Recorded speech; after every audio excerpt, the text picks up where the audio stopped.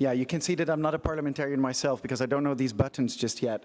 I would like to welcome everybody here today at Copenhagen 2021, the Human Rights Forum, our Interparliamentary Plenary Assembly.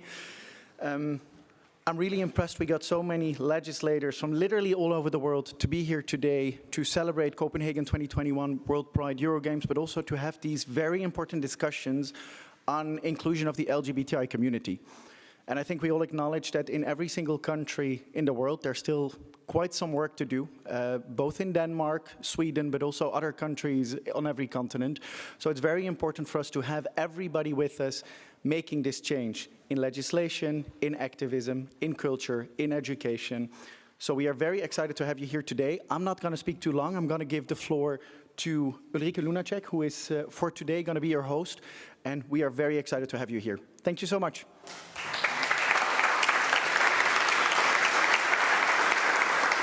Thank you very much, Aaron.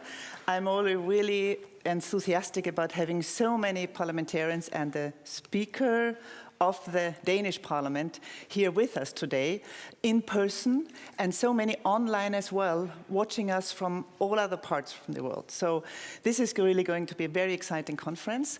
I personally, maybe a few words about myself. I'm Ulrike Lunacek. I was for altogether, I think, 18 years part of you. I'm parliamentarian, first of all, 10 years in the Austrian Parliament, Austria, Vienna, that's my hometown.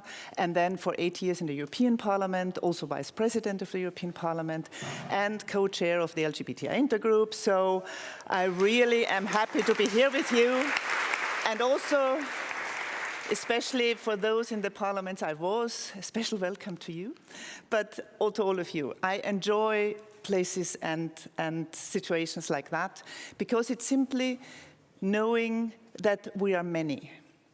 The fight against homophobia, against lesbophobia, transphobia, and all other things like racism, sexism, I don't want to name all of them.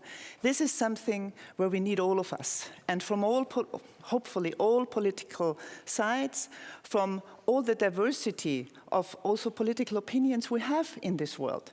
I know this is what we're here for, and I won't be very long on that because it's going to be you to speak, but it's about making all those attacks against LGBTIQ plus people unpopular. And this is a term that comes from a Q&A session yesterday by Beverly Ditsey. She is a South African activist who was the first openly lesbian woman speaking at the UN, at the 4th UN Women's Conference in Beijing 26 years ago to the public in this huge assembly. Since then, things have become better. And she yesterday at the Q&A, when we showed the film she did about that time, she said, yeah, we have to make those attacks unpopular. It's really about we have to fight the hate and all the attacks that so many LGBTIQ people and so many others face. But we have to make it unpopular. Really, we have to change people's minds and hearts to say that diversity is simply a richness in our society and not something you fight against. So I think this is also our part here, and I still say our, but I'm part of you today, as legislators. We will be hearing from so many, from all parts of the world, virtually, online, or physically here. I just need to tell you a couple of technical details. You know, I don't know how it is in your parliament. In the Austrian one, we always had, when we were up here, we had then a red light popping up, like 30 seconds before you had to stop, and then it turned red when you had to stop. Then the president would tell you, you really have to stop. You know, Petra. So I got this bicycle lamp to show you a bit when you're speaking too long that you should stop then. So I don't have to go there and turn off the microphone. So please stick to your time slots. We want to have some Q&A with you and also with the people online. And there are some breaks, but please stick to the time you have. There will be breaks. You can talk to others as well. You don't have to talk your 10 minutes here that you might have in your national parliament. I won't let you, be so sure about that. Then, if you want to go, need the Wi-Fi, it's the Christiansborg guest one, which is free. And if you tweet, use the hashtag IPA. Yeah? So that's one. Then I would also tell you, and you already know those, the languages. We have interpretation into 4 languages, or from 4 and into 4 languages. 1 is Danish, 2 is English, 3 is French, 4 is Spanish. Please use it, and I already would thank the interpreters now. I'm an interpreter myself originally, a long time ago, so I know the hard work you are doing. And I will also tell you, since I also speak Spanish and French, I might once in a while switch a bit into one of those 2 languages, but not for very long, I promise. Then I would like, of course, to thank the host parliamentarians, and they will have the floor, the Danish ones then, of course, also the speaker, and also supporting parliamentarians, and of course the executive partners will have the floor later on. And so this is, I think, all for the moment. Yes, for all the speakers who come here. You have wipes here if you want to clean the rostrum before you speak. You also have some water here. Please take it yourself and also put the glasses back when you have spoken. If you don't want to use it, you don't need to. So this is I think I've got all of them. If I forgot something, I will tell you later. So now I really have the pleasure to welcoming Honorary Henrik Dam Christensen, the Speaker of the Parliament of Denmark. It's your floor. You have the floor.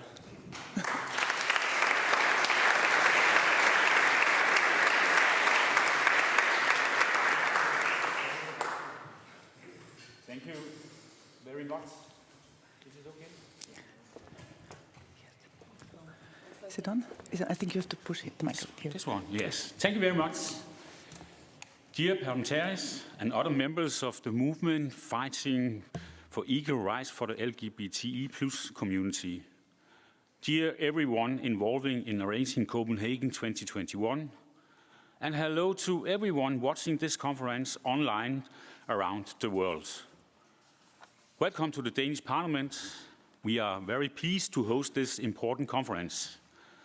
And being here in the Danish Parliament, I will now switch to my mother tongue Danish, knowing that the competent translators will reproduce the rest of my welcome in the most spoken language. Når Folketinget vælger at være vært for en konference som i dag, så er det fordi et bredt flertal i Folketinget mener, at danske parlamentarikere skal stå vagt om grundlæggende rettigheder som mangfoldighed, tolerance og den enkeltes ret til at være sig selv og vælge sin bane i livet. Det er værdier, som er i familie med grundlovens frihedsrettigheder. Og det giver os retten til at skrive og sige, hvad vi mener, frit vælge religion, forsamles og dannes foreninger. Udfolde sig som individ inden for rammerne af fællesskabet. Mangfoldighed, tolerance og retten til at være sig selv er rettigheder, vi tager for givet i Danmark. Og selvom vi på mange måder er nået langt i Danmark, så er det stadig vigtigt at have fokus på LGBTI plus miljøernes rettigheder. Og der er desværre stadigvæk et stykke vej. Også i Danmark kan LGBTI plus unge opleve at være uden for fællesskaberne, for eksempel på deres uddannelse. Og LGBTI plus personer med anden etnisk baggrund end dansk kan have enormt meget svært ved at stå frem med deres seksualitet over for familie og venner. Bare for at give et par eksempler. Men opmærksomheden på LGBTI plus miljøernes rettigheder gælder i særdeleshed også, hvis vi kigger ud i verden.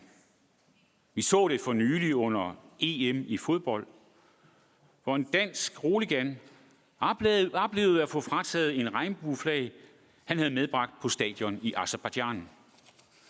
Og vi ser det i andre europæiske lande, hvor LGBTI plus personer er blevet brutalt overfaldet, både verbalt og fysisk, og hvor regnbueflaget er blevet brændt. Og det er så bare eksempler inden for Europas grænser. Det er alvorlige strømninger, som det kræves, at vi tager til genmæle. Og ikke mindst derfor er denne konference i dag vigtig. Vi skal lære hinanden.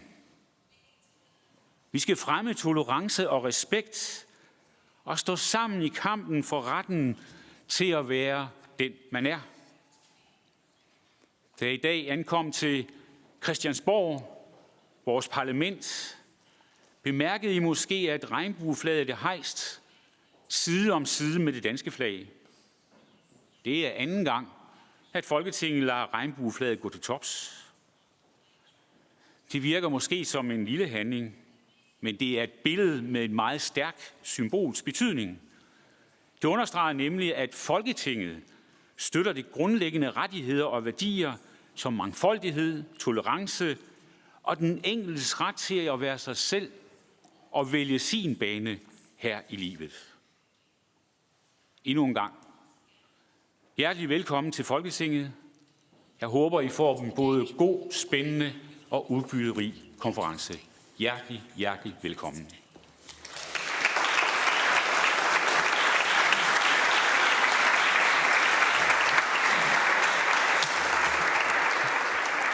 Thank you very much. Thank you very much, Honourable Speaker. It's a pleasure to hear from a Speaker of a Parliament, and it would be great if we had that all over the world, talking about the right to be who we are, about intersectionality, the different challenges so many also LGBTI people find in their lives, like if they come from different backgrounds. So thank you very much for your words, and thank you for having the rainbow flag flying on the Parliament as well. Thank you very much.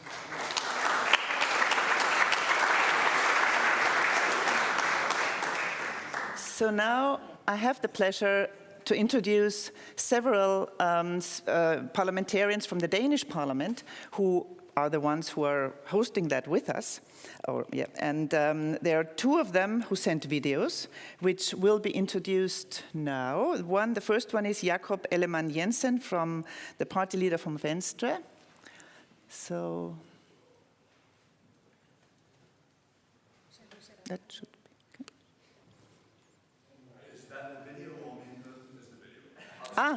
Oh, sorry, I didn't know. I wasn't told. So.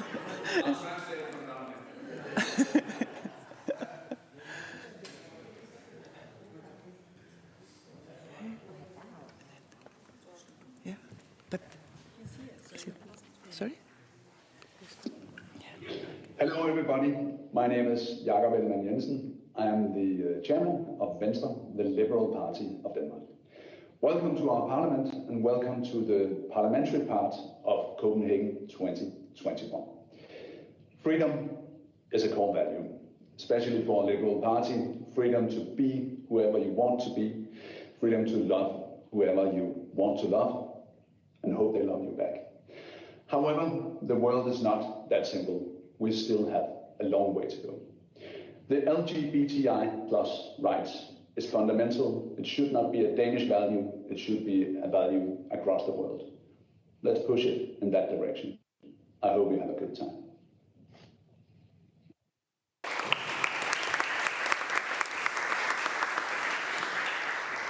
Thank you very much, and thank you also for being here in person, so we will participate in our debates. Now, the second one we have a video from is Samira Nava, member of Radikale Venstre. So you're here as well. Well, thank you for being here. We'll nevertheless watch you on the video. Thank you. Hello everyone, my name is Samira Nava. As a spokesperson on equality for the Danish Social Liberal Party, I warmly welcome parliamentarians from all over the world to Copenhagen 2021 Interparliamentary Plenary Assembly here at our Danish Parliament, Folketing. This entire week we celebrate the inclusion of LGBTI plus people worldwide, because no matter where you live, everyone should be able to live free and meaningful lives with the people they love. You're beautiful in your way, and you're included.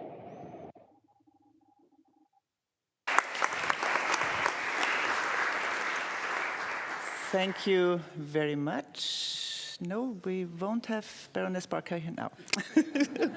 No, the next one will be, and I know that you're here in person, so Pia Olsen-Dyhr, member of the Socialistic Folkeparti, please.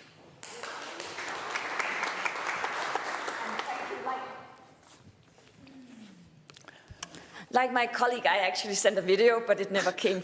So you have to... I'm here in person anyway. But welcome to Copenhagen. I'm very grateful, being a child of a lesbian couple, to invite you to the Danish Parliament. My party, the Socialistic People's Party, were one of the pushers for equal rights in the Parliament, which also ensured that Danish couple could be married as same gender. But we still have a long way to go, even though everybody is saying that Denmark is at the forefront. We still have the issue of hate crimes. We still have the issue of ensuring rights for children of parents of same sex. But we are on the road, and it's getting better, and we still have a lot to fight for throughout the world, and we will do that. Thank you for the word.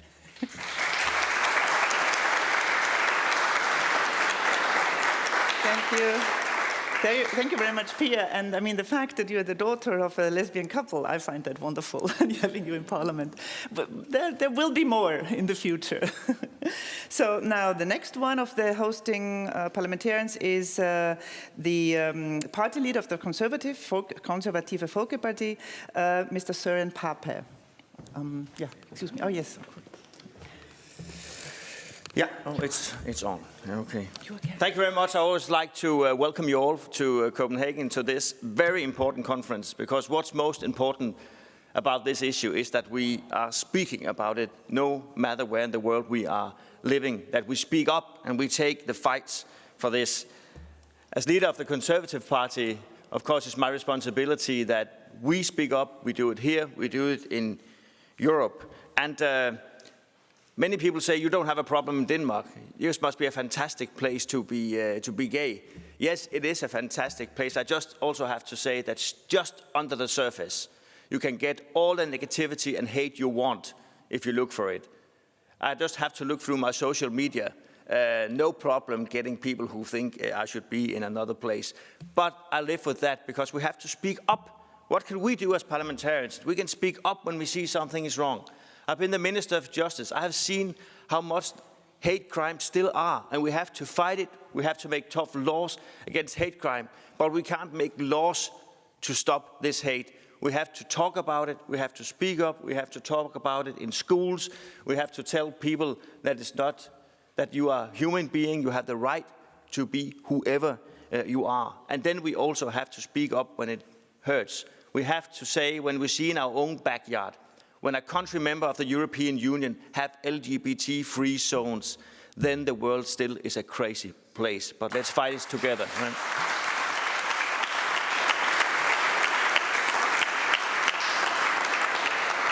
Thank you very much also for your words about other places inside the European Union, like Poland. We'll hear about that at a different moment. And yes, sorry, before I give you the floor, I forgot to tell you, those who know they're going to be speaking, please sit here, because then it's faster for you to come to up here.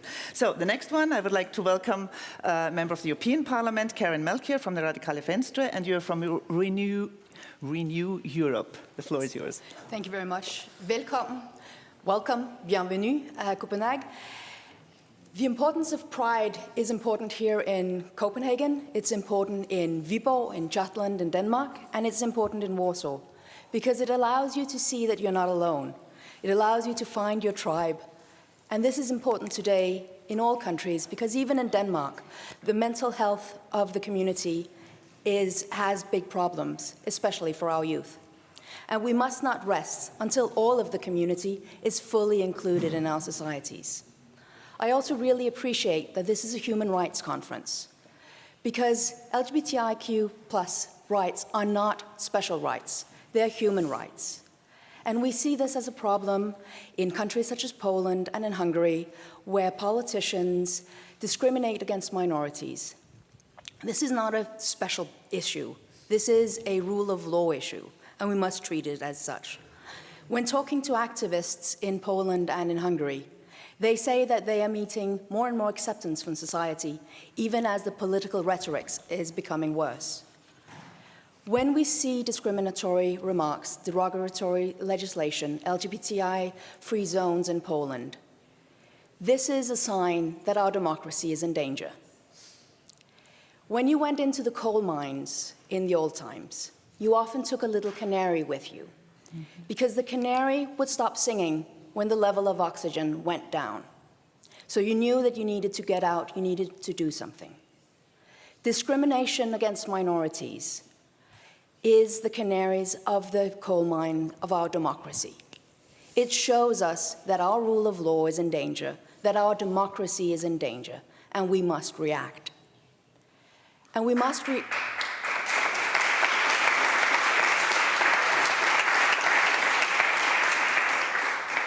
Thank you. And we must react not only if we're in Poland or in Hungary or in every other place in the world where equal rights are in danger. We must also react if we're a Danish member of the European Parliament or the national parliament, because no one is free until everyone is free.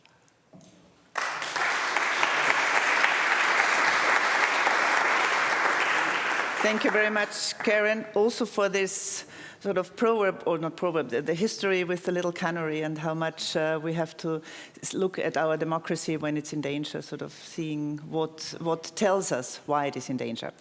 So the next one is Uffe Elbæk from the Free Greens, the last one of the Danish parliamentarians that we hear right now as the host parliamentarians. Thank you, Ulrike. And thank you to everyone attending this conference. I really like your quote, Ulrike, that we have to make hatred and racism and homophobia unpopular, uncool. And if I should take it from there, that actually means that you are the most cool people on the planet Earth if you are going to make the other side uncool. So welcome, cool people. I would actually also thank you, the organizers. Aaron, I don't know where you are, down at the corner. I know how much work you and your staff and all the volunteers has put into this event. It has been really a journey with a lot of ups and downs. I know how much you have been struggling, also because of the coronavirus, who could come, who could not come. So I just want to say, really thank you. I think we should.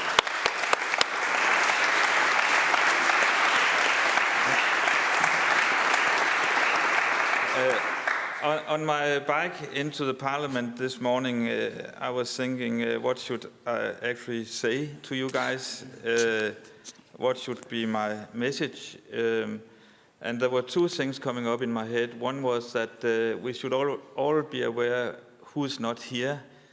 I know that there are representatives from more than 52 countries, I think, on the list. But that means still that nearly, it's only 25% of the nations in the world. So there's a lot to be done. So always remember which voices are not present.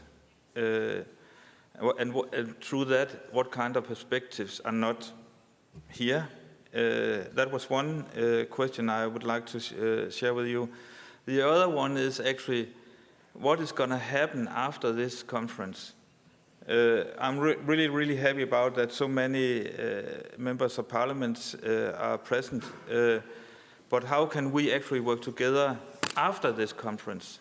I've seen other kind of networks between parliamentarians who really has been very effective to raise political agendas through my years as a politician. Would it be possible to have a global network of LGBTQ plus parliament members? I would really like to see if that could come out of this event. The last thing I would say is that, and some of my colleagues have already made a note on it, that we are for sure not home safe, not at all. What I see right now is that democracy as so is under pressure around the world. The last survey coming out from Freedom House said that out of, I think we are 192 nations worldwide today, 82 nations have seen a setback in democracy. And there was only one nation who had a positive step forward. All the rest is status quo. And that's a very, very serious context to speak about what we're going to speak today. But I'm really happy all you cool people are here in the Danish Parliament. Thank you, Uffe, also for this idea of the global network. And there is some thinking about, we'll come back to that later in the afternoon. And thank you for thanking Aaron, who is walking around there looking at this thing. I forgot that. Well, if I didn't forget it, I would have said it at some time. I also would like to thank him and the whole team of about 11 people who worked so hard to get this whole Human Rights Conference and this Interparliamentary Assembly really working on a board. And by the way, let's give him a big clap. He has his birthday today.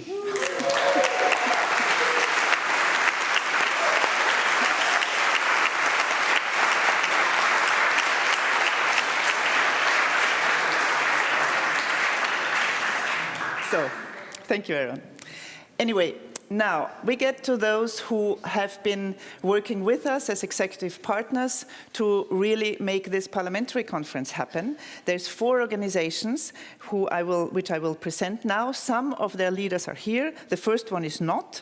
The first one who we have a video message from is Ms. Anise Parker. She's the former mayor from Houston, Texas, USA, and she's the president and CEO of the Victory Institute.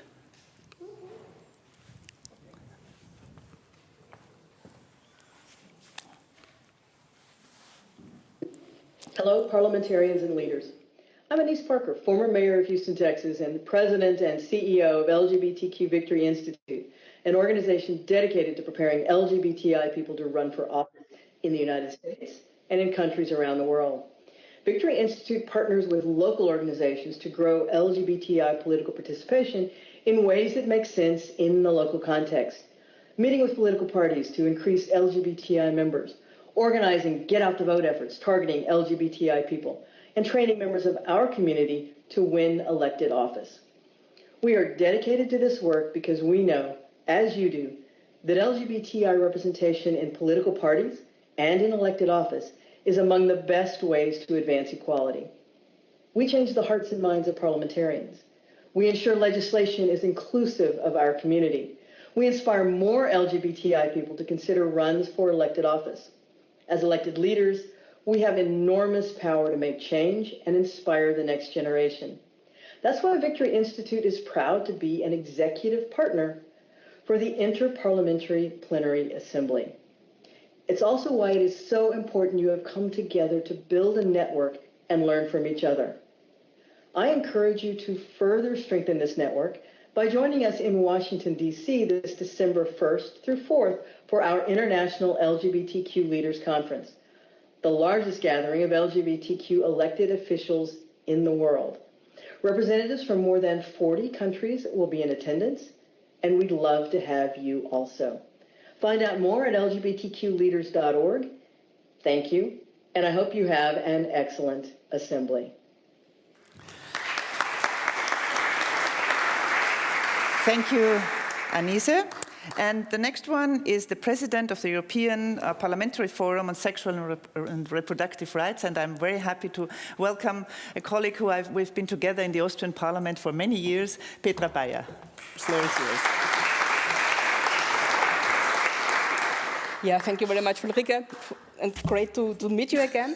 Yes, EPF is a network of members of parliament in the region of the Council of Europe, which are champions in sexual and reproductive rights, not only within their countries, but also when it comes to development cooperation and development policy. And we try to cooperate very closely. And as MPs standing for equality and non-discrimination, we face gender backlashes in many different settings. We heard about the LGBT-free zones in Poland. We know about the struggle we have in Hungary with the criminalization of evidence-based sexuality education. We know that LGBTQ persons are claimed to intentionally spread the coronavirus in Turkey. There is a strong refusal of any debate about homosexuality in Uganda, and we witness really violent attacks against LGBTQ people in Latin America, the Caribbean, and parts of Asia, just to mention some of these challenges we face. But also in countries where we are legally closer counter to non-discrimination of LGBTIQ persons, we face advocates of the anti-gender movement more and more often, and they are quite often camouflaged as human rights defenders or those who are pretending to protect the rights of women, of children, of the family, and they very often love to use the term law and justice and future. They do not only speak out against same-sex marriage, not only against the right of rainbow families and against the respect of any form of sexual orientation and gender expression and identity, but also they hate self-determination of women. They want to ban abortion globally if possible. They even want to prohibit divorce, and some of them even are arguing against contraceptives. So we must really challenge these people who want us all to go back to the past. We know that we have the right arguments, but what we still need is the better, more fitting language really to reach the hearts of our constituents and to convince everybody that we guarantee fundamental rights to everybody, regardless of their sexual orientation, regardless of who loves somebody, regardless of the body you live in, that nobody else would lose any possibilities or benefits. So, we have to build networks, we have to learn from each other, we have to support our fellow MPs in their struggles for more equality, more non-discrimination, and in the end, everybody will win. We will win more freedom, we will win more self-determination, we will win more dignity and more love. And in a nutshell, that's what we are elected for. So let's debate, let's unite, let's fight.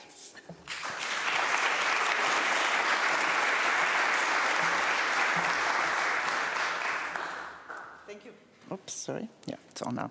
Thank you, Petra, also for your words. I think that will come up in quite a few of our debates today about this anti-gender movement and how they're really getting together, and that we need to, as some already have said, find also a language and not just attitude, whatever, to really go against them and change this wave of homophobia, sexism, etc. that we are facing. The next one is now from she's the President of Parliamentarians for Global Action. I'm very happy to welcome Ms. Margareta Cederfeld, who is also an MP in Sweden. Thank you very much. Dear parliamentarians, dear guests, it's an honor for me to be here in my capacity as President for Parliamentarians for Global Action. I am Margareta Cederfelt, member of the Swedish Parliament from the Moderate Party. It's a centre-right party and it's a member of the EPP family. I believe very strongly that we as parliamentarians, we can do difference. We can make the difference. And by this, I would like to say that all of you are welcome to the Interparliamentary Plenary Assembly. And I would also say thank you for joining. And I would like to say thank you to the Copenhagen 2021 organizing team and to all our fellow co-organizers of the executive partners. PDA is the largest non-governmental multi-parliamentarian organization with individual legislators as members. We have members from more than 100 countries worldwide. And we are more than 1,000 members. And I hope that we will be more members after today's conference. PDA informs and mobilizes parliamentarians to end impunity for crimes against humanity and works to strengthen democracy, the rule of law, effective control of arms, abolish death penalty, protect the oceans, and ban discriminatory laws and practice that impact girls, women, and LGBT rights. The SOGI campaign, the campaign against discrimination based on sexual orientation and gender identity, is one of our our core campaigns and the most important ones as I see it. It's about raising awareness among parliamentarians about equality and non-discrimination, strengthening cooperation between parliamentarians and LGBTI civil society, and advocates for anti-discrimination legislation, discrimination, and of consensual same-sex relations. As representatives elected by the people and lawmakers, parliamentarians have the ability to make difference and change lives for the better. Since launching its SOGI campaign in 2013, it's 8 years ago, PDA members have contributed to the adoption of LGBTI-affirming legislation in Angola, Bolivia, Chile, El Salvador, Mozambique, Nepal, Pakistan, and Seychelles. We are really worldwide. PDA is honored to be an executive partner of Copenhagen 2021 and support this important international convening. And thank you very much to Copenhagen for hosting and arranging this important meeting. And I would also like to say, just as everybody else have said here, it's fantastic to meet here today. It's for me the first meeting since February 2020, when the COVID outbreak. And it's really a pleasure to see so many colleagues here and to continue and take up the contact that we have had before.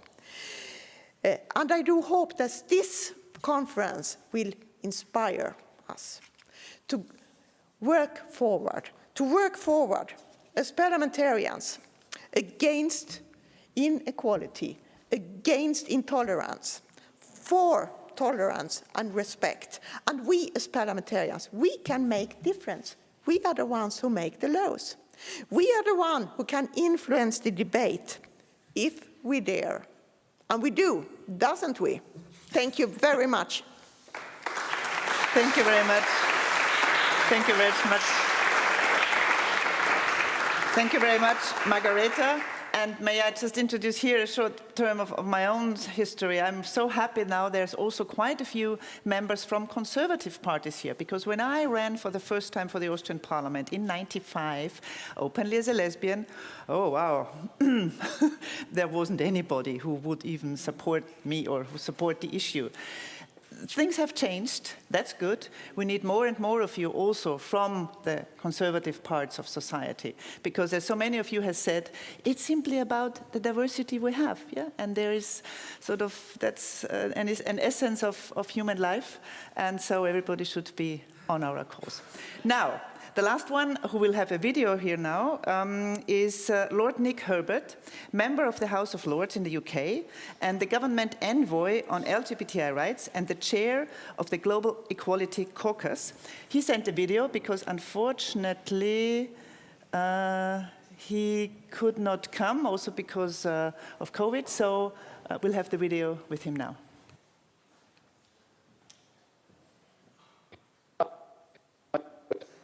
Of the House of Lords in the UK Parliament, and I'm proud to be the Prime Minister's Special Envoy on LGBT+ rights, the first time that there's been such a position in the UK.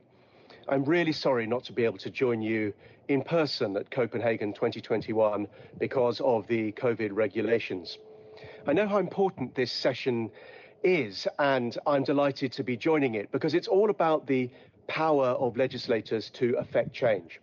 And that's why I set up the Global Equality Caucus, in order to bring parliamentarians of the world together so that we could work together, be stronger, focus on the need to drive decriminalization, to secure equality, to tackle violence against LGBT+ people, which is too often a feature of people's lives in other countries around the world. As part of our campaigning over the course of the next few months, the Global Equality Caucus will be launching a new campaign against the abhorrent practice of conversion therapy. And I really hope that parliamentarians here and watching this event will sign up to the Global Equality Caucus, equalitycaucus.org, We're proud to be an executive partner of Copenhagen 2021. And our work will continue from this conference and in the run-up to the global LGBT+ conference that is being held in London next year. I look forward to meeting many of you, either in person or online, and working together to secure LGBT+ rights worldwide. Thank you. And thank you. And now we have a very special guest, and he also already has come in. I'm very happy to be able to welcome the Danish Minister for Equal Opportunities, Mr. Peter Hummelgaard. So the floor is yours, and we're really happy to have you here with you as you're part of the Danish government. Please.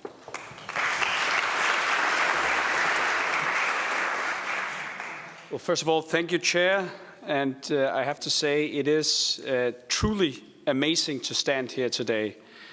Imagine gathering more than 130 legislators from across the world, from more than 53 different countries and across 6 continents.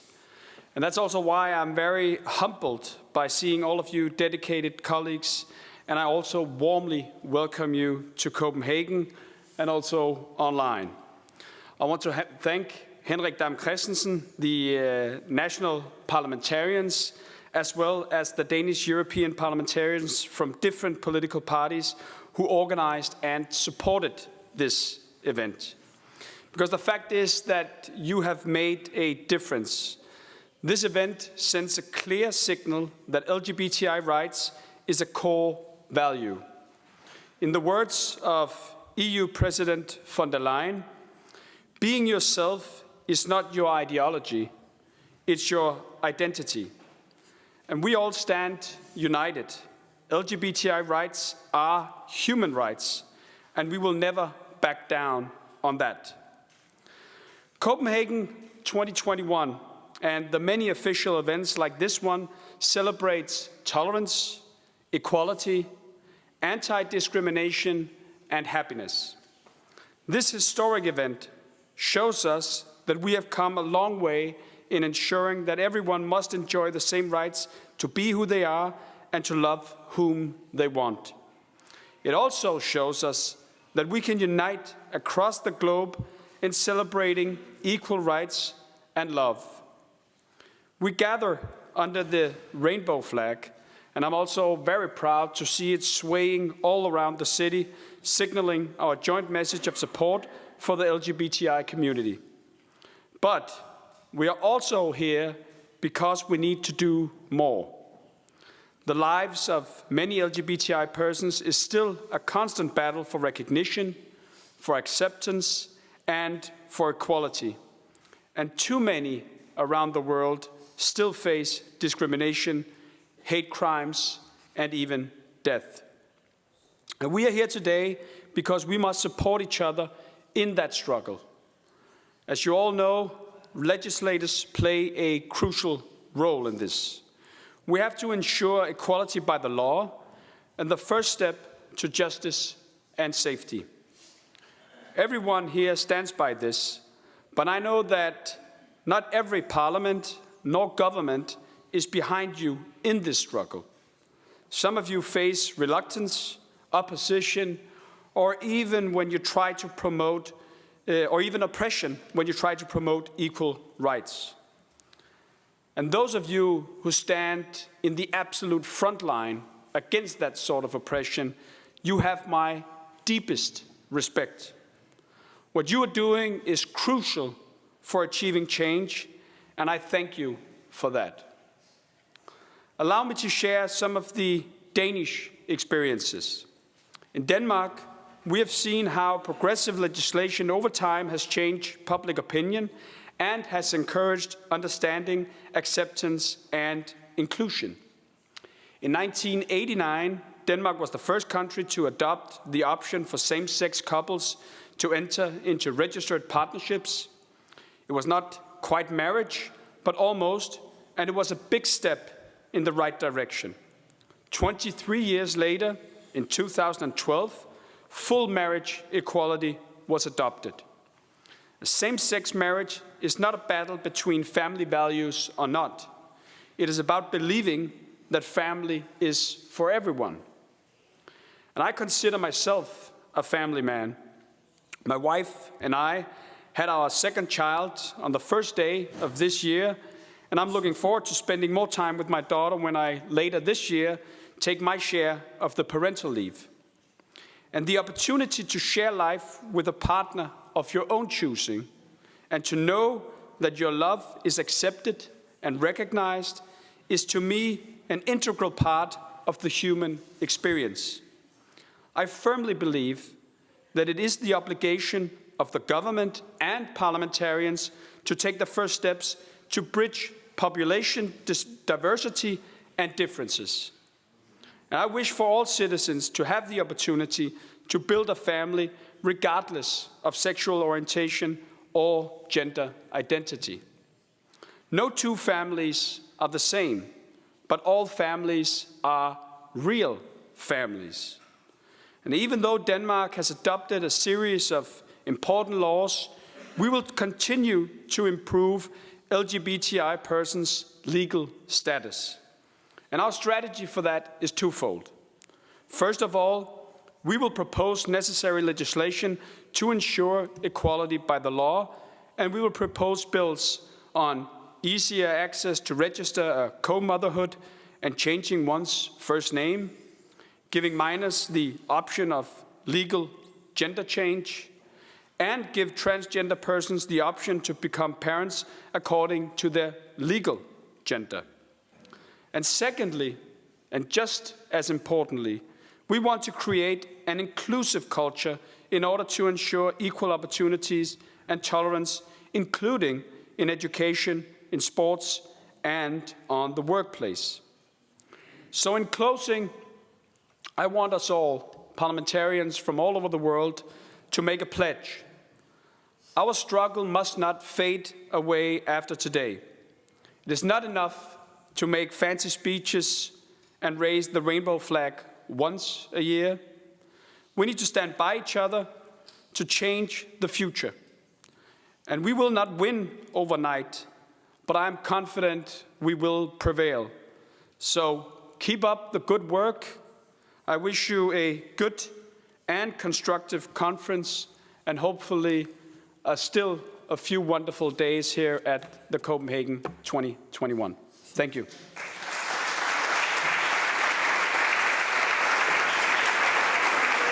Thank you. Thank you very much. Thank you very much, Minister Hummelgaard. It's good to hear from you what our host country here, what has already happened, and it has been in the limelight of everybody looking for more rights, looking to Denmark also already at the end of the 1980s. I remember that time. But it's also very good that you told us what else needs to be done here, and you mentioned some of the issues. And especially I would like to wish you a great time with your daughter when you take parental leave. It's so important also for fathers, even if they're ministers, to do that. So all the best to you, and thank you very much. And now we start. We have tried to get statements from different parts of the world. It will be some of them, not everything will be said, but at least some things will be said here. Some are here physically, others will be virtually. We start with the Americas. We have 4 statements here now.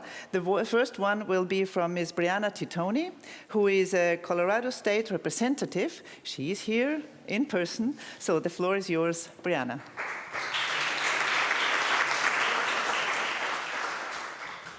Good morning, everyone. My name is Brianna Titone. It's an honor for me to be here today. My pronouns are she, her. I think we should make a habit of doing that. I represent House District 27 in Colorado.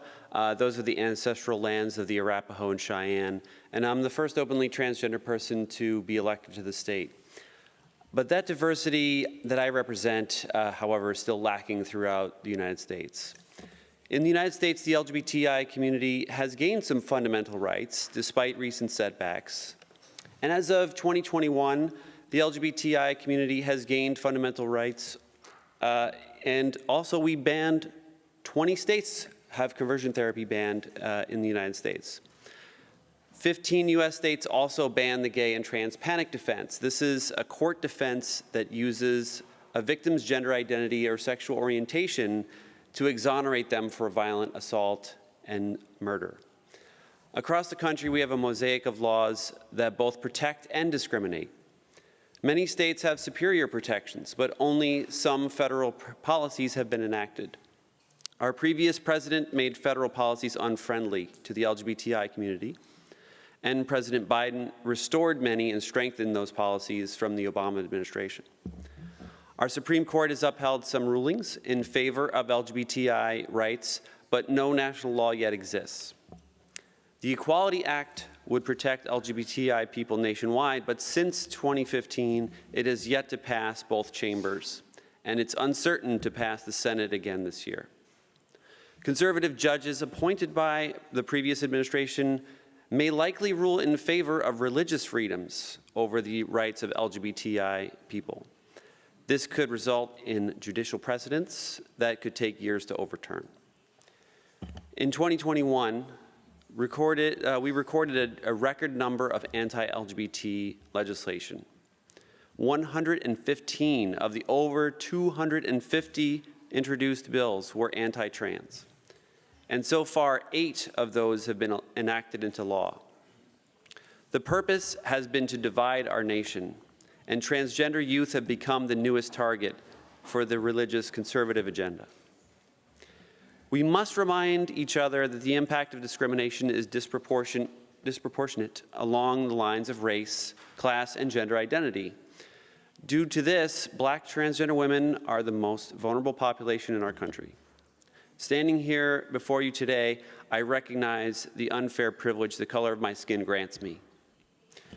Given that platform to say it, I will remind everyone again and again that Black trans lives matter. Trans people of color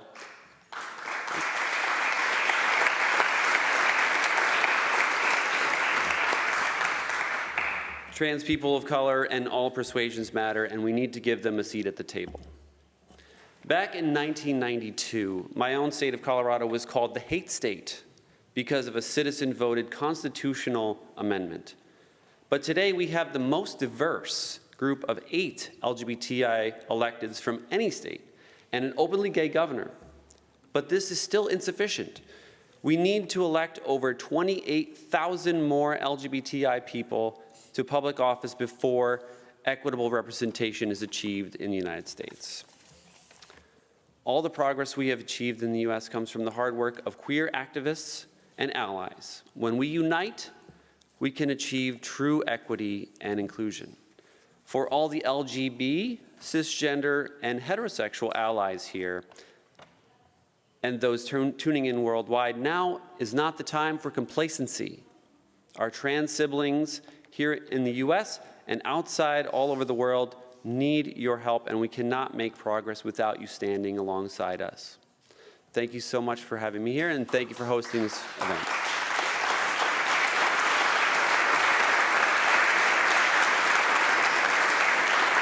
Thank you. Thank you so very much, Brianna, for your words, reminding us about the difficulties we will face or are facing in many countries, also from the court side when it comes to the issue between religious freedoms and LGBTI or women's rights and others' rights, trans rights. And also, thank you for what you told us about the situation in the US about trans rights and the importance also for all of us to unite in standing with you in that as well. So, the next one is with a video. It's from Honorary Angela Brown Burke from Jamaica, MP from Jamaica.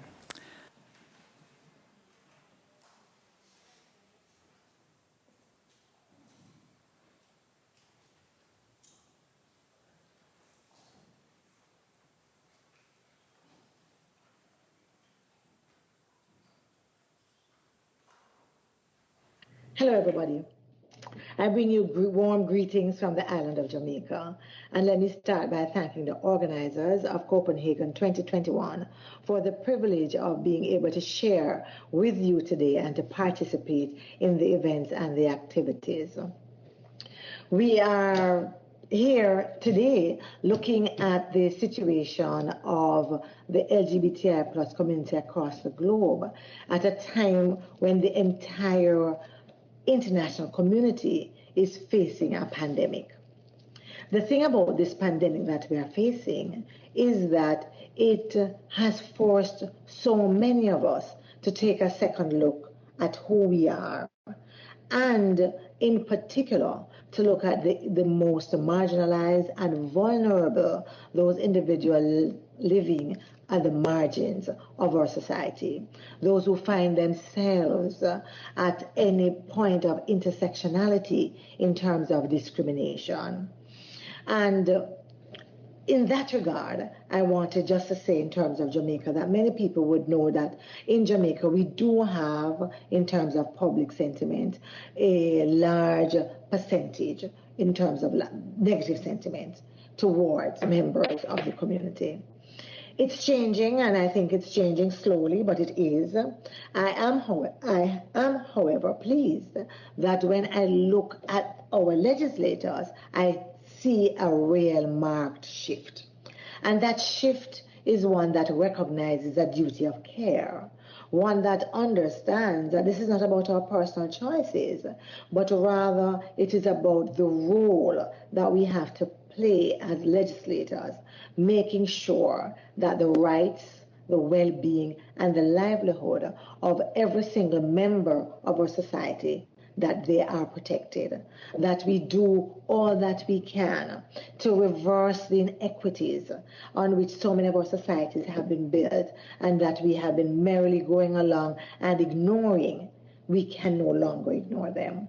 The pandemic has forced us to take a second look at creating a new normal, one where every member of society has the opportunity to fulfill their potential.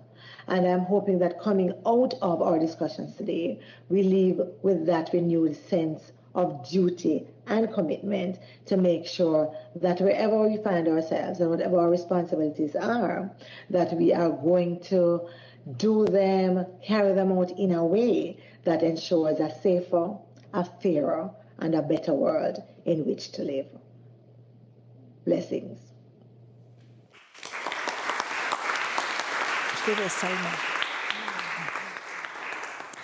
Thank you very much, Angela Brown-Burke from Jamaica. And the next one is a colleague from Mexico, diputada Salma Loevano. ¿Usted está aquí? ¿Cómo? Por favor. No, allá. Por favor, please come to the floor. And may I just say in between, before you start, please, everybody who will be the speaker next, come up here so I know who is the one who will come up next. Entonces, usted tiene la palabra. Gracias. Hola, buen día a todos. Soy Salma Loevano, mujer orgullosamente trans.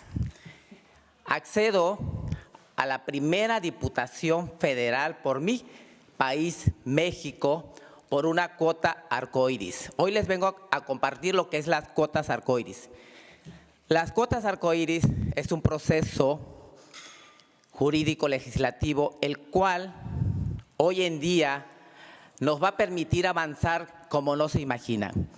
Las cuotas arcoíris es esto que nos va a dar esa fuerza, como en este caso, como en el mío. Las cuotas arcoíris en mi país permiten a los grupos en situación de vulnerabilidad, como en el caso de nuestra población LGBTIQ+, tener una igualdad. Tener esa igualdad que estamos luchando, que estamos buscando y que por décadas y décadas la hemos estado peleando y gritando con esa desesperación, porque sabemos que en nuestros países, sabemos que nuestros legisladores no han tenido voluntad para darnos esos espacios que por igualdad y derecho nos pertenecen. Estas cuotas vienen precisamente a dar esos espacios. Pero ¿de qué manera? No han sido fácil, no nos las han regalado. Estas las hemos tenido que arrebatar a golpe de sentencias. A golpe de sentencias seguiremos avanzando. En mi país, México, lo hemos logrado. Además, soy promovente de estas cuotas arcoíris. Estas cuotas arcoíris es esa puerta que no habíamos tocado, es la puerta de adelante. Habíamos tocado desafortunadamente esas puertas de atrás en el cual teníamos que ir con los legisladores para que nos ayudaran, para que nos apoyaran, para que nos escucharan, para que nos vieran, el cual a voluntad de ellos nos apoyaban si querían. Hoy en día, con estas cuotas arcoíris podemos seguir avanzando y podemos ocupar esos espacios que se nos han negado, esos espacios que nos hacen falta, porque con esos espacios, estar en los lugares donde se toman las decisiones es como realmente vamos a poder seguir avanzando y luchando por nuestras propias políticas públicas, por nuestros derechos y por esa igualdad que estamos buscando y que estamos gritando. Estas cuotas arcoíris, me siento orgullosa de podérselas compartir y de decirles que hay esperanza, hay mucha esperanza. Y estas no las vamos, ahora sí, a implorar, las vamos a exigir con las herramientas jurídicas que tenemos en cada país. En cada país, haciendo alianza con los demás países, por eso la importancia de estar hoy con ustedes y muy agradecidas al país, a ustedes, a todos, todas y todos que han permitido precisamente que estemos hoy en día, el cual quiero y seguiré compartiendo precisamente estas cuotas. Estas cuotas las vamos a lograr si estamos unidos, unidas y unides. Necesitamos estar en esos espacios, repito, en el cual se toman las decisiones, porque solamente así vamos a poder avanzar y vamos a poder seguir adelante. Repito, me siento muy orgullosa de ser una mujer trans y las mujeres trans llegamos para quedarnos y no vamos a retroceder. Me da gusto ver compañeras, amigas, hermanos, hermanas, hermanes ocupando puestos donde se toman decisiones, porque solamente así es como realmente vamos a lograr avanzar. Arrebatemos esos espacios que son nuestros y nos lo merecemos porque somos seres humanos y tenemos los mismos derechos. Es cuanto. Gracias.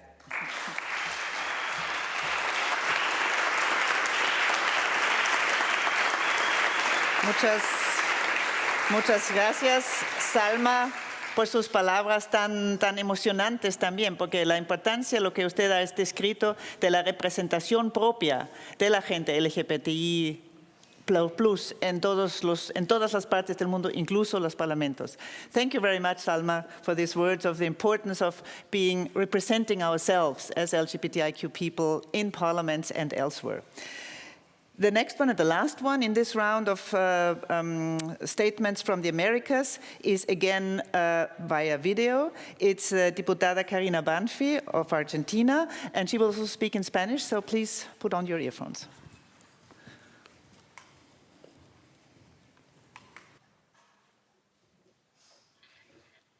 Hola, mi nombre es Karina Banfi.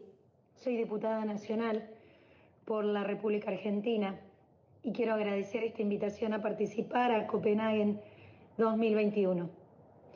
El Congreso de la República Argentina ha llevado adelante un proceso de aproximadamente 10 años de políticas públicas de inclusión a los sectores del colectivo de LGBTI+.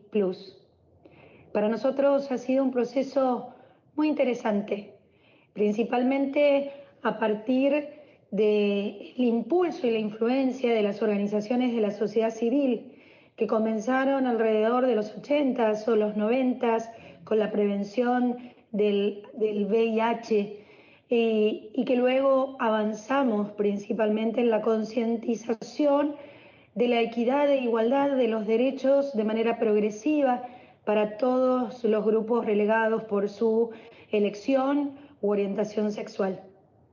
Para nosotros es realmente una gran posibilidad trabajar en el Congreso de la Nación este tipo de propuestas que nos vienen y nos traen la sociedad civil, como fue en el año 2010, la posibilidad de concretar una ley de matrimonio igualitario.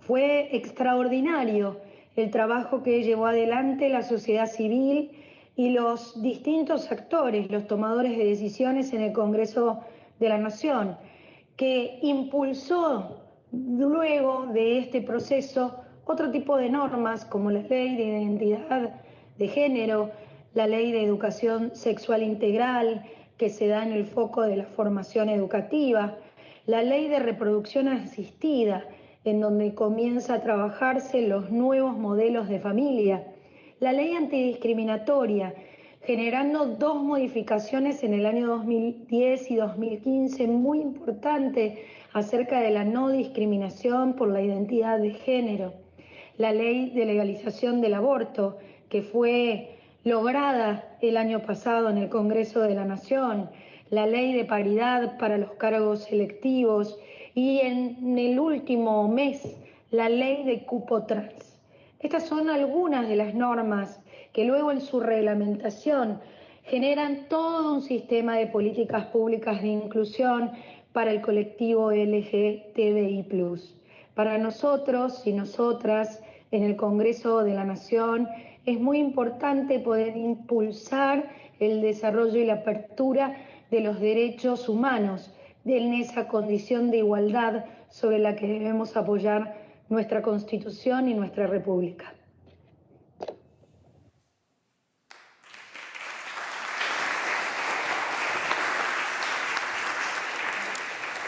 Well, thank you very much, Karina. Can't hear us, unfortunately, right now.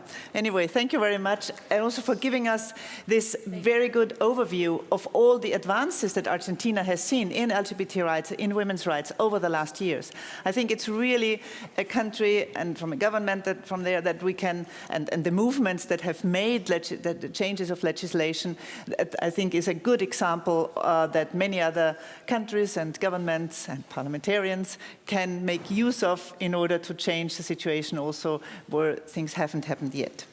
Now, before we then go to the, before 11 to the different breakout sessions, we have one statement from Africa. Now, this is one from Uganda, and when we saw it, we decided we'll keep it the whole length. It's 8 minutes, 22 seconds. Usually we just wanted like the 2 or 3 minutes. But it's really so impressive, and it shows the very dire and difficult situation in Uganda. Maybe some of you who have been already here during the Human Rights Conference, there was a representation from SMUG, the sexual minorities of Uganda. Some people were here as well. I myself met some of them when they just started in 2004 and 2005 when I was in Kampala and met with them. This was just the beginning. And we know how difficult the situation is, especially in so many parts of Africa where being LGBTIQ is seen as being un-African, not realizing that many of the laws against homosexuality came from the colonizers. So we have a statement by Honorary Fox Odoi. He is the chair of the Human Rights Committee in the Ugandan Parliament. And we're glad to have his video. So please, it's 8 minutes, 22 seconds, but it's worth seeing it all. Thank you. So please.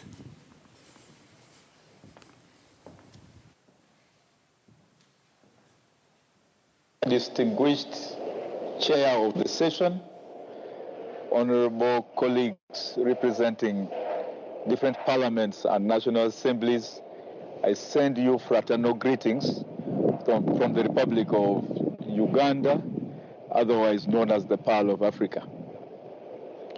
I am singularly privileged to make a brief presentation on the state of the LGBTI plus community in Africa generally. The developments in the rights, protections, and recognition of the LGBTI plus communities in Africa can be summarized as worrying retrogression. In this sector, many African countries have retrogressed in 4 different ways. The retrogression started from non-recognition of the rights of the LGBTI plus community. What do I mean by non-recognition? the African traditional societies lived peacefully with the LGBTI plus communities. They lived peacefully with them without recognizing their rights, but also without interfering with their privacy. In many traditional African societies, the LGBTI community survived. I wouldn't say they flourished, but I can comfortably say historical evidence indicates they survived. Sometimes in the fringes of the society, sometimes in the main part of society, but they were never harassed and they were never recognized. The retrogression moved from non-recognition to a stage which was positive discrimination.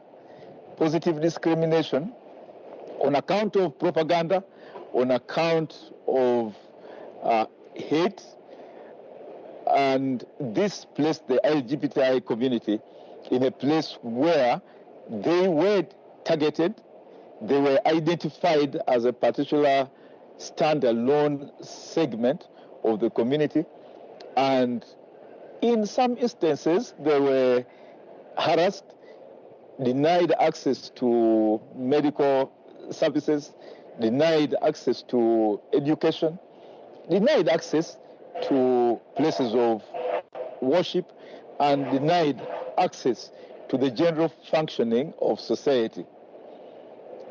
The retrogression did not end there. The most worrying, which is prevalent now, is the stage of criminalization of the LGBTI plus communities. Several bills have been introduced in many African parliaments to criminalize and sanction, rather harshly, just belonging to the LGBTI plus community. In Uganda, about 2011, there was an anti-homosexuality law that was introduced in the 9th Parliament of the Republic of Uganda. Together with a number of colleagues, we protested, wrote a minority report. We were defeated on the floor of the House, and the bill that criminalized LGBTI and Q community was passed into law. It introduced very harsh penal sentences. We decided that it was the right thing to do to challenge the bill in the courts of law. We successfully did that. The Constitutional Court of the Republic of Uganda nullified that particular legislation. And we all thought we were probably getting out of the woods. Subsequently, about 2016, another law was introduced in the Parliament of the Republic of Uganda, carried similar obnoxious clauses and sections from the anti-homosexuality bill. This time, the title of the law was different. It was called the Sexual Offences Bill.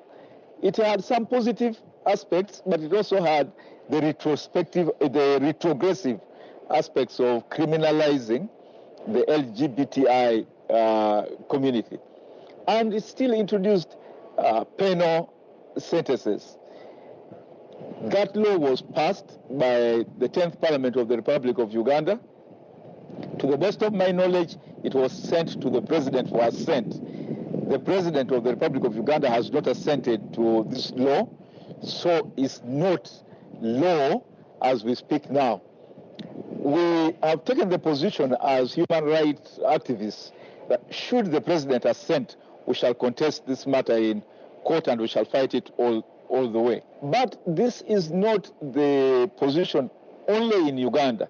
I know for a fact that Ghana has introduced a law as objectionable as the anti-homosexuality law that Uganda introduced in 2011. We know that there are people from outside Africa who sponsor these pieces of legislation, and they do it persistently, they do it passionately, and they do it with hate. what they are actually vending is not love, is hate. The retrogression does not stop at criminalization. It develops into active acts of harassment with instruments that are known as law, like the anti-homosexuality law. There are sections of the public, there are individuals who go out to hunt down, to harass, to abuse, to assault, and to make life impossible for the LGBTI communities to live in Africa. But it also empowers and it emboldens state actors, the police, criminal prosecution, to hunt down and punish the LGBTI communities. On a positive note, I want to state that all is not lost. Africa is building capacity in the names of human rights defenders, the civil society, enlightened young men and women who will stand up to defend the rights of every human being. And Africa is also building capacity of legislators, people who know that it's not an honorable thing to hunt down, it's not an honorable thing to criminalize love, it's not an honorable thing to lock out any segment of your society. It is good for development, it's good for cohesion, it's good for prosperities of African economies to be inclusive, to protect the rights of all the citizens of Africa and the world. I thank you very much for giving me this opportunity to address you on this topic.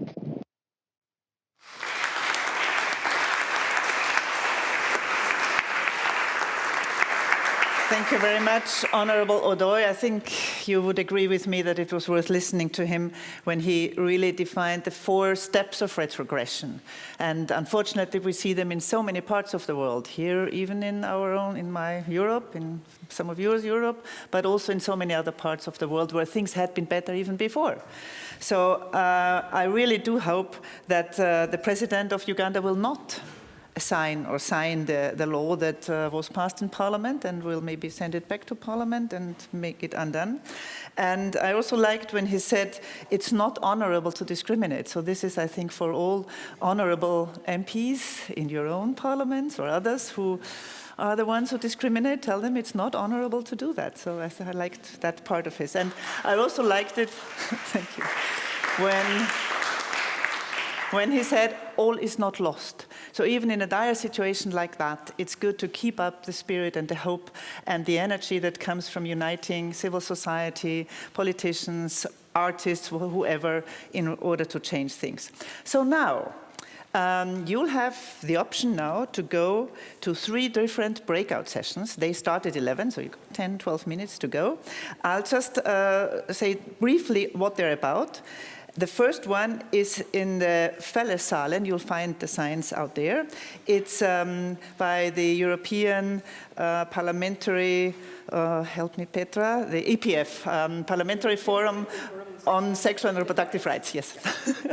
And it's on legislating for inclusive universal health coverage, including sexual minorities. And it's going to be moderated by Honourable Joanna Scheuring-Wilgus from Poland.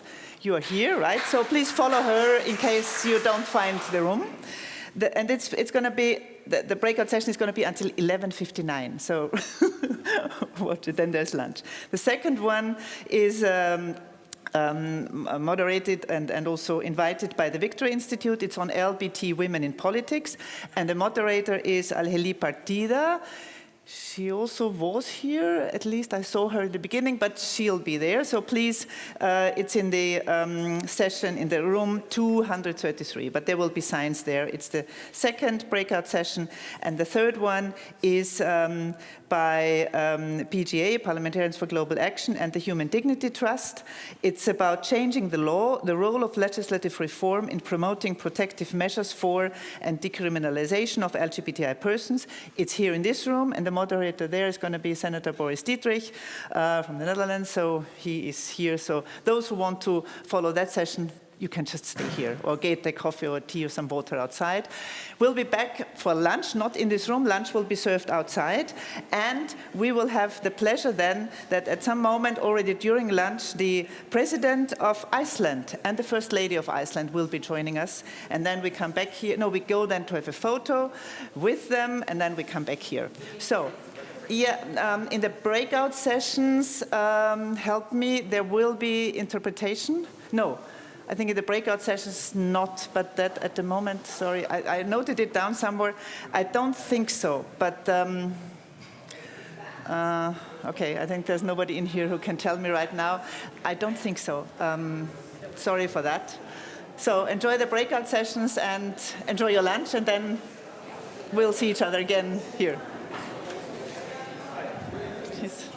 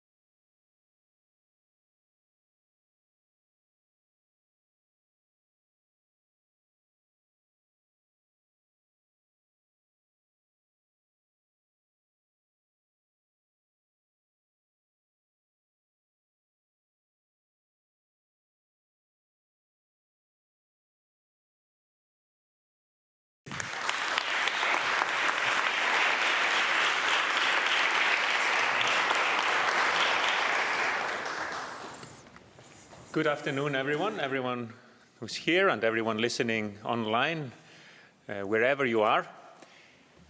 It's an honor and pleasure to be with you here. It's an honor to be able to attend this important event. Now, I'm the President of Iceland, and that is a tremendous honor every day. And I know that my presence alone means a lot. That's a good thing. You can almost say, like, it doesn't really matter what he says. He's just there. I just have to stand here for 3 or 4 minutes and say something. And hope that it's not too stupid or too silly. Last night, my wife Eliza and I walked down to Rådhusplatset, watched a concert there. Everyone was having fun. Everyone seemed to be able to express themselves freely. It was a very joyous occasion. And it made me realize how important it is to be able to express yourself freely. How important it is to be able to, I don't know, hold hands with someone you want to hold hands with. Be able to say in your own language, or whosever language, ég elska þig, ég elska þig, I love you. And you don't have to be in fear of the reaction of people next to you or society in general. That is the world we have to create. That you do not have to be afraid to express your feelings, to express your love, to identify yourself the way you want to be identified. If we can get that done, if we can create a society, a world, where you are not afraid of expressing your feelings, your love, affection, identity, if you can be the person you feel you want to be, then everything else becomes so much more difficult. And that is the role of parliamentarians. The question for this panel is, what can parliamentarians do? And the answer is simple. They can just pass the best laws possible. I know it's hard. And I know it's easy for someone like me from a Nordic country where we have made such great strides to come here and say that it's in the end, a very simple question. I know that the world is a complex place. I know that we're not all at the same destination. But if we start from this assumption that we want to create a world where everybody can enjoy the same human rights, then that's at least a good start. And expressing feelings. We Icelanders are really not that good at that. If you want advice on expressing feelings, talk to somebody else than the Icelanders. We are known as, you know, I told a story about this yesterday, but I'll give you another story similar. We're known as the silent types. We're strong. We don't show our feelings.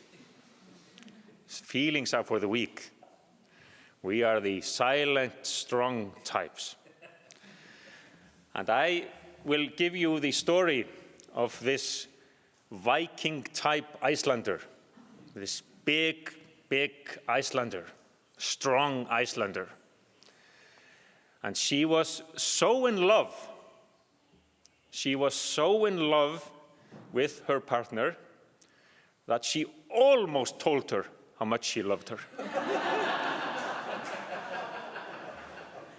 So be careful from whom you seek advice. You can get advice from us Icelanders on what we have done to promote human rights and inclusivity for the queer community. Yes, talk to us about that.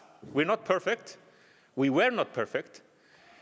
Some 50 years ago, the first gay Icelander to come out was harassed in Iceland, attacked, beaten up, had to escape. He had to escape to Copenhagen. Copenhagen was a haven. Copenhagen was a much better place. We have caught up with the Danes now. You don't have to escape Reykjavik and go to Copenhagen.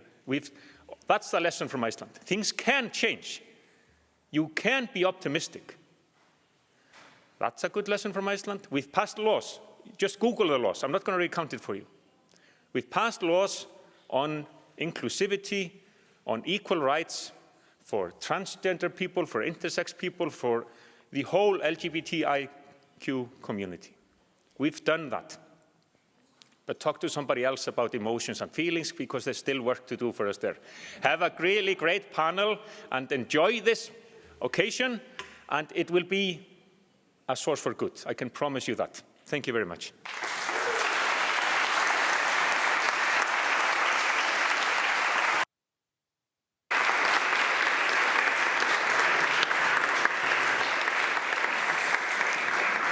Thank you so much, dear President Johannesson. And also this story about the weak and the strong, and that being strong means you're not allowed to be weak.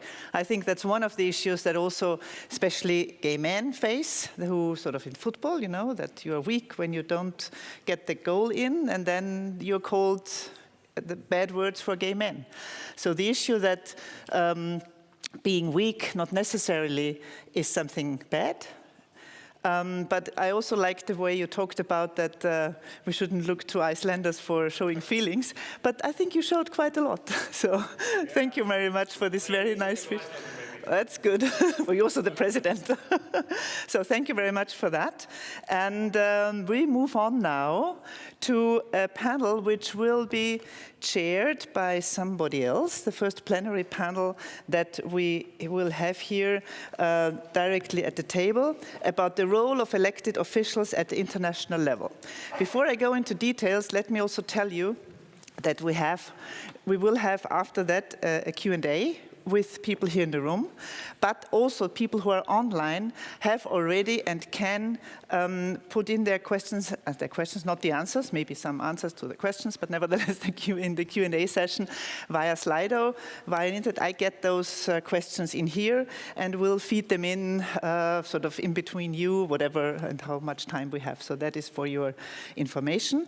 And now, I hope he is already in the room, Victor Madrigal-Borlos, the United Nations independent expert on the protection against violence and discrimination based on sexual orientation and gender identity. A very long title. But he is something very special. And he is he's from Costa Rica, a Costa Rican jurist, and he has quite a history of working on human rights. He is now a senior visiting researcher at Harvard Law School's human rights program. Before he had this position here, he's coming in, Victor. Welcome, bienvenido. I'm just starting to present you, so then you can have a seat. Maybe you'll speak then from here, I guess. So just have a seat now. I won't be very long in presenting you. Then do that. The others will then come on, but you first will present yourself and the work you're doing. I just starting saying that the title of your, I explained the whole title that you have. We call him then the independent expert on sexual orientation and gender identity. You're from Costa Rica, a jurist. You're a senior visiting researcher at the Harvard Law School's Human Rights Program. Before you became, in 2017, this independent expert, you were Secretary General at the International Rehabilitation Council for Torture Victims, and before also at the UN Subcommittee on Prevention of Torture, where you oversaw the draft policy on torture and ill treatment of LGBTI people. The position of this independent expert is something that has only existed since 2017. It took a long time. It was, you told me, 1,300 or 1,600 NGO civil society organizations who pressured the Human Rights Council in Geneva to move ahead and to have somebody who specifically will look into LGBTIQ rights. So finally, we have you. And your mandate already was prolonged last year, so we'll have you some more years, hopefully long, because from what I know from you, that you really have done a great job until now, and you will tell us a bit about that, and then you will call others to the panel and share that, and I will sit down and just listen. So thank you in the meanwhile. Victor, the floor is yours.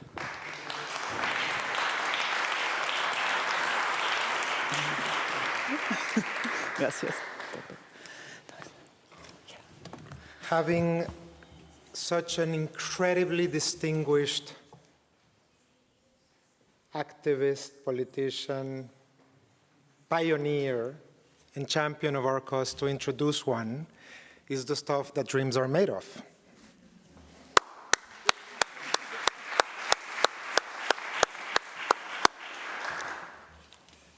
Over the last couple of years, during the darkest time of the pandemic seclusion, I developed a very healthy obsession with the series Borgen.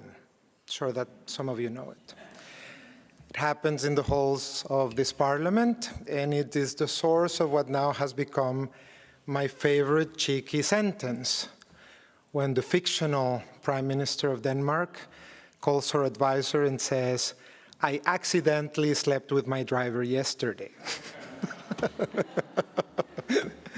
That concept of accident being something that I found hilarious. Understanding, of course, how much our times have brought together the issue of the private and the public, the issue of the boundaries that we recognize, and how movements such as Me Too and Black Lives Matter and the, of course, inevitable realities of the LGBT movement are bringing about our awareness of the way that we have thought up until now. It's a wonderful pleasure for me to be here with you today. I will be making a brief remarks at the beginning, and then it will be my enormous honor to moderate a panel in which many of your distinguished colleagues from around the world are going to be sharing with you some of their ideas. We're going to have two colleagues joining us via the digital means, and then we will have three joining us here personally. I wanted, however, to try and frame this discussion. And it's important for me to let you know that I think that there is a fundamental meeting point between the work that you do and the work of the mandate of the independent expert. And that meeting point is the reality that when we are working for bringing visibility to the way violence and discrimination happens in the everyday life of persons, and we are hoping to obtain data, and hoping that that data will turn into good public policy, the inevitable end of that process is good legislation. Is good law that is not informed by prejudice and stigma, but by facts. and by political realities of consensus and living together. A lot of the people who work in this field oftentimes wonder whether law is the vehicle for social change or is reflective of social change. How much is legislation on equal marriage in Latin America driving the change of social mores around the country? My dear Enrique here being at the very forefront of that battle in my country, and understanding whether that type of legislation brings about a change in the way people perceive change. Evan Wolfson of the Marriage for Equal and of the Alliance for Equal for Marriage Equality has the theory that this is the case. In other cases, it appears that the legislation is reflective of social majority values. In some cases, that can be extraordinarily relevant and good.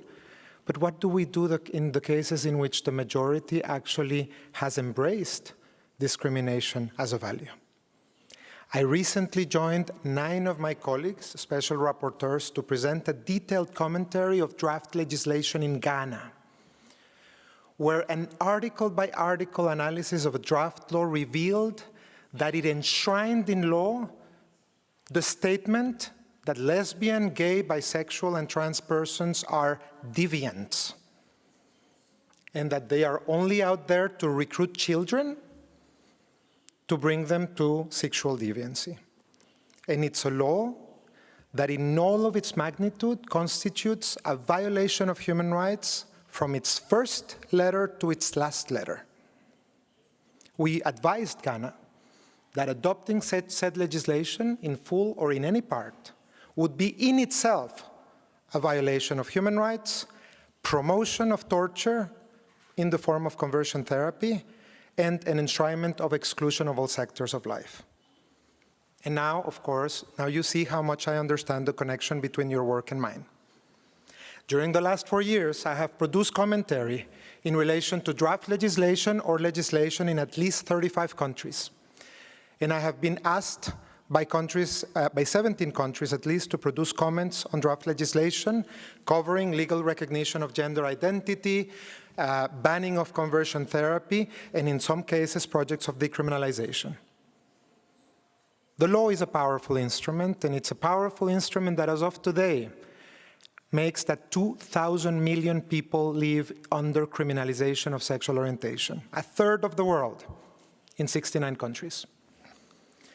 We're not even counting those that live in environments that are indirectly criminalized by laws on vagrancy and mores and decent behavior that is undetermined. But you also can make extraordinary change.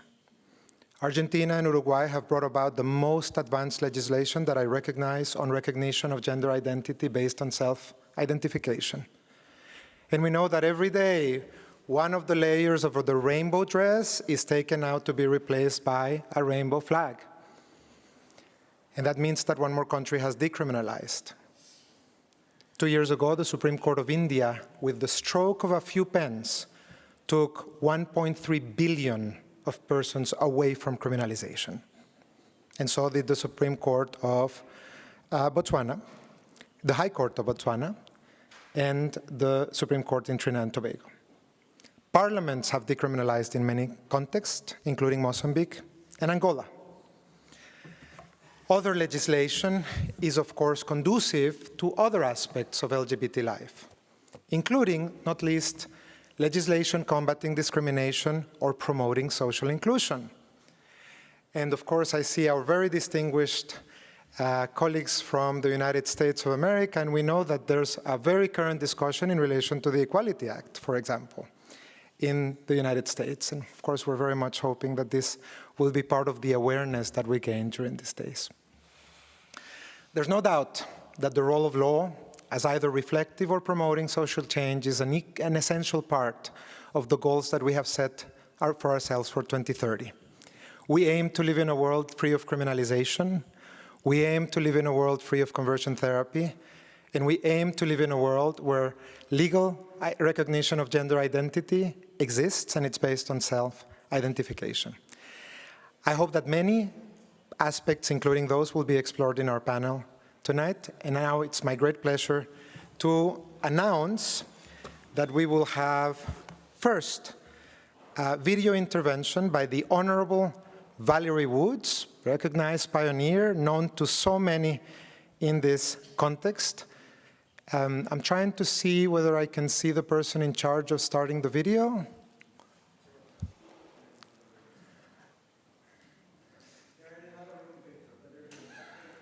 And please welcome the Honorable Valerie Woods. It's a pleasure to join you today, albeit virtually, on the important discussion of LGBTI plus inclusion. I'm Valerie Woods, Speaker of the House of Representatives of Belize and a member of the Board of Directors of Parliamentarians for Global Action. Parliamentarians have a duty to promote the inclusion of LGBTI plus people if states' obligations under the Universal Declaration of Human Rights are to be upheld. We must never forget, human rights are for all of us human beings, not just for some of us. Now, I can understand parliamentarians may be reluctant to defend and promote the rights and inclusion of LGBTI plus people, or even engage in public conversations on it, due to the concern of facing criticism from constituents, political opponents, and other stakeholders. This criticism is often framed by arguments of the extreme religious and other conservative, reactionary, and fundamentalist groups. Consequently, in many countries, addressing LGBTI plus human rights is often a neglected issue. But this is why engaging parliamentarians is more important than ever before. It therefore is critically important to sensitize parliamentarians about the challenges faced by LGBTI plus people. Parliamentarians have a responsibility as elected officials to represent all their constituents, particularly those belonging to vulnerable or marginalized groups. In a democratic and secular state, parliamentarians, the legislative arm of the government, are responsible to stand up for law over religious arguments, and to legislate for and represent all constituents. No longer can parliaments ignore the conversation on the rights of LGBTI plus people. The full recognition and respect for everyone's human rights, regardless of who they are or whom they love, must move forward. Listening to the stories and experiences is key to helping MPs understand the challenges faced by LGBTI plus people and the urgency to act. Understanding these challenges and needs and the particular context should enable parliamentarians to legislate responsibly and accordingly. In particular, personal stories and testaments are powerful means to build empathy and prompt action. It is so important to identify allies in Parliament. We may not be too many in some countries, but we are committed to human rights and passionate about our work. We must be mindful that while some parliamentarians may be former human rights activists, for many it may be the first time dealing with these issues. And here I am, and whether I remain in Parliament or not, I remain an ally. Liaise with LGBTI plus civil society groups to build alliances, to promote unified messages, and to access technical assistance. This is necessary. Accessing evidence-based data can go a long way in helping to sensitize more conservative MPs on why LGBTI plus inclusion is vital to a country's development. And let's not exclude our younger generation in the discussion. I remain particularly optimistic because of them and the influence they have on changing perspectives on the rights of LGBTI plus people and using a human rights-based approach. MPs cannot shy away from their responsibility to have these discussions and to act.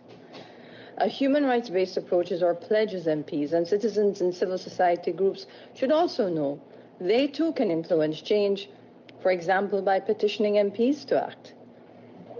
People power is always greater than the people in power. Thank you for your time and all the best for a robust discussion. We all deserve the right to live and let live with dignity and respect.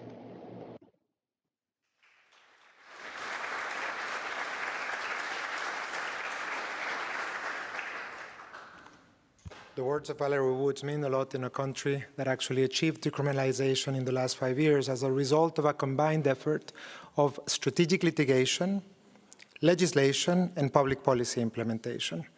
In that, it has reduced the number of countries in Latin America and the Caribbean that maintain criminalization to 9.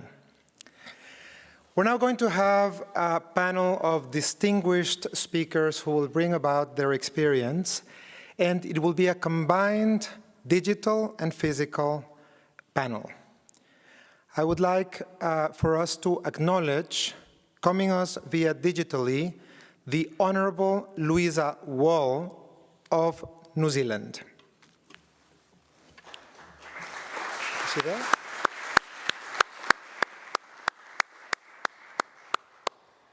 And I would like to invite to the podium, to the table, the Honourable Robeyonze Lima of Brazil and the local legislature of Pernambuco.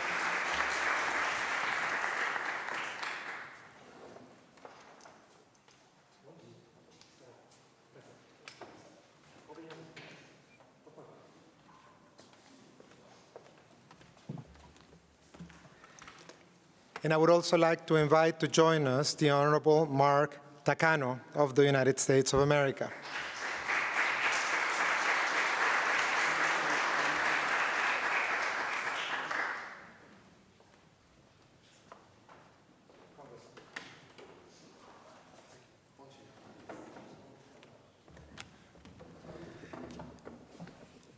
And finally, I would like for us to acknowledge, joining us digitally from the United Kingdom, Lord Herbert, or as people who know him before his ascension to peerage, Nick. Hello, Nick.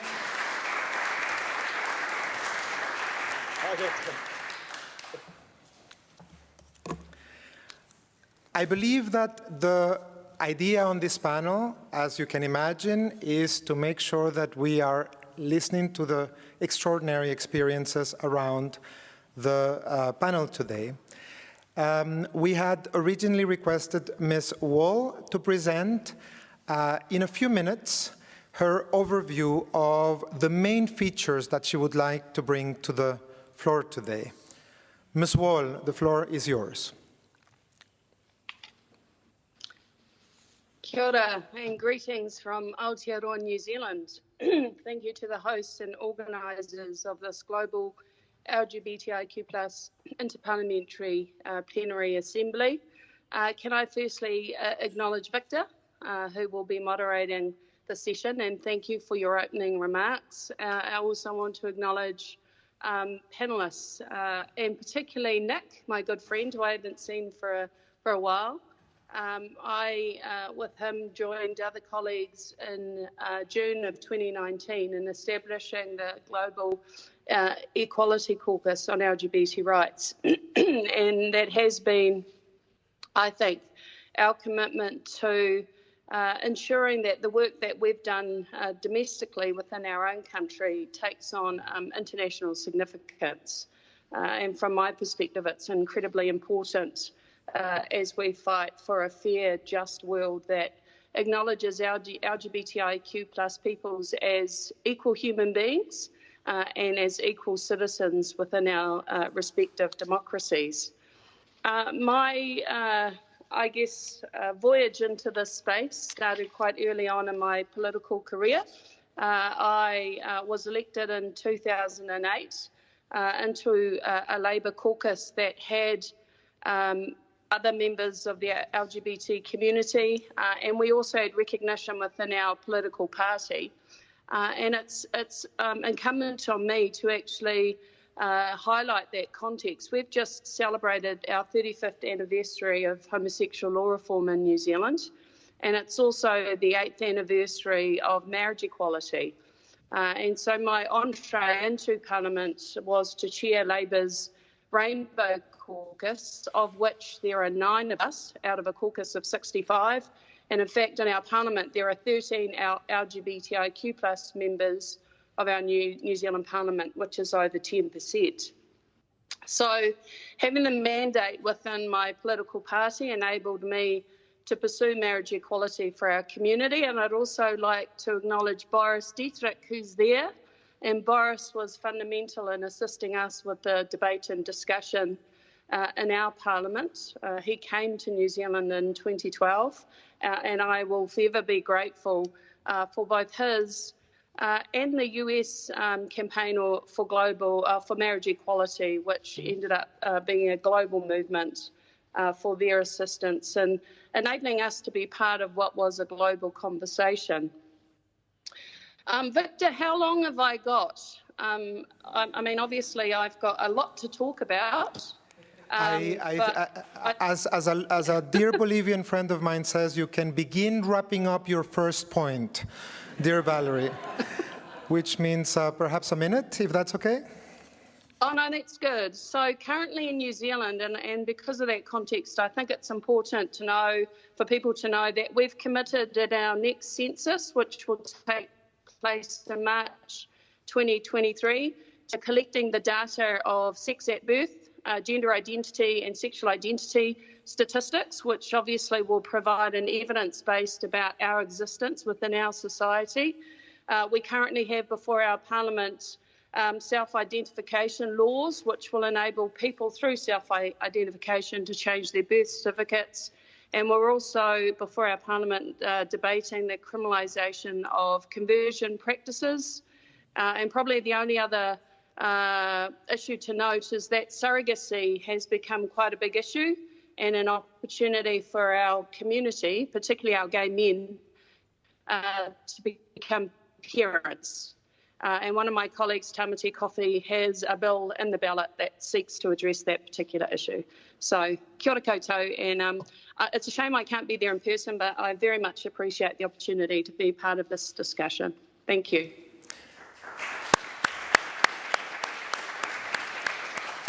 Thank you very much, Louisa, and also our thanks, because if I don't have my time zones wrong, you're actually staying up quite late, and not necessarily for the best reasons that one can imagine. Robeyonze, Lima, and I will speak a little bit in Spanish now. And so please know that interpretation is being offered, and I believe all of you have interpretation equipment. And I'm just going to give a second to those that need it.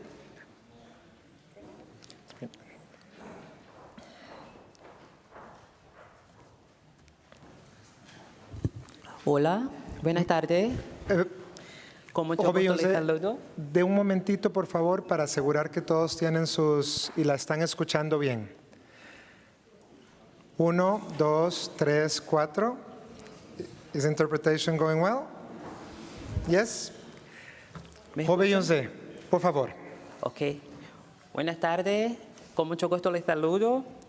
Yo soy Robeyonze Lima, congresista de Pernambuco, Brasil. Primeramente, me gustaría decirle que mi país es el país que más mata personas trans en el mundo.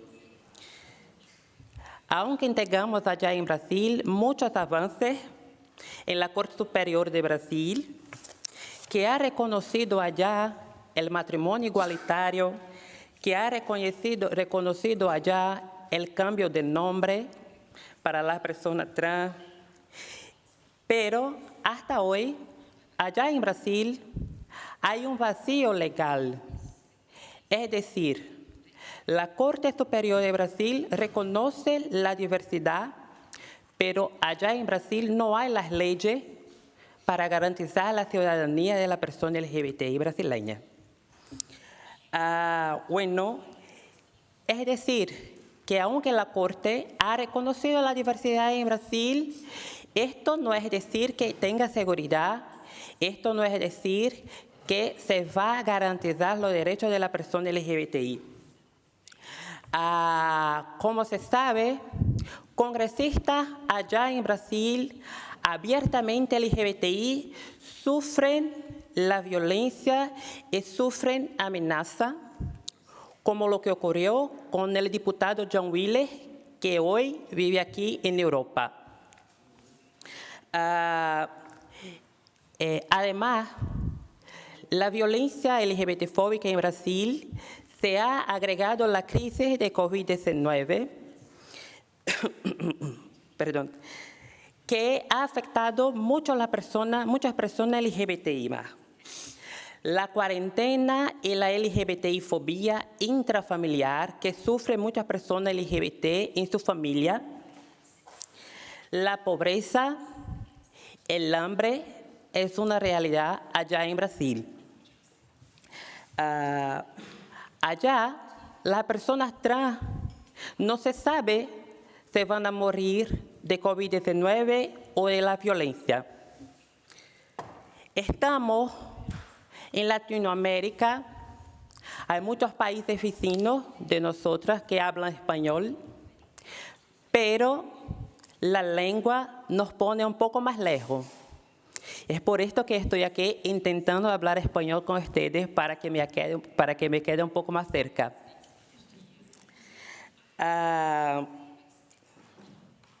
Esto es todo para intentar garantizar un poco más de avances en mi país y en Latinoamérica, en la ciudadanía de todas las personas LGBTQIA+.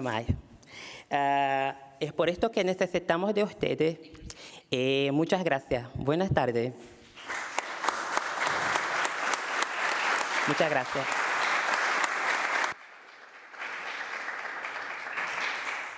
Gracias. Beyoncé. With us today, a person that has a great trajectory in the movement and that, like all of the other members in this panel, needs little introduction to this group. Nick, please, you have the floor. Well, thank you, Victor, very much indeed. It's an absolute pleasure to be able to join you virtually, at least. I'm so sorry that I can't join you physically. The COVID travel regulations changed at the last moment, and it was too late for me to be able to join you. And it's great to see so many friends present virtually and in the audience. My background is that I was a member of the House of Commons in the UK Parliament for 15 years, and I was one of the leaders of the campaign to secure equal marriage in England and Wales. And the experience taught me a lot. And after that successful campaign, I and a number of parliamentary colleagues from across the UK Parliament in both houses and across parties decided that we would form an all-party parliamentary group. And my very good friend and colleague in the UK House of Commons, Crispin Blunt, who is with you today, he is now the chair of that all-party parliamentary group. And in that role, I began to travel around the world to talk to other parliamentarians about what we had done and also to gather evidence and support parliamentarians in countries where things were really much more challenging. And I learned a lot from that too. And I do think that lawmakers have a particular and powerful role, not just obviously as legislators, but also because we have a voice, a public voice and influence, because we can influence governments in how they deploy resources and in their policies, and because we can hold leaders to account. And I also have learned that where we work together in our own parliaments, preferably, if possible, and it's not always possible, across party boundaries, but also where we work together globally, we can be stronger and we can support each other. And that's why, as Louisa, my very good friend, mentioned, in 2019, we formed the Global Equality Caucus, launching it at the UN. And I'm very proud that here in this meeting and on this panel, there are so many members of that caucus who were there at the beginning. Rob Onse, who you've just heard from, Louisa, who you've just heard from, Mark Takano, who you're going to hear from, and many others in the audience today. And the idea is to do exactly what our friend and colleague from the Green Party in Denmark called for this morning, which is to form a global parliamentary caucus where we can unite and as a result, I think, be stronger, either because we're supporting members of parliament in their own countries, sharing best practice, disseminating information on what works, giving moral support and practical support to parliamentarians in countries where things are very challenging, or because we're working together in global forums where we need to speak with a united voice. And I hope that as many parliamentarians here in this meeting as possible will join the Global Equality Caucus. You can sign up at equalitycaucus.org. There's a leaflet in your packs, because the more of us that there are, the stronger we'll be. We are from all political parties and we operate on an entirely non-party basis. And that's just what I would just say finally, that I think we are strong because we're united in our determination to promote LGBT+ rights, which are, as everyone has said this morning, fundamental human rights. And because we are willing to work across party boundaries, I think that makes us stronger in our own parliaments and when we work together. And that's what I would urge that we continue to do. Thank you very much, Nick.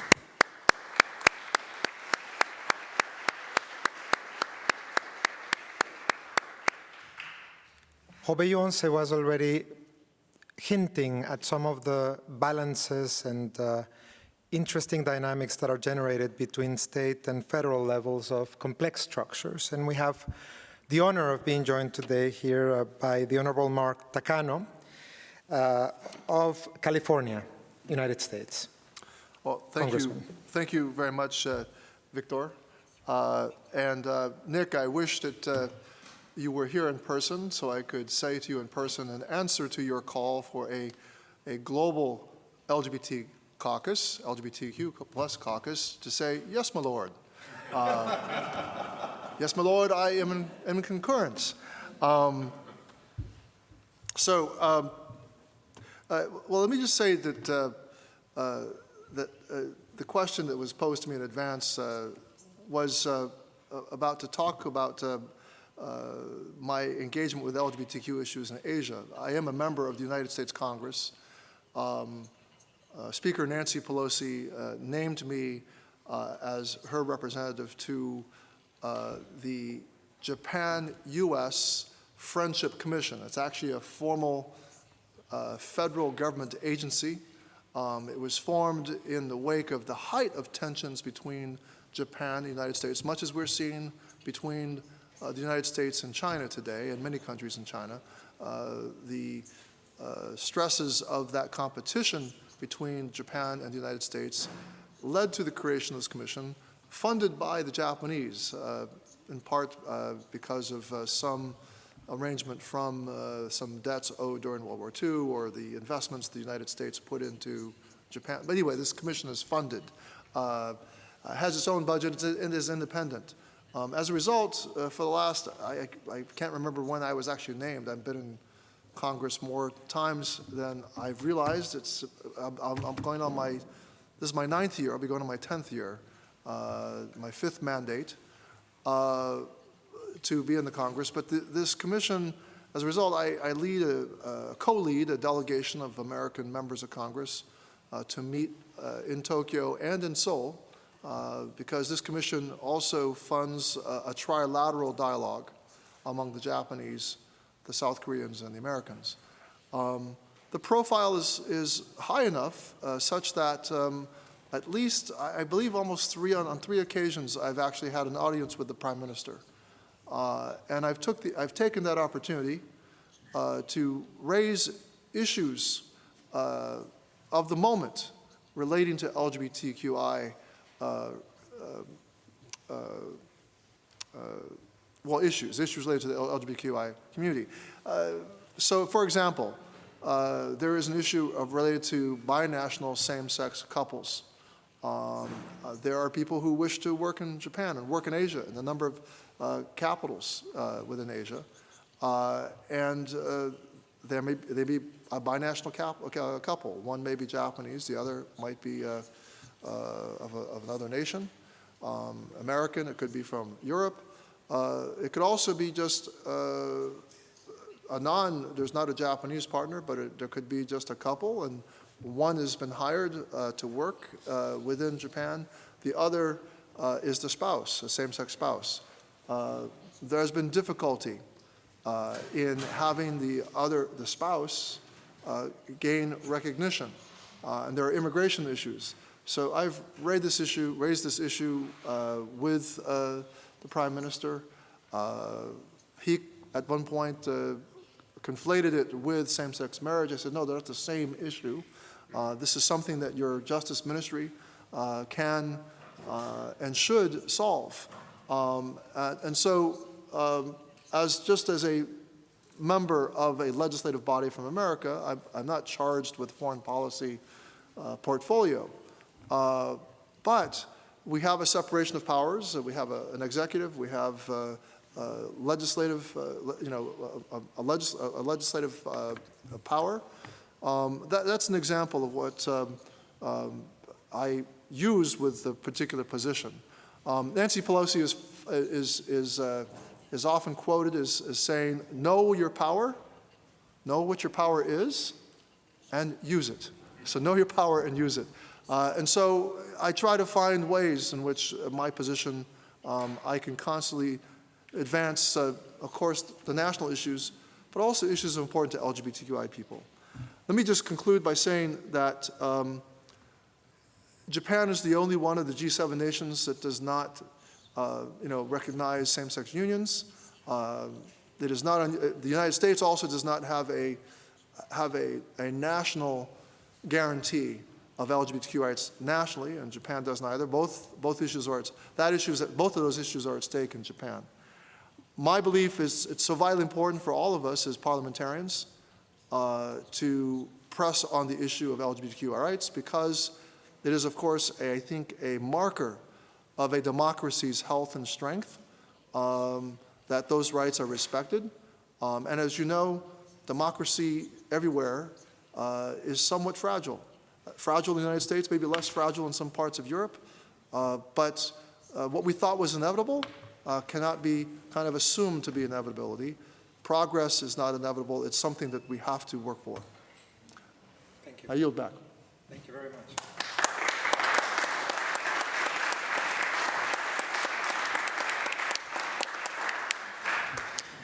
And thank you very much, Congressman, for bringing about that idea of the importance of always remembering that democracy can be very fragile and that it's a work that is in construction and in renovation every day. We need to be vigilant of democracy. Louisa, I would like to go back to you. You are a parliamentarian that has developed a significant body of experience of bringing your international advocacy and national work into dynamics of feedback and constant action. And I was hoping whether you would be able to share with us how that dynamic between the global, the international, and the national operates in the work that you do and the experience that you can share with us. Thank you. Victor, I think for me, it really did start back in 2012 when marriage equality was debated in New Zealand. What a lot of people might not know is that at the same time in Uganda, there was another bill called Kill the Gays, colloquially, and my caucus decided to send me to Kampala. And they did that deliberately because we wanted to make a statement as a political party that we would not tolerate those types of law reform that obviously added to colonial laws, I'll call them. And so my entree into the international sphere off the back of my marriage equality bill sent me into territory that when I look back on it could have been quite frightening. But I wasn't frightened because I didn't really know what I was getting myself into, to be quite frank. And it, for me, has really solidified from a global perspective the first principle, which is we are equal human beings. So obviously LGBT rights are human rights. But the framing for the bill in New Zealand was very much based on a definition that marriage was between two people regardless of their sex, sexual orientation and gender identity. But one of the people I consulted with was a man by the name of Ted Thomas, Justice Thomas, who was a High Court judge. And in fact, we did have 3 lesbian couples challenge our marriage legislation, and Justice Thomas was the dissenting judge who essentially said, yes, this is prima facie a breach of human rights. And one of the things I could have done in lieu of defining who could marry was to actually define a person. A person is a person regardless of their sex, sexual orientation or gender identity. It was one of those moments where we could have just addressed the nub of the issue was that for some people, some cultures, some religions, LGBTIQ peoples are not seen as human beings. So my, I guess, voyage to the continent of Africa and to Uganda, and through subsequent engagement in the IPU, the next place that we visited after Kampala was Quito in Ecuador. And I tried through that mechanism to highlight an emergency item around our people. I'm not sure. I'm sure everyone knows I'm a member of our community, the LGBT community. And just the response from the African nations, Middle Eastern nations, to even having a discussion about LGBT rights brought security to the floor of the General Assembly.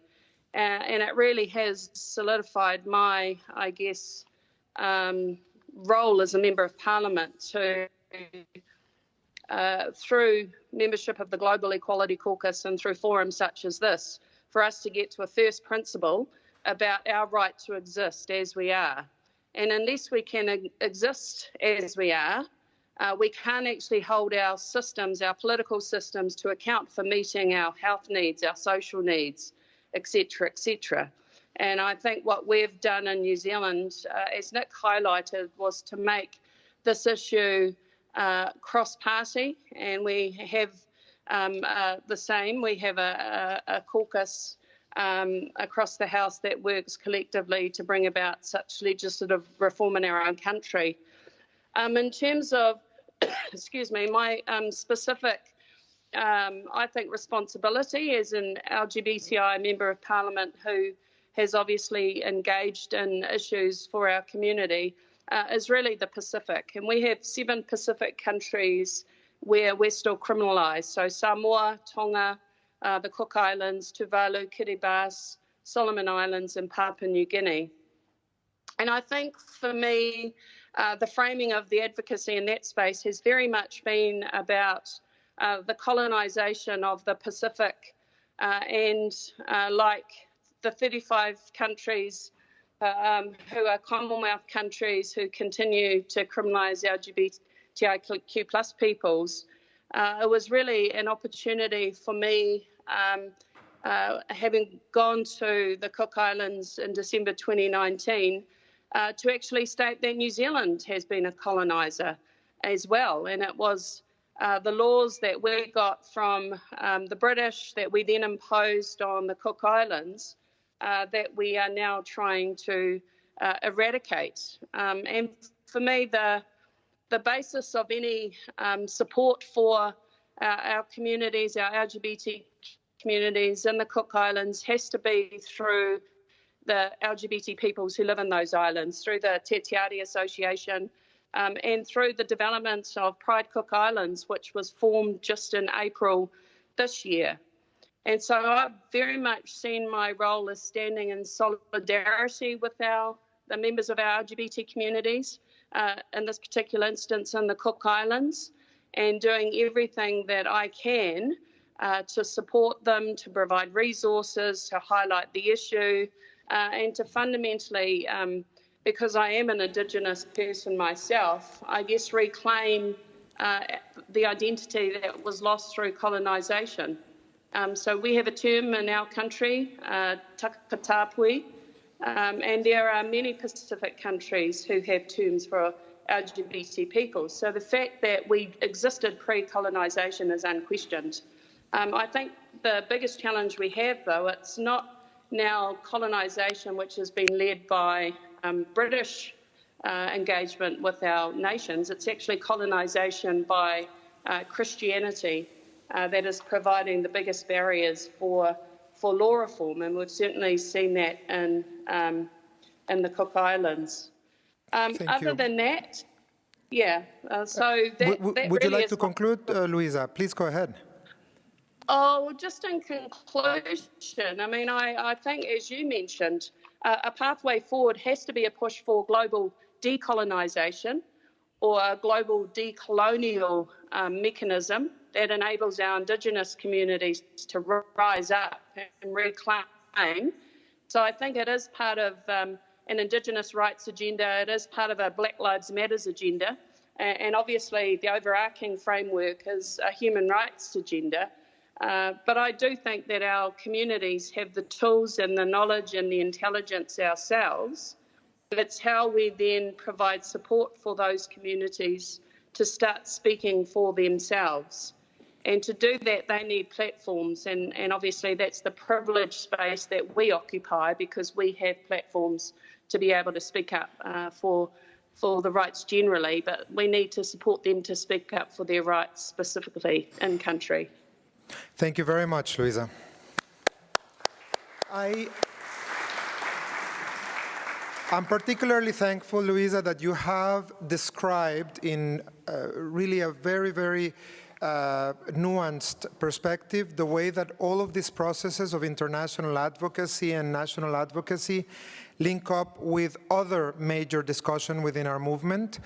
I'm very happy to share with you that one of the feedback that I constantly get from people around the world is that one will not dig enough into the root causes for violence and discrimination until the almost geological analysis of superimposed layers of colonialism are explored sufficiently. And so it's part of the agenda that I think Luis has been very generous at sharing with us. Of course, its relationship also with the rights of indigenous peoples and those dynamics that are also so fundamental in this. And that gives me a segue. So, Robeyonce, with your permission, I'm going to actually go to Nick, and then I'll come back to you. And Nick, that has given me the segue for a question that I'm sure that it's burning on everyone's minds.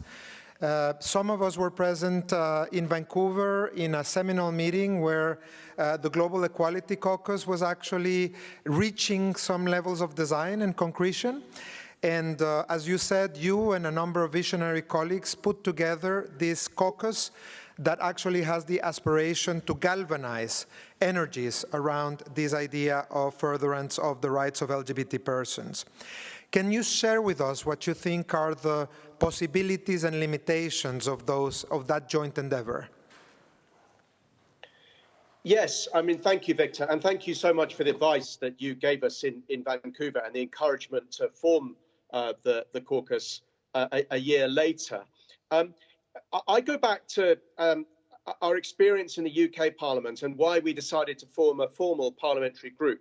And it was because members of Parliament were were often acting individually, always for the best, wanting to do the right thing, but taking initiatives and not in a very coordinated way. So I myself experienced meetings that were called with ministers where members of parliament would go in and say to our foreign ministers, it's terrible what's happening in Uganda, something must be done. And the foreign ministers would say, absolutely, we agree. What do you think should be done? And everyone just looked at each other. And there were then different answers, you know, whether it was sanctions or other measures, or nobody had even a coordinated answer. And I do think that we have to have more than a voice, though a voice is important. I think that we have to coordinate effectively and choose our issues and know when to give public support and when to give private support. And the issues vary country by country. So Mark talked very persuasively about what's going on in, for instance, Japan. I too have been to Japan to support the efforts on marriage equality there. Marriage equality is something you can talk about in Japan, and you can talk about it in Thailand, where I've also done the same thing in talking to the Justice Ministry there, and there is movement. But of course, there are other countries where we wouldn't want to mention marriage equality because it's not a sensible issue to raise. And there may indeed be much more pressing issues to raise, such as violence against individuals, or access to healthcare, or the need to pursue decriminalisation. So I think, first of all, we do need to choose our issues carefully, country by country, and understand the local conditions and know the way in which it's helpful to offer support and to speak out. And that means very much being guided by civil society and the activists on the ground and what they want. And I do think that if we can work together as parliamentarians, if we can encourage our missions to work together using their diplomatic resource in countries, we can choose those issues carefully and as a result be more effective. And there will be times where I think we have to do this behind the scenes. I've certainly visited many countries and talked to activists behind the scenes and not got any publicity at all for the visit because it wasn't wanted or needed. On the other hand, I think that there are campaigns that we can mount together. And the Global Equality Caucus's next big campaign that we're going to run over the course of the next few months will be on conversion therapy.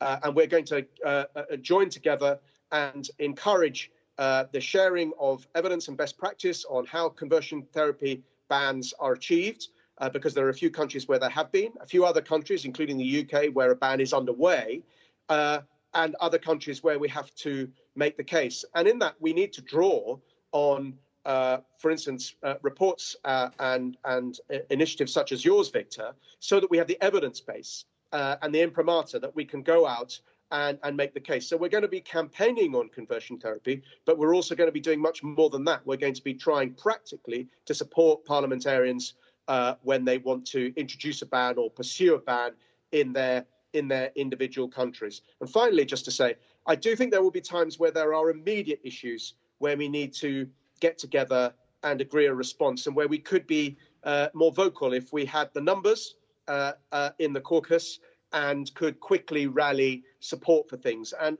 I think an obvious one right now is the situation of LGBT plus asylum seekers in Afghanistan, which is clearly a very pressing concern now because of the situation and the takeover of the Taliban government, and where countries are going to need to work together, and where I think our voice as legislators will be important. For all of this, we need to raise resource because we need to support our excellent but small secretariat.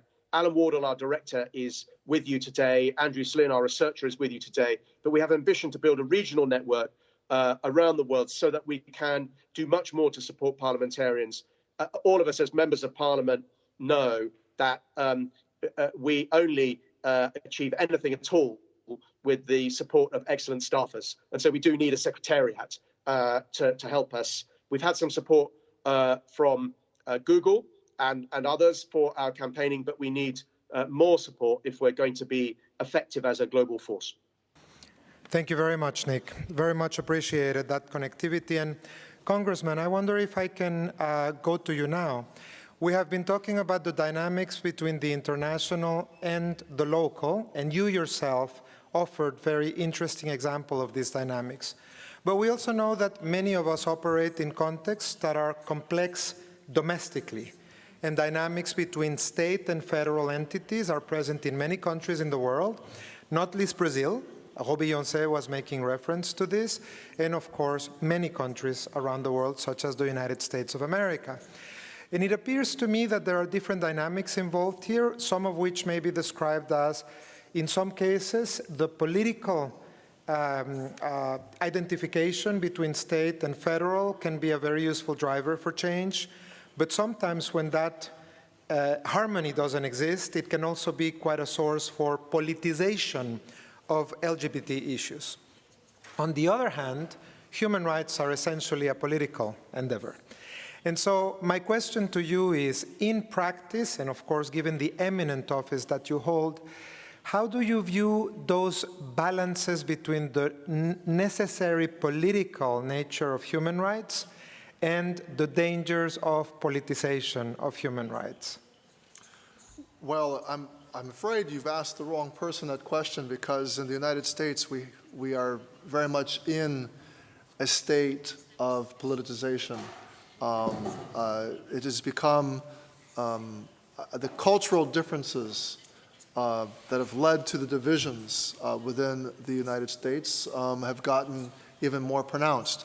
In fact, my colleague David Cicilline, who is leading the effort to pass the Equality Act, which would be a very transformative civil rights, most comprehensive civil rights piece of legislation in the United States to protect LGBTQI people, received less Republican votes than it did in the last session, this session. So in this session of Congress, there was even a more polarized context. Our way out of this is not exactly clear, but what is clear to me is that in the majority of all the states in the Union, people believe that LGBTQI people should be treated fairly. So I don't want to impose and take a whole long hour or week or months to try to explore the complexities of this. But let me sort of focus on a couple of rays of hope, though. What has become more diverse in the United States is actually the Congress itself, although within mostly one party, the Democratic Party. Every Congress, since I was elected, and we were elected every 2 years, believe it or not, our mandate is 2 years, it's a very short mandate. Every 2 years, since 2012, I've been able to declare on election night, we've just elected the gayest Congress in history that we know of. Right? So, but recently we've also not only elected the gayest Congress, we went from 6 to 9, and actually we have 2 senators. LGB and I are represented, but not T. We are hopeful that T will be represented soon. But we've also diversified so we have 9 members of the House, or the lower house. Within the 9 members, we have also grown more diverse in terms of racial representation. So I was the first person of color elected as a member, as an Asian. So I have an intersectional identity. We've now elected 2 African Americans, 1 African American who also shares a Latino identity. We have a Native American woman who was elected from a very conservative state. This is also important in terms of, because the various ethnicities, the various racial groupings, there's different attitudes about LGBTQI people within those groupings. So it's very important that this diversity is represented by also LGBTQI representatives. I wanted to say also, David and I also co-chair what is known as the Equality PAC, the Equality Political Action Committee. The purpose behind the Equality PAC is to bring LGBTQI people to Congress and people who sympathize, but our first ultimate goal is that. And frankly, some of these members of color who were elected as LGBTQI would not have gotten there without the early support of this organization. We've created a new institution that is multi-million dollars now. We have united the donors to do so. That is an important, I think, element in terms of making sure the legislature is diverse. I envy the Mexicans, though. The Mexicans actually have an affirmative action program. Every party, even the Conservative Party, has to name on their lists LGBTQI people. I want to give a hand to the Mexicans. I want to thank, what an invitation. They have been a, viva. So I have to say, and they have been ahead in many other ways. They've enacted laws ahead of us in the United States. So, but anyway, I don't know if that answered your question. I answered some other questions. It occurs to me, Congressman. But I yield back. So. It occurs to me that I actually asked exactly the right person the question. So I think your beginning was not necessarily what transpired in your very, very eloquent answer. Robé, I will ask the question in Spanish again, and Robé will answer it in Spanish. Representation matters. La representación importa, ¿no? Tiene una consecuencia. El congresista Takano estaba refiriendo cómo la representación tiene un impacto en la manera en que se desarrolla la legislación y el cambio social. Usted pertenece a la legislatura colectiva de Pernambuco, una forma de representación bastante novedosa que, sin embargo, podría no existir en el futuro próximo en Brasil. ¿Cuáles pueden ser las maneras en que se preserven las estructuras de representación que son tan importantes para atraer a las comunidades a el ejercicio legislativo? Bueno, ustedes saben que allá en Brasil hay una crisis en la democracia. Hasta hoy no hay parlamentaria trans en la Cámara de Diputados Federal. Yo soy una diputada trans local, pero no hay personas trans diputada federal allá en Brasil. Lo que se quiere es que se llene este espacio vacío que se quedan allá. Porque, mira, este dibujo de nueva democracia no se construye sin la persona trans. Este dibujo de nueva democracia no se construye sin la persona LGBTQIA+ en la política. Entonces, bueno, allá en Brasil las elecciones están muy cerca en el próximo año, octubre. Y la pregunta es, ¿cómo vamos a hacer para llenar este espacio? Porque hay muchas amenazas a la persona candidata LGBT. Porque allá en Brasil lo que pasa es, mientras se pide voto, se recibe amenaza. Mientras se pide voto, se recibe amenaza. Entonces, bueno, me parece que una cosa muy importante es cómo garantizar que estas candidaturas LGBTQIA+ puedan quedarse electas. Y pasado esto, cómo garantizar que estas personas parlamentarias LGBT puedan seguir con su mandato parlamentario sin que se muera, sin que se le mate. Hasta hoy no se sabe quién fue la persona que mató a Marielle Franco. Hasta hoy no se sabe. Entonces, bueno, la primera pregunta es, ¿cómo vamos a hacer para que la persona parlamentaria LGBTQIA+ electa tengan un poco más de seguridad para que nosotras podamos hacer la política en primera persona? Nosotras vamos a hacer, yo me voy a hacer esto. Muchas gracias.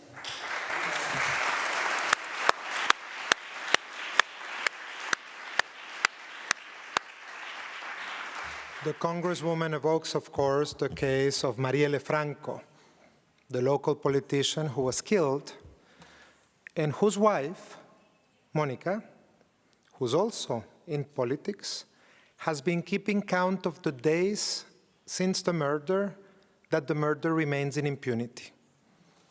And it is a heartbreaking count to know that every day that passes, Marielle and Marielle's presence in this world has left us without any sort of accountability. I have more questions, but I wanted to make sure that you would get the chance of actually also make comments or questions. I know that it's actually a very dangerous thing to ask politicians to speak, and all of you are probably in the discipline of never doing that, but I think that it would be very good if we can actually have a discussion going, and again, in the form of questions or comments, they're very welcome. Is there anybody who has a burning issue that they would like to bring forward? And any question? It doesn't need to be burning. It can also be reasonably warm. That's also fine. Please.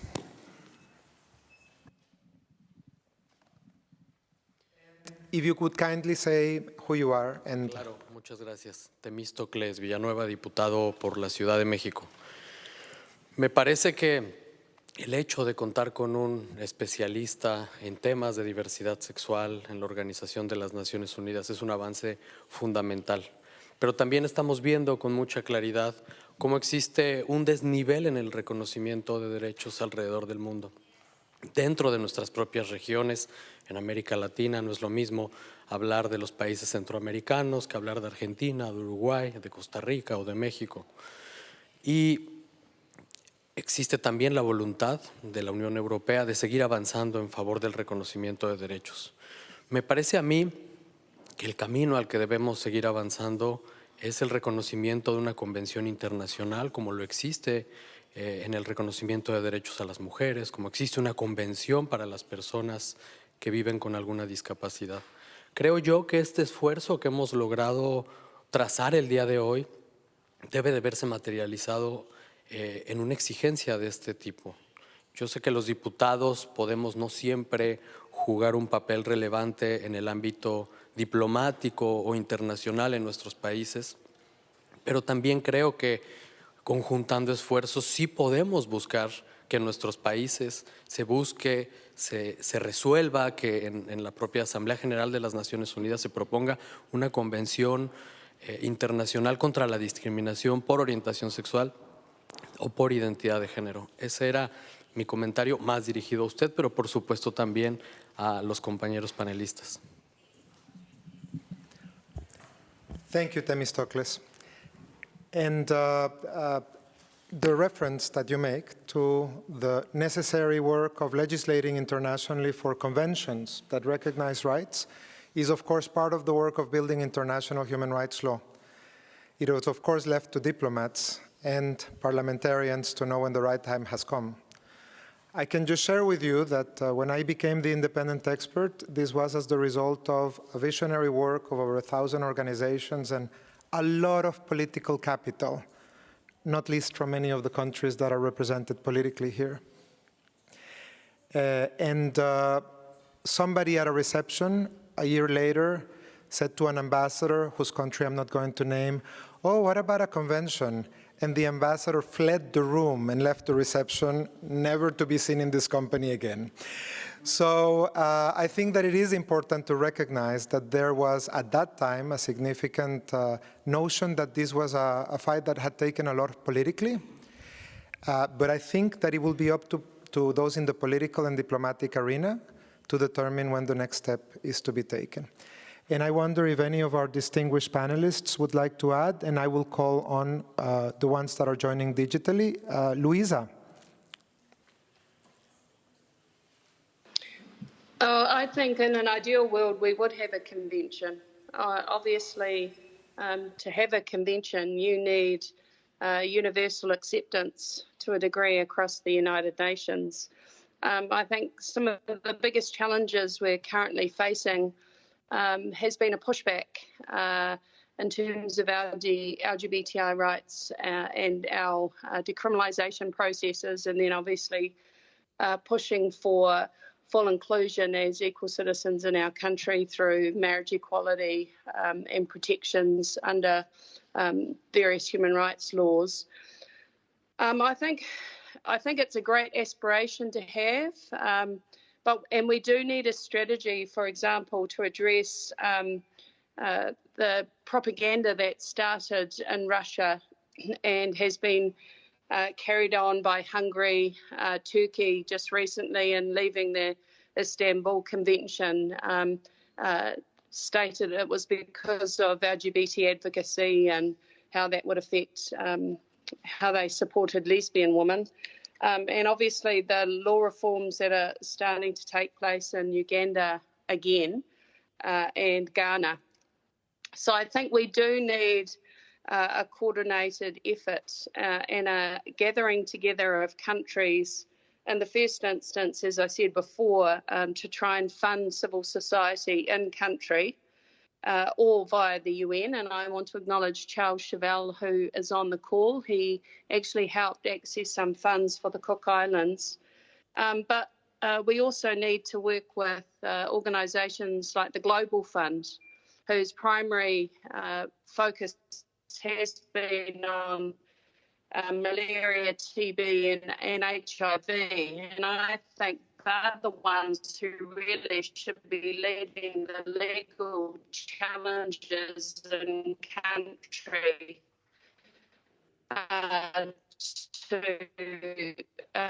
from a first principled that it is a marker of a democracy that really is about the people. And unfortunately, I think there's a lot of countries around the world who don't practice democracy. So some sort of democracy index that can be published annually that includes LGBT rights in it might be a pathway forward. So. Thank you very much, Luisa, for presenting. And Congressman Takano mentioned to me that he would also like to address the point. Congressman. So let me say, in response to the idea of Themistocles, to create some sort of international convention of human rights of LGBTQI people, I think that's an important idea, an important document. What form that will occur in, I don't know, whether it's the global caucus that we are trying to create. I want to personally be thankful. I don't know if anyone here has already done this, but if I'm redundant, my apologies. But I'm very appreciative of the Danish government and the Swedish government for putting money where their values are to actually fund so many people who could not have afforded to come there on their own to convene as many people as the pandemic would allow us to convene. So I'm very grateful to the Danish government and the Swedish government for that generosity.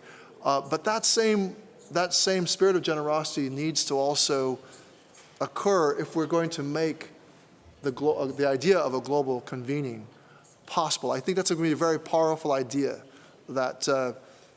And the idea, I think, that Nick and I have discussed, Lord Herbert have discussed before, is for those countries that do not have representation at all, because it's simply not possible at this time to elect anybody who's open. We have to find some way for an ally. And maybe in some cases the ally, it is too difficult and dangerous for the ally to speak out. And by the way, I did know the Deputado de Rio de Janeiro, Willis. Do you know the gay deputy from Rio de Janeiro? He resigned from the Brazilian Congress at the beginning of the John Willis. Yes, I met him. I had tea with him, a coffee. But the reality is John Willis had to flee and leave the government. His life was also in danger. We know that this exists. But we are smart people. We are clever people. We've survived, and we can figure out ways to have all people represented. I think it's a very powerful time, a unique time. This will be the century, I believe, of LGBT global rights, and we all need to work for that together. And David and I will find ways, along with others, not us alone, but I've spoken today, we believe that David says, don't worry, we'll find the money. We'll find the money. He's very confident about that. So, but he can't write the check himself, but we'll find a way. Thank you very much, Congressman. And also, because now everybody knows that Congressman Cicilline, who is there, is the one who's going to be writing the check, as offered by Congressman Takano. We're drawing to a close. I wanted to make sure that I provide the floor to one person who did ask for it before we went into this answer, and it's the gentleman to my right. And then we will try to wrap up in 3 minutes from now. So if it's a question, if it could be rather specific. Thank you. I'll try to make it specific. That's a big case as a politician. No, but it's actually to follow up on what you just said about the need for a global network between LGBT MPs. And Nick was in line of that, and I just think that whoever should take the initiative, I think that's the discussion we have to have. And I think it's for sure the next step in how to stand up for each other and support each other and share knowledge, etc. So I'm just happy to hear that both Nick mentioned it and you did it as well. And I just hope that, to be invited into the discussion, it's crucial. Thank you very much. And Nick, I wonder, since you're joining us digitally, whether you would care to use 1 minute to refer also to that point? Yes, thank you. I just wanted to say I do think we need to work through our existing global networks, whether it's the UN core group that's so important or the Equal Rights Coalition, which is now some 42 countries. I think we need to broaden that coalition.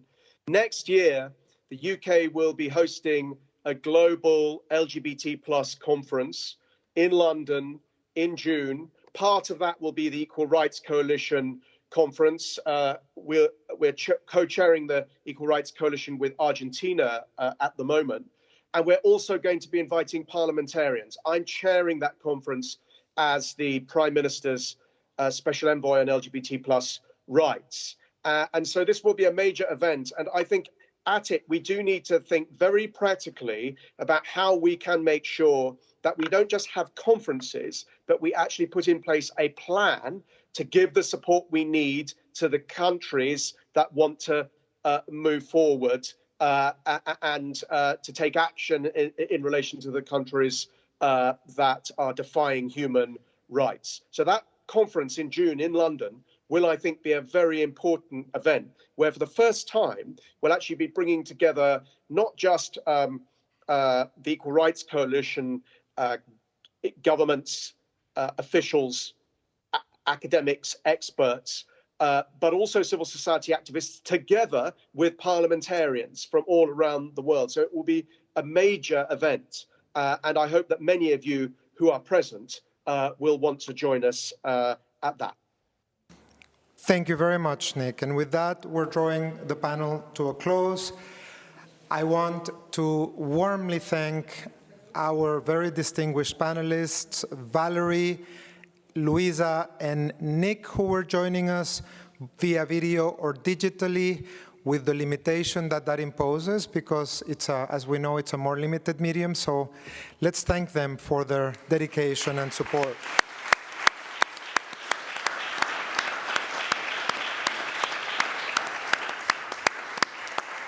Congresswoman Lima Robillonce, querida, and to Congressman Takano, my sense of privilege, my thanks for being in this panel today. Thank you for sharing with us candidly and importantly your ideas with us today.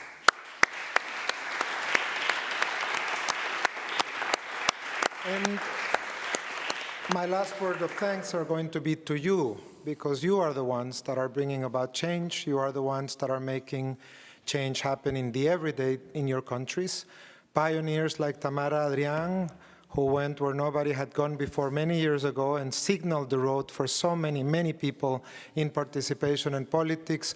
Laurence, who took 2 days of her busy agenda to come to an expert meeting on conversion therapy where the political mark was made so clearly. Enrique, who spoke with an eloquence that the Costa Rican Parliament had never seen about the notion of what it means to connect things with dignity. And I have to say, I'm going to use my prerogative for one last sentence, where I think I would like to settle a debt. A man who's my personal hero and a titan amongst the work on LGBTQ issues, Boris Dittrich, the most extraordinary of the titans that we have in our field since so many years ago, or amongst the most extraordinary, since I see you saying no, fine, amongst the most extraordinary, and the only man whose head of hair I have ever envied. Boris, to you, thank you so much for everything you've done.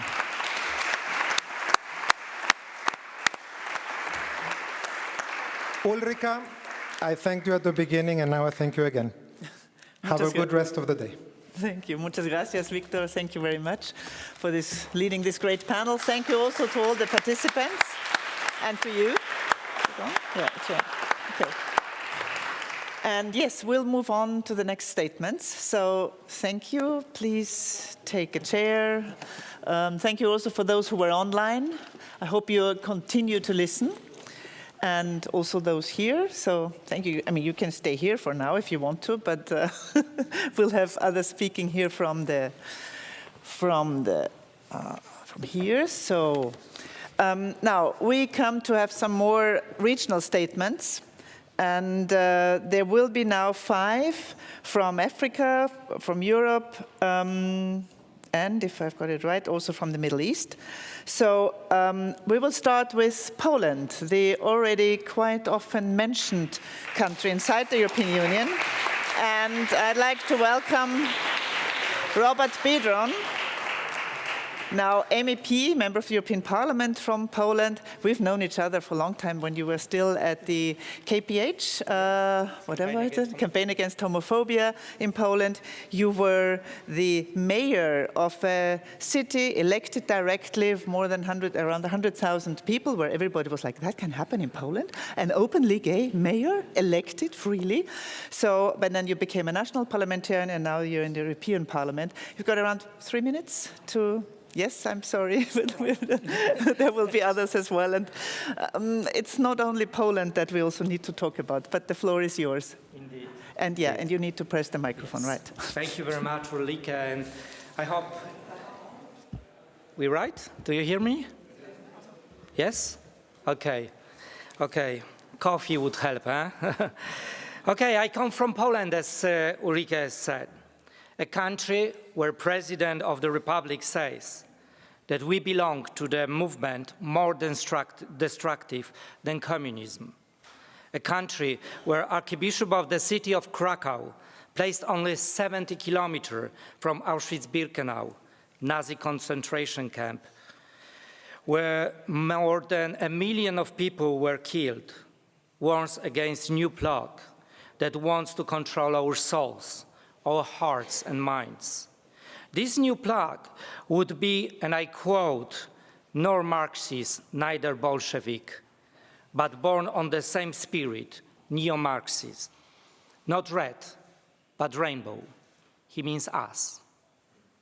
A country where over 100 municipalities, encompassing 30% of the territory declared LGBT-free zones.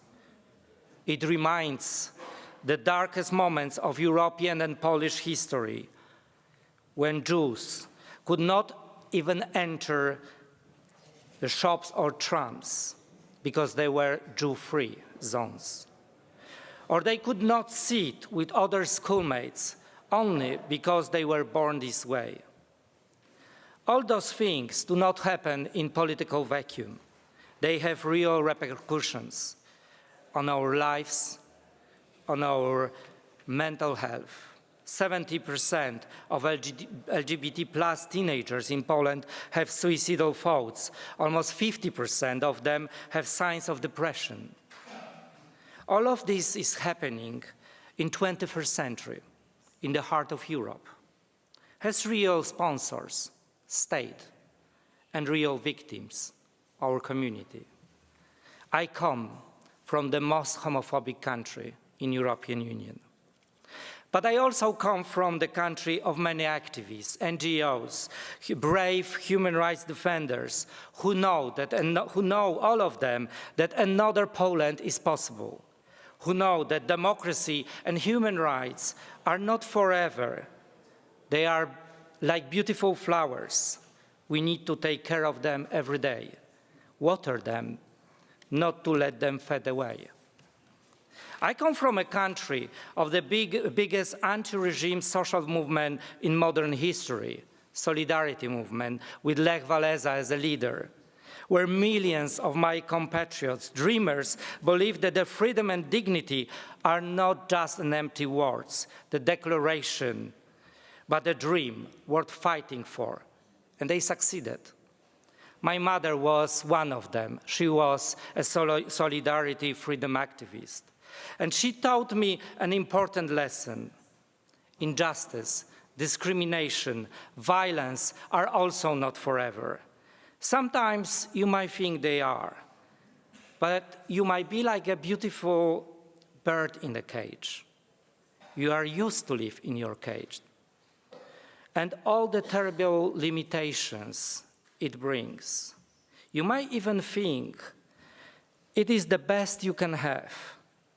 But once you fly away from the cage, you will experience a feeling of freedom, unlimited joy you will never, ever forget. Let's be like those beautiful birds who have power and strength, dream to be ourselves. Let's fight for freedom, dignity, and our rights, our lives. We and they deserve it. And let them say loudly, we are unstoppable. Thank you very much.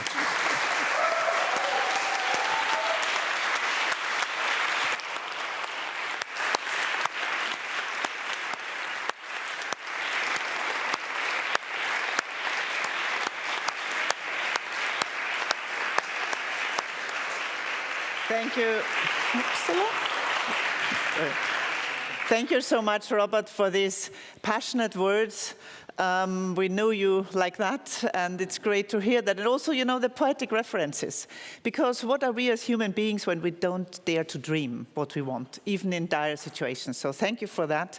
And for sure, violence is not forever. It will not be. It will change, and change is possible. That's important to know. Now, we have again, a video message by Honorable Esther Passaris, a Member of Parliament from Kenya, and she is also part of the Parliamentarians for Global Action. Now, can we have her video, please?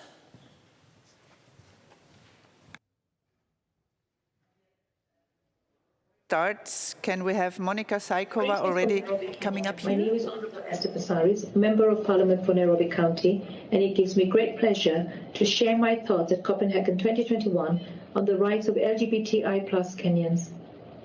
LGBTI persons in Kenya face a myriad of legal, social, and even religious challenges in their day-to-day lives. For instance, any sexual practices between males termed gross indecency are a felony punishable by 5 years imprisonment. Our government does not recognize any relationship between persons of the same sex. Given that same-sex marriage is banned under the Kenyan Constitution, there are no explicit protections against discrimination on the basis of sexual orientation and gender identity. Adoption is also prohibited to same-sex couples. One of the ways to decriminalize same-sex intimacy, in my view, is through strategic litigation, which can be used to enforce rights enshrined in Kenya's constitution as a means of decriminalizing same-sex intimacy. The constitution protects the rights of all Kenyans despite their sexual orientation and gender identity. Enforcement of international treaties is another way in which litigation can be instigated.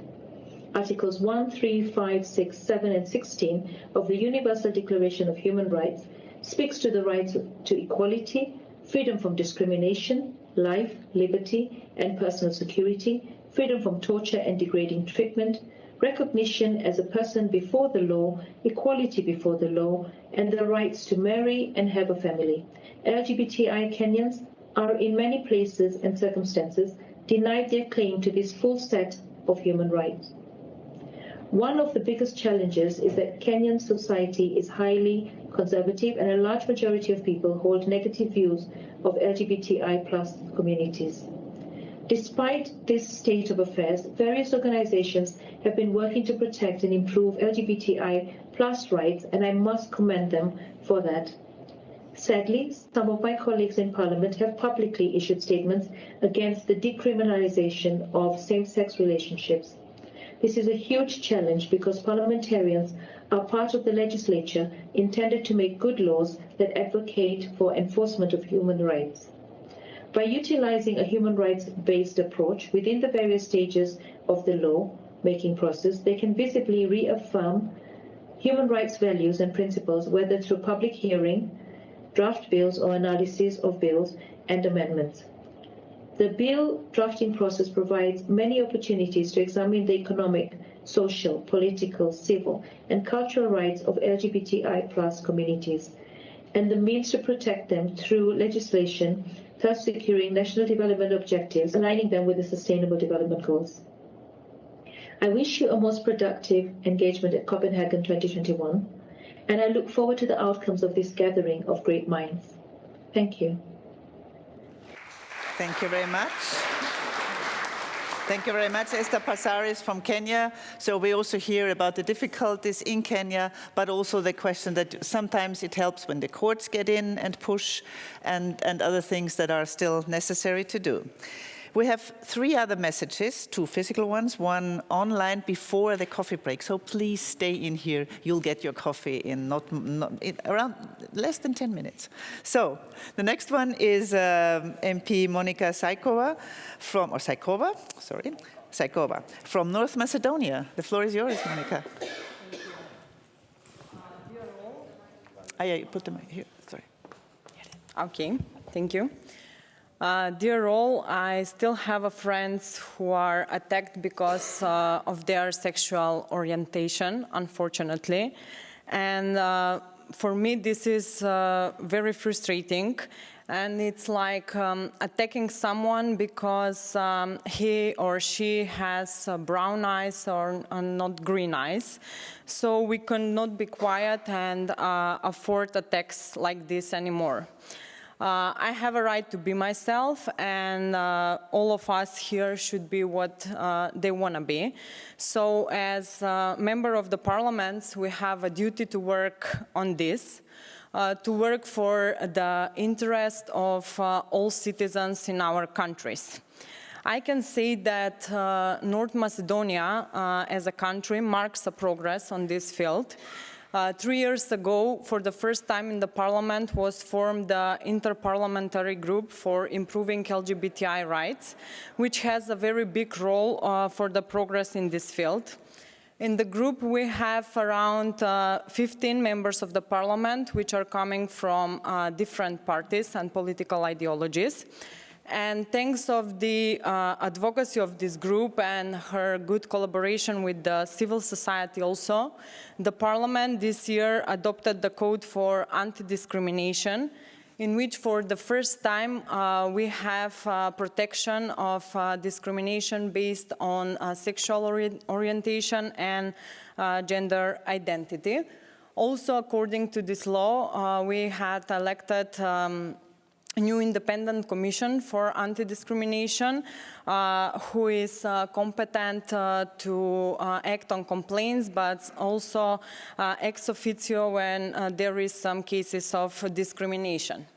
Also, I could say that in front of the Parliament is the legislation for legal gender recognition, which was prepared in the debate with the whole stakeholders, and it's a very liberal law. But even if we've done some things in the legislation, we still have a lot to do. If I compare the region, I could say that there are countries which are more progressive. For example, Montenegro, they have already adopted the civil code for registered same-sex partnerships. Constitutional Court of Kosovo gave it a recommendation for the civil code for same-sex marriages. Also, if you see Croatia, they have a very liberal legislation which even approves adoption and so on. So we can still not say that we are a fully open-minded country.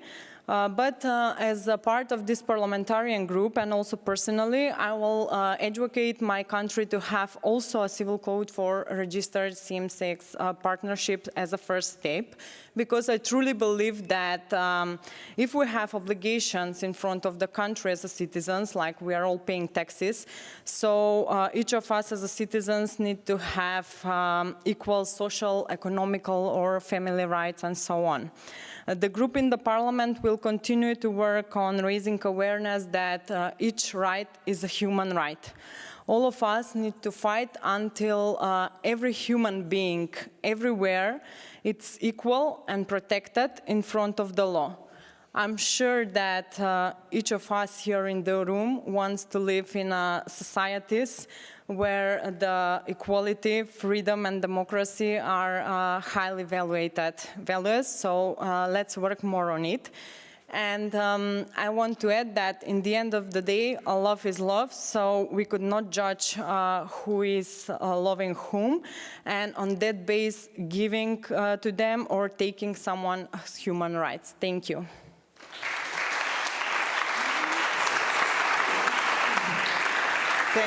Thank you very much, Monica, for these words coming from a region that I worked a lot with when I was in the European Parliament. So good that also mentioned some of the other countries. And it's great to see that there's progress there as well, which I already saw a couple of years ago, but it's processing. So our next speaker is Honorable Bojan Glavašević from Croatia. And you're also part of the European Parliamentary Forum on Sexual and Reproductive Rights. Got it now, EPF. Great. Monica just mentioned there's quite a liberal legislation in Croatia. Nominally. Is it that way? No, we legalized same-sex marriage in 2013, or rather civil union, but, and there is currently a big case where a gay couple, a same-sex couple, is fighting for their right to adopt a child and even foster it. Even though it's nominally legal, there's institutional obstruction all the time, but we are winning. That's the good news. So I was asked to deliver a regional statement, and after Robert's inspirational speech and Monica's outlook on the region where we both come from, I'm left with nothing else but to say a few words about the people who are making our jobs more difficult. And these are the people whom I consider to be probably the greatest threat to equality and to human rights today. And I'm talking about anti-SRHR movements in Europe. These are not your regular people who just have a problem and want to say something about it. I'm talking about clandestine organizations, a network of clandestine organizations that weaponize sexual and reproductive rights to hack our democracies, because this is what they have been doing since roughly 2013. And the best way maybe to describe these people is by saying that they read The Handmaid's Tale as an instruction manual and not as a dystopian warning. So that's literally what they do. The EPF and countless investigative journalists across the world put in a lot of effort to shed light on who these people are, how they are connected, who funds them, and what their goals are. So because of their work, we today know, for example, that these organizations receive substantial funding from illiberal political forces from outside of Europe, such as Russian oligarchs, an example. Recently, WikiLeaks published over 7,000 secret documents from one of these organizations called Citizen Go, based in Spain, that confirm the findings of earlier EPF publications and studies into anti-SRHR movements. And I will not go into further detail, but I recommend you all to read these studies. You can find them all readily available in several languages on the EPF's website. So the big issue and the big question here is, so how do we address it? How do we combat it? And I would say just very briefly that there are 4 important things. One is optics. So we need to change the narrative. Yeah, this is about the rights of women and LGBTIQ plus people, but it is very much about our democracies. It's very much about how these people are trying to hack our democracies and move them towards illiberal ways of organizing our societies. So we need to build alliances across the aisle. And I think especially this narrative, making our moderate conservative colleagues aware that even though may not be completely comfortable with the way we look at LGBTIQ issues, we should be able to look the same way on democracy and how we do things. So this may be a way to build alliances. Secondly, it's parliamentary action. Speaking about these people, speaking about what they do, launching parliamentary probes, hearings. This is important. We did it in Croatia. And these guys, much like in Poland or in Hungary, they're quite influential in our society, but still it helped us because it put them in the spotlight, and they don't like to be in the spotlight. So using parliamentary mechanisms, you can do a lot of good. And at the end of the day, we should do 2 things that are actually sort of our core business. We should legislate, and we should represent our voters. So a good example of legislation was recently done in the European Parliament. I'm talking about the Matic report, the so-called Matic report, which is a report on,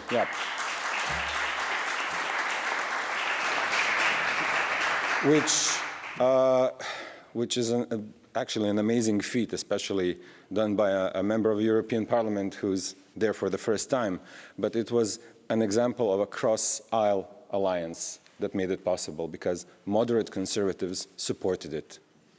So that's, I think, the best we can do at this point. And when you get the opportunity, do something. It's easy.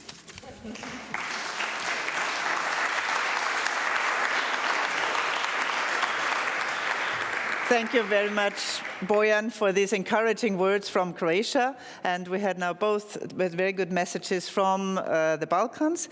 Now we have one last message. Now please bear another 3 minutes. It's from Honorary Yoray Lahav-Hartzano, from a member of the Knesset from Israel, via video. So please.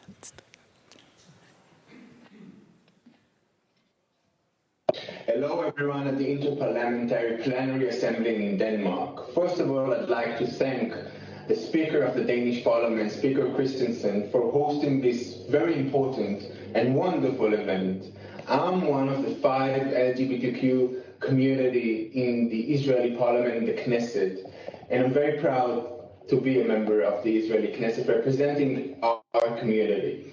Even though Israel is a liberal democracy, we still have a long way to go to achieve full equality. I strongly believe that the way to achieve full equality is through international cooperation and to partner up with our international partners and have global cooperation. I'm looking forward to having you all in the Israeli capital, Jerusalem, next year so we can all meet up and deepen our discussion and our international cooperation in order to promote our shared values and ideas. So until then, have a wonderful summit, and I'm looking forward to seeing you all in Jerusalem next year. Bye-bye. So, thank you. Thank you very much, Yora, for this really brief video. Now it's time to get a coffee. Thanks all of you for staying here all the time. We'll start again in 20 minutes, please. So we have to get through the other part of our conference. Enjoy your tea and coffee and some water and a break. See you in 20 minutes. Thank you.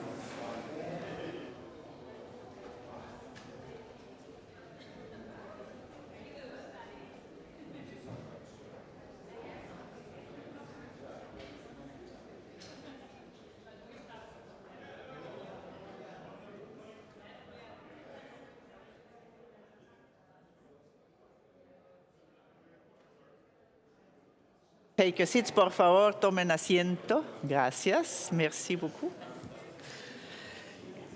Now, you have heard that Robert Bedron, please. Take a seat. That's a problem when I know your names. I will call on you directly. Now, ladies and gentlemen, colleagues, we have heard statements from different parts of the world already.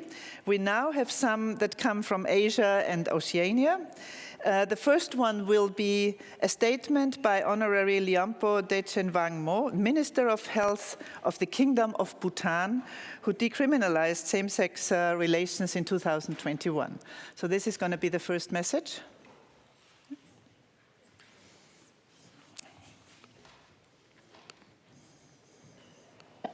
Delegates and participants, I convey to you the warmest greetings of His Majesty the King and people of Bhutan.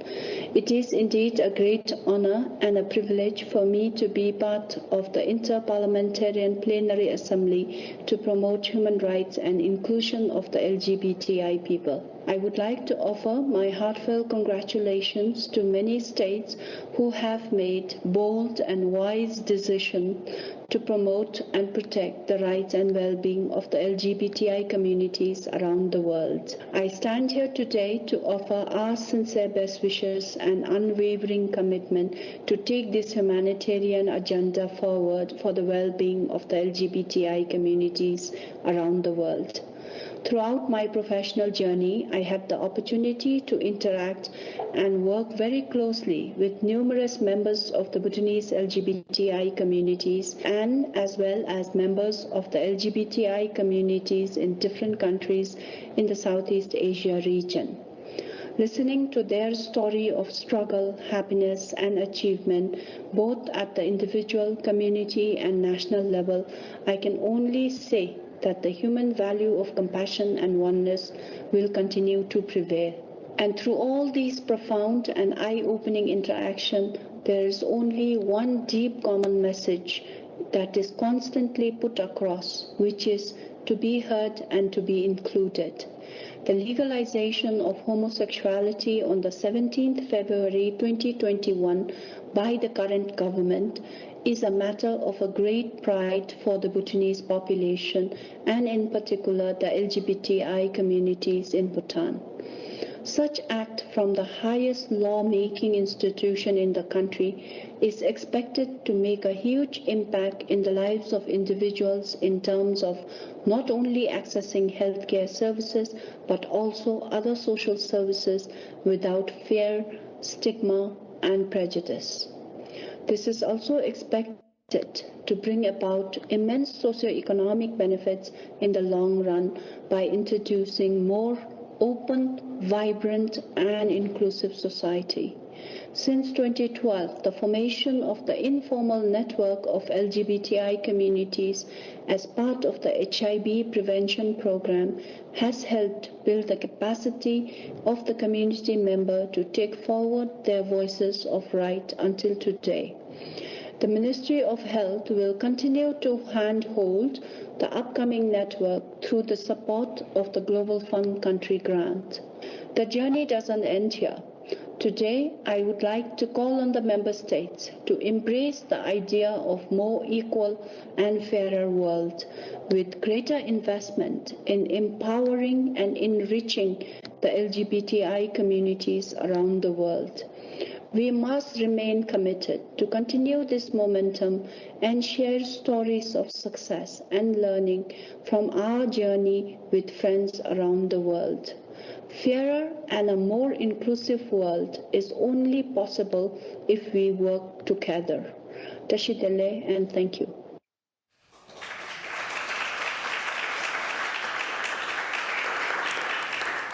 Well, thank you very much, Minister of Health of Bhutan, of the Kingdom of Bhutan. Isn't it great to have a message like that heard as well?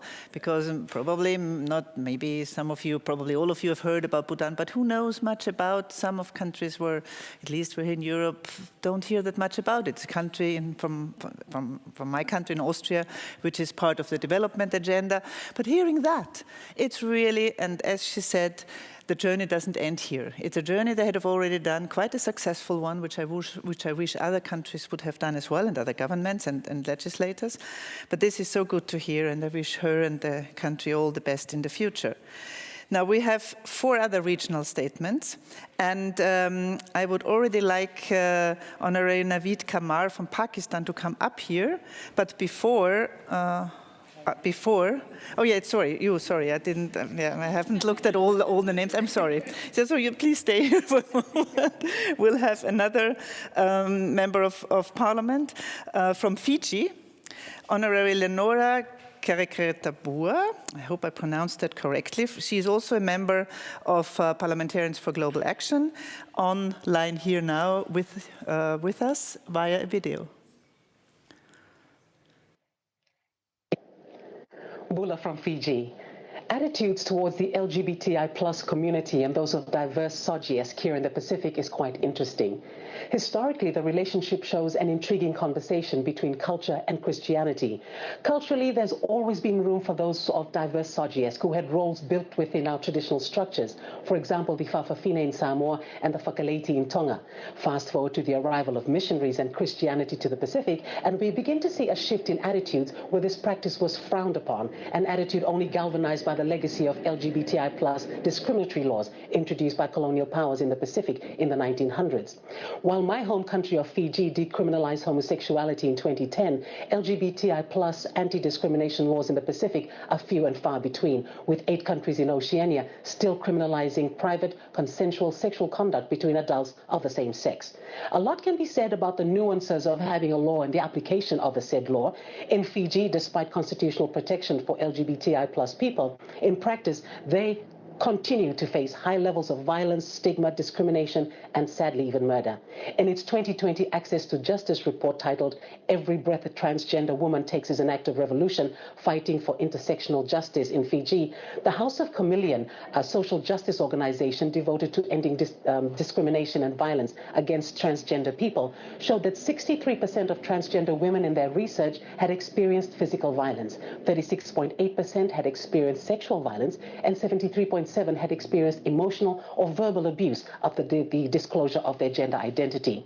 So while we may enact laws, the education behind it and how it is applied and socialized are equally important. That is why there needs to be greater collaboration between governments, civil society, regional institutions, and other stakeholders to advance the social inclusion of the LGBTI+ and those of diverse SOGIESC. Now, we're beginning to see this coming together happening throughout the region. In Fiji, the Rainbow Pride Foundation is in the midst of developing a SOGIESC handbook for Fiji parliamentarians, ensuring that it is considered in the lawmaking process. We've seen the Pacific Free and Equal campaign, a regional campaign against homophobia and transphobia. In fact, in most places throughout the Pacific, we've witnessed an unprecedented mobilization of LGBTI+ civil society and an encouraging increase in visibility of the movement and public support from officials. Unfortunately, this increase in visibility has not come without backlash. But in dealing with the backlash, we continue to hope that the increased visibility and support will translate to greater accountability and progress in the years ahead. Vinaka.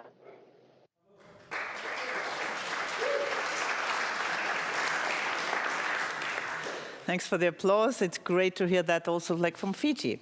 And the empowerment that you hear when somebody, an honorable member of parliament, speaks like that.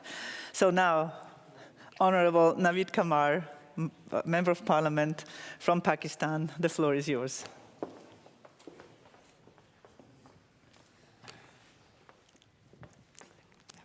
Yeah. Thank you very much. Having to make a statement on behalf of Asia and in our part of Asia, meaning Middle East and at least up to South Asia, is not the easiest of things when we talk of human rights and fundamental rights, because in many countries around there, normal human rights are not even either enshrined in any constitution or accepted as the norm. And the latest country to join that whole group is Afghanistan, where we are hearing a lot of apprehension, and we remember a lot of horror stories from the past. So given that background, it is when a country like Pakistan is able to at least identify one aspect of the LGBTI community, which is the transgender, and able to enact legislation which guarantees them rights which go beyond the rights given to any normal citizen. So it is something worthwhile speaking about. I know that I've given a fairly long description of this law earlier in my presentation, so please bear with me. But I think one thing that I perhaps failed to highlight as much was the role of the international NGOs, and particularly PGA, in that entire process. Because while we do get a chance to interact with our own civil society within our national borders, but being parliamentarians and having such a large canvas on which one gets to work, to be focused and committed here requires our friends, for example, from PGA to constantly not only be reminding, but also be providing the support that is required. And that is where the entire thing is knitted together, and we were able to put together legislation which is quite progressive if some of you got a chance to read about it. So the entire thing is, yes, if there's a commitment and if there's support, and support both inside and outside the country, you can do almost the impossible. And yet, there is so much more that needs to be done. I think I agree with all of my colleagues who say that legislation is not enough. That gives you the framework. But given the framework, you have to then start pushing in the society, the governments, in fact, to start working on these things, to be able to give the protection which is enshrined in these laws, to give the sensitization that is required under this law, to build the physical structures as well as the conventions which are given in the law. So there's a lot of work to be done beyond just enacting laws in here. And I would say that this community that sits here and provides the coalition, it doesn't just, our work, your work, our work doesn't stop at the fact that we have laws. We have to go beyond the laws and to start changing the society. And here, because we were able to do one aspect of that entire spectrum, there is enough room for us to start pushing in other aspects of that spectrum. Earlier, again, I would say with the help from PGA, when there was this entire, at least in our part of the world, maybe now I won't call it an epidemic, but definitely a spread of HIV/AIDS, we were able to communicate to the people from the religious right down to the liberals and everybody else in between to support us on this. And the support came regardless of your means of transmission of their ability to access healthcare, to be able to get intravirus medication and so on. So it was never a question of whether it was done through sexual means or through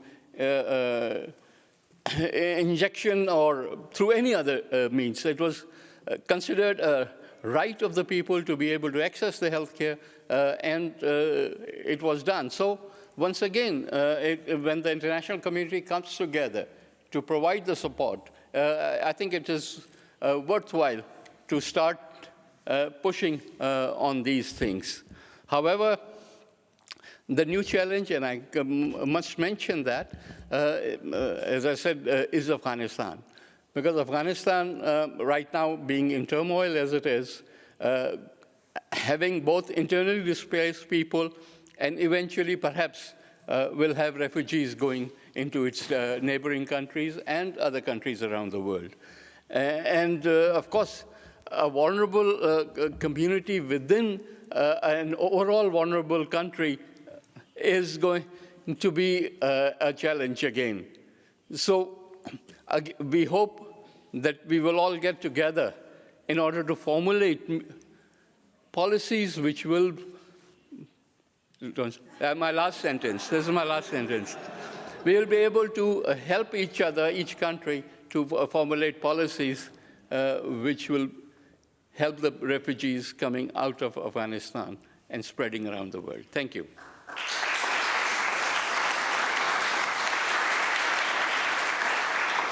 Thank you very much, Honorable Navid Kamar, and sorry for then asking you to stop. I know your region now is in the sort of in the media, the main thing happening at international level right now. Very difficult for you. So it's good that you also talked about the issue of refugees, probably, and the situation there. But we have to get to the others as well. Thank you very much. And you're a member of PGA. I forgot to say that at the beginning. Now, we still have two more messages from East Asia. The first is from Honorable Yu Mei Nu, former MP from Taiwan. Please play the video.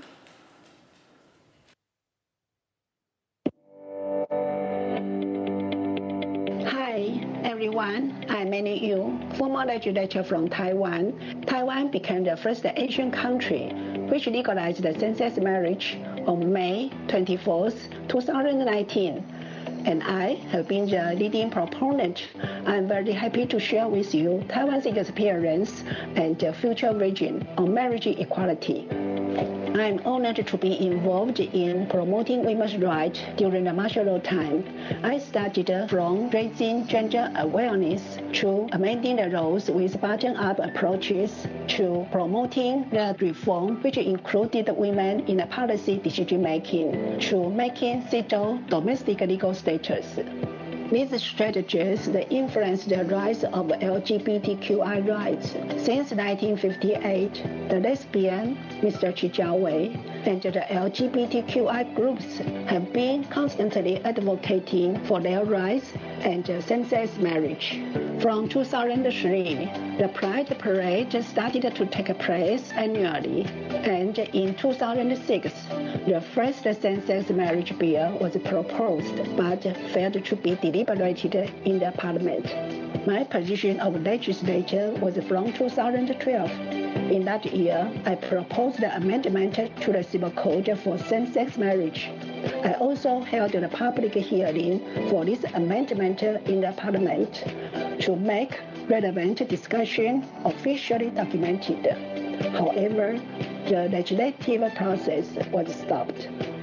The Democratic Progressive Party, which values freedom, democracy, and human rights, came into power after general election in 2016. It was the first time Taiwan had the overall tradition of ruling party. We had the first female president who supports the same-sex marriage and nominated the Grand Justice, the majority of whom are liberal. Therefore, Taiwan experienced legislation, constitutional code interpretation, referendum, and legislation again to finally legalize the same-sex marriage. Because of the strong opposition by the anti-gay groups, we can only have the special law of same-sex marriage, which doesn't address the issues of joint adoption, artificial reproduction, and transnational marriage. These are the issues we need to work on. Owing to continuous efforts by people and civil society for more than 60 years, Taiwan finally became the first country legalizing same-sex marriage in Asia. Thank you for your listening.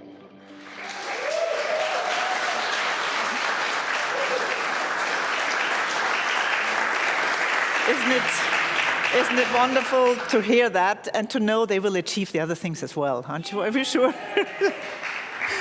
Now, the last one of the video messages here now is from Japan, from Honorary Taiga Ishikawa, Member of Parliament. So please, let's have that one as well. Hello everyone from Denmark and to those who have gathered in Copenhagen. My name is Taiga Ishikawa. I am a member of the House of Councillors and a member of the Constitutional Democratic Party of Japan. I'm openly gay. It's unfortunate that I am not able to meet you all in person. However, I'm looking forward to being able to attend when the next opportunity presents itself. I would like to explain Japan's current stance on same-sex marriage. Unfortunately, Japan does not have laws that allow same-sex marriage or those which protect against the discrimination of one's sexual orientation and gender identity. So far, a bill promoting the education and understanding of homosexuality and the LGBT community has been discussed. However, strong opposition was raised by the currently ruling Liberal Democratic Party, and it never made it to legislate for review. Furthermore, we, the opposition party of Japan, submitted a draft that would address the protection of same-sex marriage.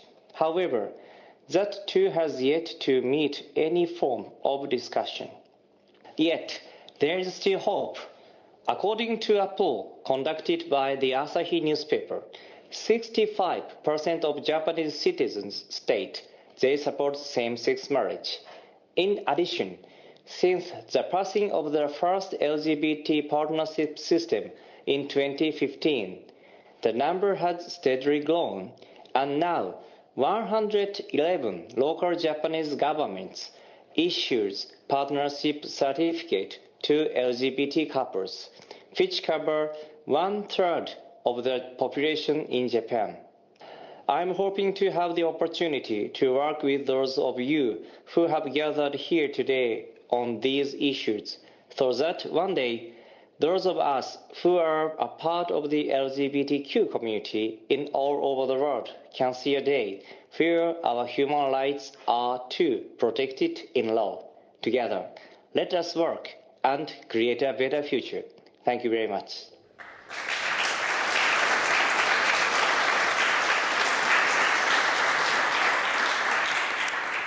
Thank you very much also for this encouraging message from Japan. Now, as when we prepared this session with the executive partners, we also thought it might be a good idea to have some text that would be agreed upon in general without discussion. I know that's not easy for parliamentarians, but so the Copenhagen 2021 commissioned a group of people to write a text with certain demands. It's called the Öresund Declaration. It's on the website of the conference, but it will be presented here now with a video. And when you find it on the text, it's not something that we have to go now and vote on, no. You can, each individual of you can sign up to it and also decide which of the points you want to support and which ones not. So you mark those that you want to support, so that makes it hopefully easier for many of you to sign it. I will say afterwards then what kind of time period is. So please, let's start the video on this Öresund Declaration.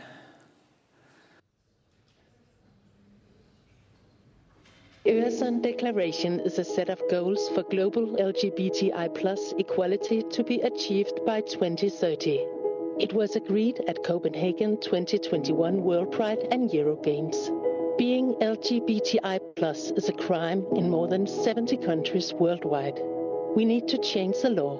We want decriminalization everywhere. Love is not a crime. Conversion therapy is considered a cruel, inhuman, or degrading treatment, which in some cases can be characterized as torture. We want it banned.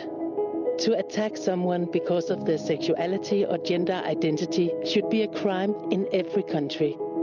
Every country should have laws that make it illegal to discriminate against someone because they are LGBTI+. LGBTI+ people are more likely to be refugees, and yet most countries don't recognize this. We must protect LGBTI+ migrants and refugees. Despite advances, very few countries allow same-sex couples to get married. We want equal marriage everywhere by 2030. Every child should be taught about healthy, happy, and fulfilling relationships. including LGBTI+ relationships. LGBTI+ people should have full and fair access to appropriate healthcare, and their partners should be recognized as next of kin everywhere. Some countries stigmatize LGBTI+ people by refusing to allow them to donate blood. The freedom to donate should be enshrined in law. Trans people should have their gender legally recognized without age limit or reflection period. Trans people know who they are. Intersex children should not be subjected to invasive surgery without their consent unless there's a sound clinical reason. Families come in all shapes and sizes, some with two parents of the same gender, some with trans parents, and some with more than two parents. All should be recognized in law. Official documentation such as passports should allow for inclusive gender markers and for trans people to be recognized as their true lived gender. The age of consent to sexual activity should be the same for all people, regardless of their sexuality or gender identity. Pride is the world's largest human rights movement, and yet many countries still ban marches. Pride should be respected and celebrated everywhere. You are included in our movement. Show your support at Copenhagen2021.com/declaration.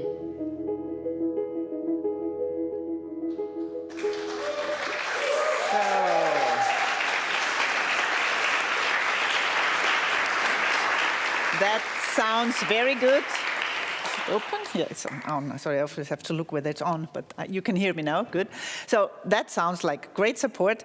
I'm sure you saw where the link is on the website of Copenhagen2021.com/declaration, and you find the whole declaration. It's got 15 points, most of them were mentioned here, and then you can put your name and country and organization, and then you decide whether you want to support the whole declaration or whether you want to choose, and then you mark those parts that you want to support, and the others, I mean, that sort of means the others not.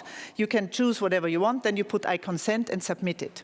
Now, we'd like to ask you to do that until October 1st. So you still have a bit of time to think about it, but then also it will be something that more and more people, not just legislators, should support. So please look at it, take it, think about it, and sign it. Thank you. So that was this part of the program. Now let me get back to my notes. We again have some parliamentary statements, one recorded and two physically here. There are from Canada, USA, and one from Belgium. So I would like to have the first one, which is by Mr. Robert Oliphant, an MP from Canada. This is pre-recorded, so please, let's have the video.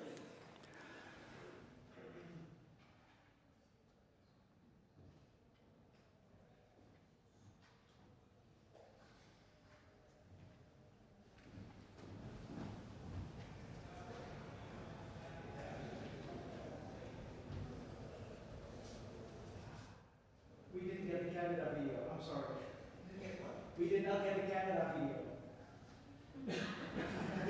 I'm sorry. They didn't get the Canadian video. Oh, we didn't get it. Sorry. No, we didn't. Okay, so we saved 2 minutes. Great.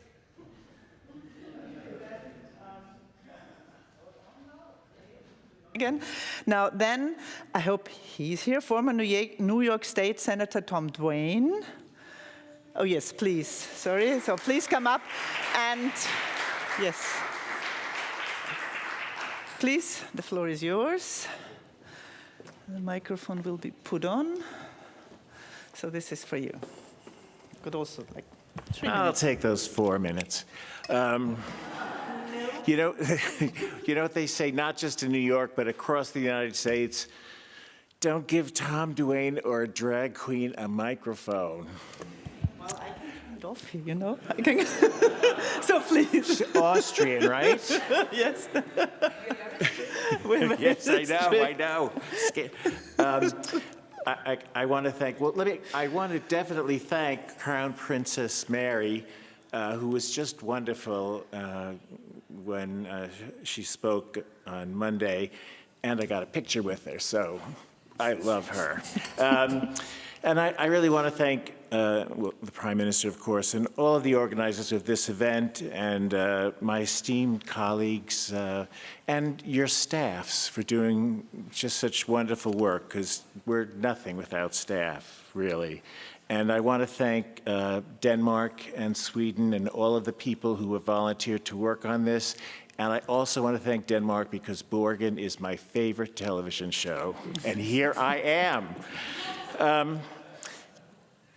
I want to say that one of the most important things that we can do is to encourage and mentor others to run or stand for election, to put their names forward for appointed positions, because those are very, very powerful, and just generally to go into public service, because we are woefully underrepresented of the tens of hundreds of millions of people who work in government. We're a very, very small minority.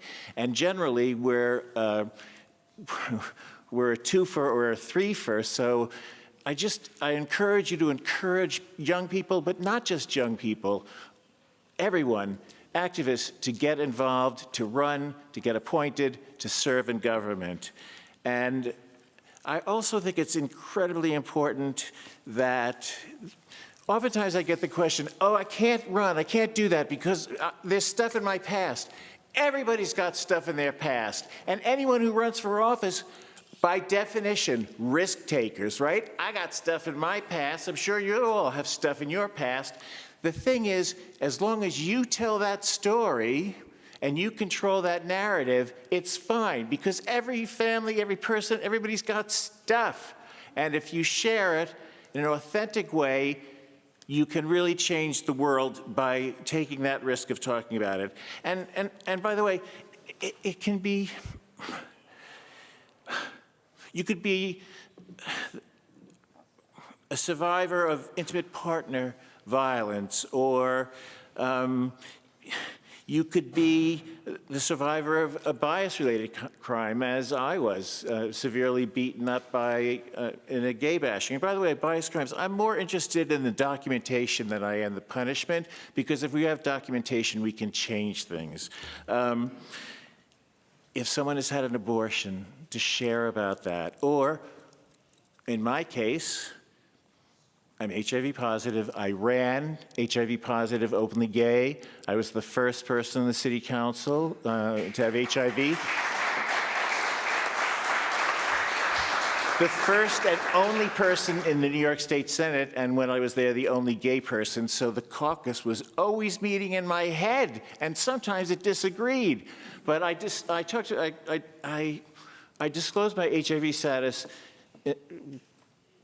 as the first thing I did when I was running for office, because I wanted people to know. And it was 1991, and some of you may be familiar with Magic Johnson, the basketball player. He was thrown out of professional basketball in 1991. And sadly, I really think that stigma has not really gone away that much even since then. And that's something we have to work on. I was with the LGBTQIA+. For a long time, I thought the plus was HIV positive. So now I say LGBTQIA++, right? Because I think we do need to include people with HIV in our family. Oh, and I was going to say, so yeah, I have HIV, HPV, get the vaccine if you can, and I have herpes, so I have the trifecta. I have a past, but I have a past. We all have a past. It's fine.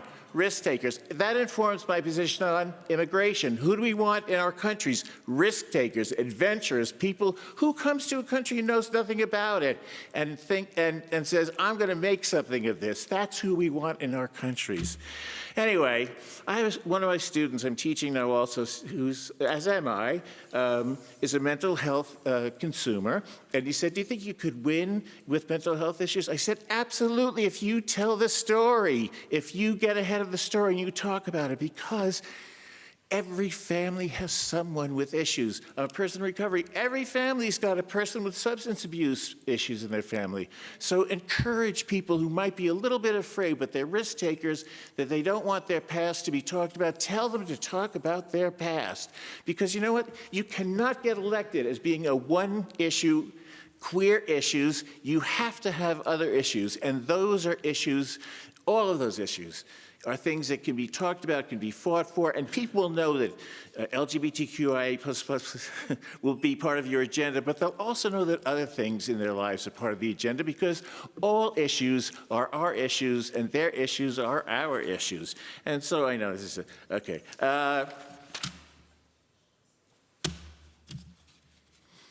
Yes, The best thing we can do is to get more of us. So let's go out, because we do recruit, and we can recruit, and we're pretty darn good at it. Thank you very much. Thank you, Tom.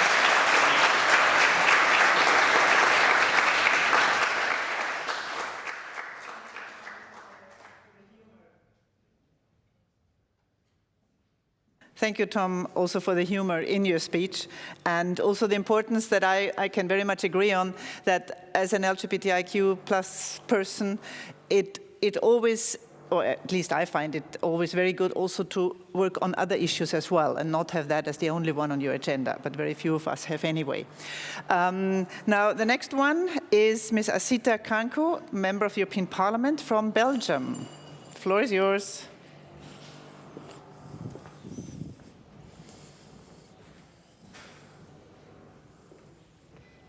Well, thank you very much, Ulrike. It's very difficult, of course, to speak after my colleague from New York. You have been excellent.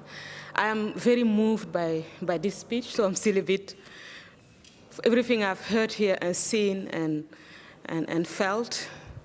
I want to share with you the first time I discovered as a kid in Africa, West Africa, Burkina Faso, where I was born and where I grew up, about homosexuality. I'm a member of European Parliament, the first ever black member of European Parliament in Belgium, elected according to a journalist, because I didn't totally remember that. So, and when I arrived in Parliament, it was important for me to continue defending the rights of LGBTQIA+ people. The first time I heard about homosexuality was when I was a kid, then in Burkina Faso, and there was a newspaper. And these newspapers were printed in black and white, and there was a photo of two men, and they did actually kind of lock their eyes so that you could not recognize them. And it was written, "Two criminals arrested," in French. And I asked my dad, who I used to have the habit to read everything he read, which actually served me a lot in my life. I asked him, what did they do? And then he said, wait, I'm reading. They said that they have been, actually, they were caught because they are gay. And I remember myself asking, what is it to be gay? And he explained, like, these two men love each other. And I was like, why is that wrong? This was the first moment, and he told me it's not wrong, but too many people think it is. I never forgot this, and I always felt very sad for this couple. I never learned what happened to them, but can you imagine that today, this was a long time ago, I was 11 years old, today I'm 41 years old, and we're still speaking about this issue. At that time, I could not do anything. Today, as a legislator, I can contribute to pass the right bills, contribute to ask to implement them, not only to pass them, contribute to be strict. I went to the Budapest Pride, and tomorrow on Saturday, my daughter who's 13 years old, is flying from Brussels to here tonight because she absolutely doesn't want to miss the Pride tomorrow. So we have a lot of hope. Our teenage kids are standing with us to defend these rights. What I've heard here has moved me, and sometimes what makes me jealous is that LGBTQIA+ people just have the best parties whenever I go in Brussels.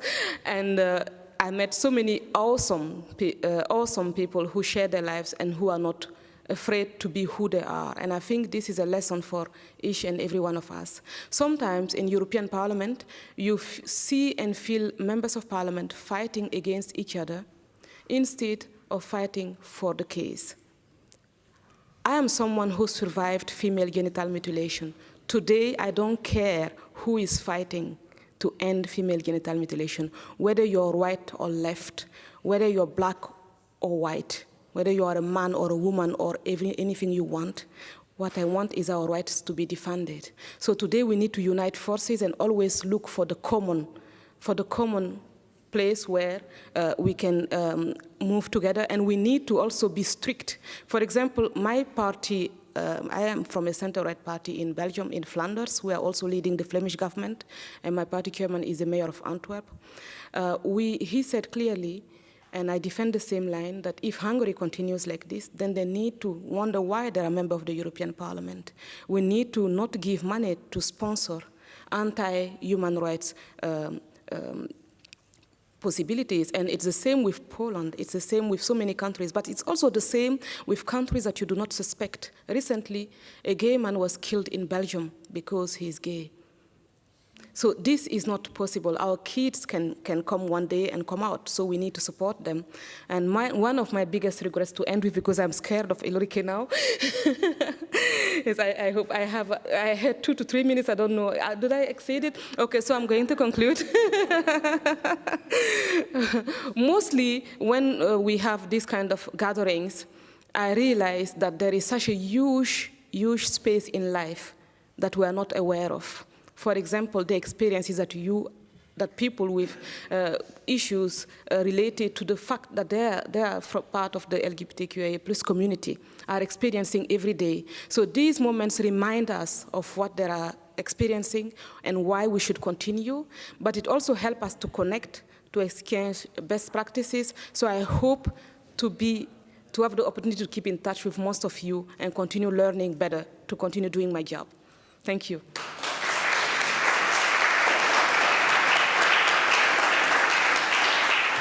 So thank you, Asita. Now, we're a bit late in time, but I still ask you before the general Q&A, so you can prepare for that if you want to, or not already have maybe, that we're going to have 2 statements on video by 2 important UN organizations, it's UNDP and it's OECD. So the first one is by UNDP representative Charles Chauvel, and he will present the handbook for parliamentarians that UNDP has written.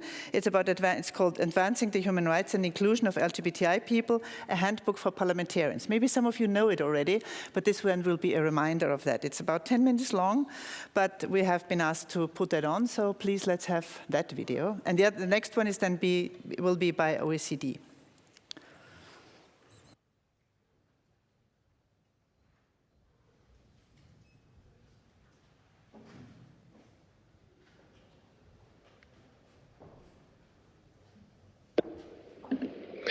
To parliamentarians from around the world in attendance, virtually or in person, at Copenhagen 2021, respectful good wishes and greetings. My name is Charles Chauvel.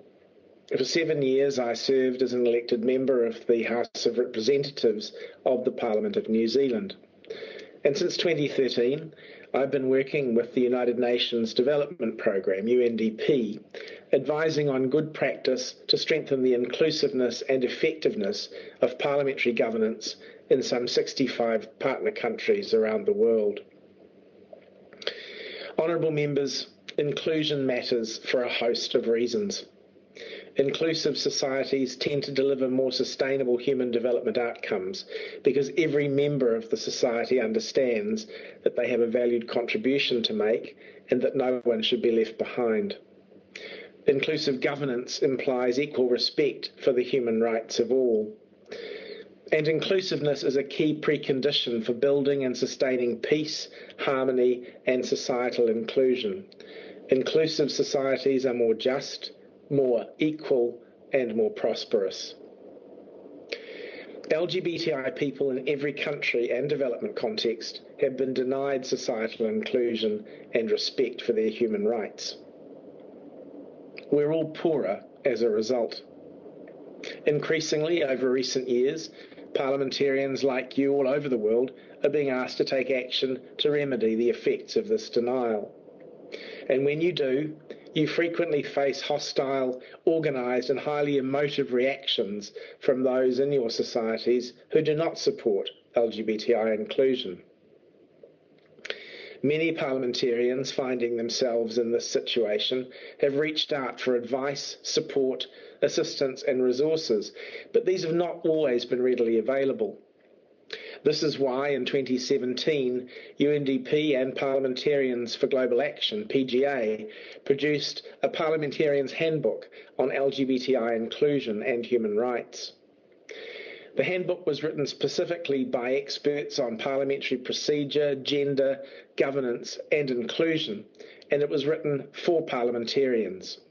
It brought together in one place practical resources on how to use the unique power and authority of Parliament to promote inclusion and respect for the rights of LGBTI people. It contains advice and success stories on framing laws, shaping legal and policy frameworks, promoting education, and leading and supporting political campaigns to encourage inclusion, equality, and respect for MPs' LGBTI constituents. Over the past 4 years, UNDP and PGA have used the handbook to support MPs like you who, regardless of your own sexual orientation, gender identity or sex characteristics, are working to advance the rights and inclusion of LGBTI people in your constituencies. I had the honour to be invited by the Speaker of the Parliament of the Cook Islands to facilitate workshops in December 2019 for members of that Parliament. The two workshops, one for all MPs and the other for members of a special committee considering a bill to repeal the colonial-era sodomy law, drew heavily on the content of the handbook and were designed to provide practical information, advice, support, myth-busting and examples of international good practice to the MPs in attendance. Versions of these workshops have been held all over the world on a subnational, national, regional and international basis to promote knowledge exchange between parliamentarians and often including civil society, media, the private sector and government officials. Demand for the handbook has been such that we've already had it translated from its original English version into 8 other languages: Chinese, French, Portuguese, Spanish, Russian, Thai, Turkish and Vietnamese. Honourable members, the challenges facing LGBTI people around the world and their allies working to promote respect for their human rights and inclusion remain very significant. Completely unacceptable levels of violence, abuse and stigma in many cases remain institutionalised in the laws and policies of nations. But at the same time, phenomenal progress is being made, often through parliamentary action. The parliaments of Bhutan, Gabon and Angola have all decriminalised same-sex activity in the past 2 years. 28 member states of the United Nations have now legislated for marriage equality, with the national parliaments of Australia, Germany, Malta and Finland all having passed the necessary enabling legislation over the past 4 years.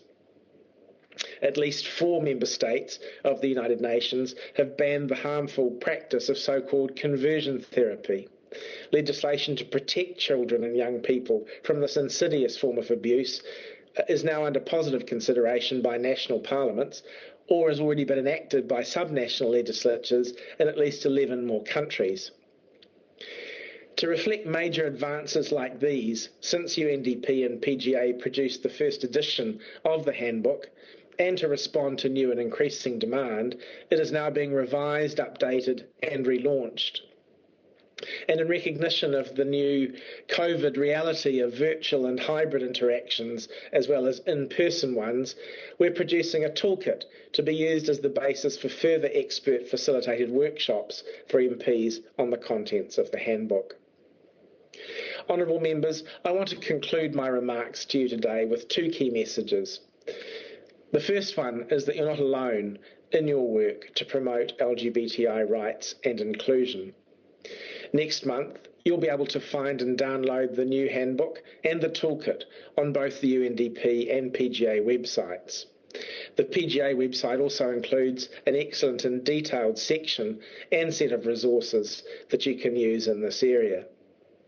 If it would help to have a former or serving parliamentarian or other expert facilitator come to do a workshop for your parliament, media, private sector or civil society on how to build the alliances and make the arguments for change in this area, please do contact PGA or UNDP. We will work with you and the networks for and of MPs that now exist around the world to make it happen.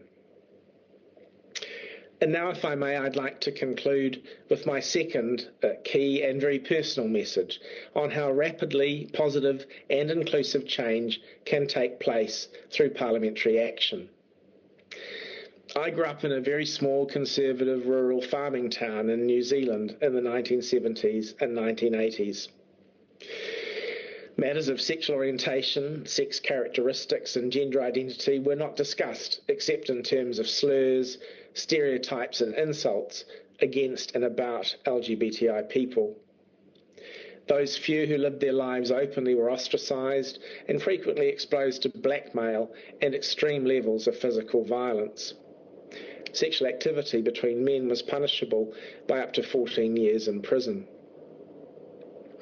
But in 1985, a backbench member of Parliament introduced a bill to repeal that law.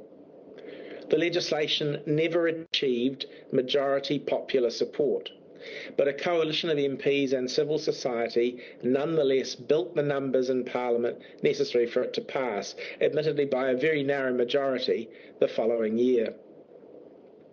Last month was the 35th anniversary of the passage of that legislation. And over that time, there's been a massive shift in social attitudes in the country, spurred on in part by the initial reform of the law in 1986 and the debate that accompanied it. In 1993, Parliament banned discrimination on the basis of sexual orientation. In 1999, the first transgender woman was elected to Parliament, remarkably to represent a conservative rural constituency. In 2005, Parliament legislated to allow civil unions between couples of the same sex or gender identity. In 2013, Parliament enacted a marriage equality law. And last week, a bill was introduced to criminalise so-called conversion therapy.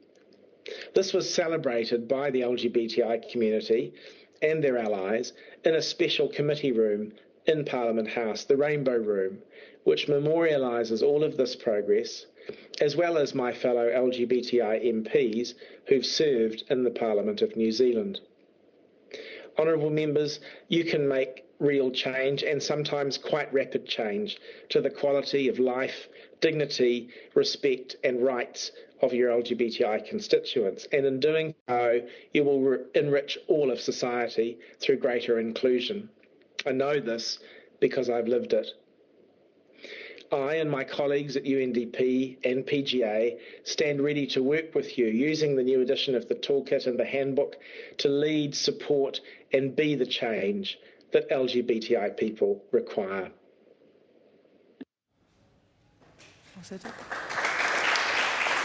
Okay. So there is some information in the handbook that you can, of course, look into and hopefully will be of use to you. The second one, it's on. The second one that we're going to hear now is a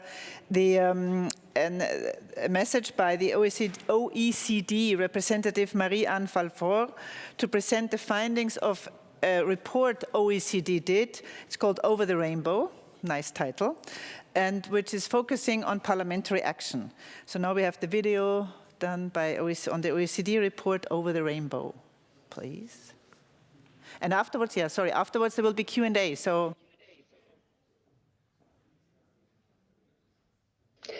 Dear participants to the IPA, it is a great honor and pleasure for the OECD to give you a quick overview of our last report entitled Over the Rainbow, the road to LGBTI inclusion.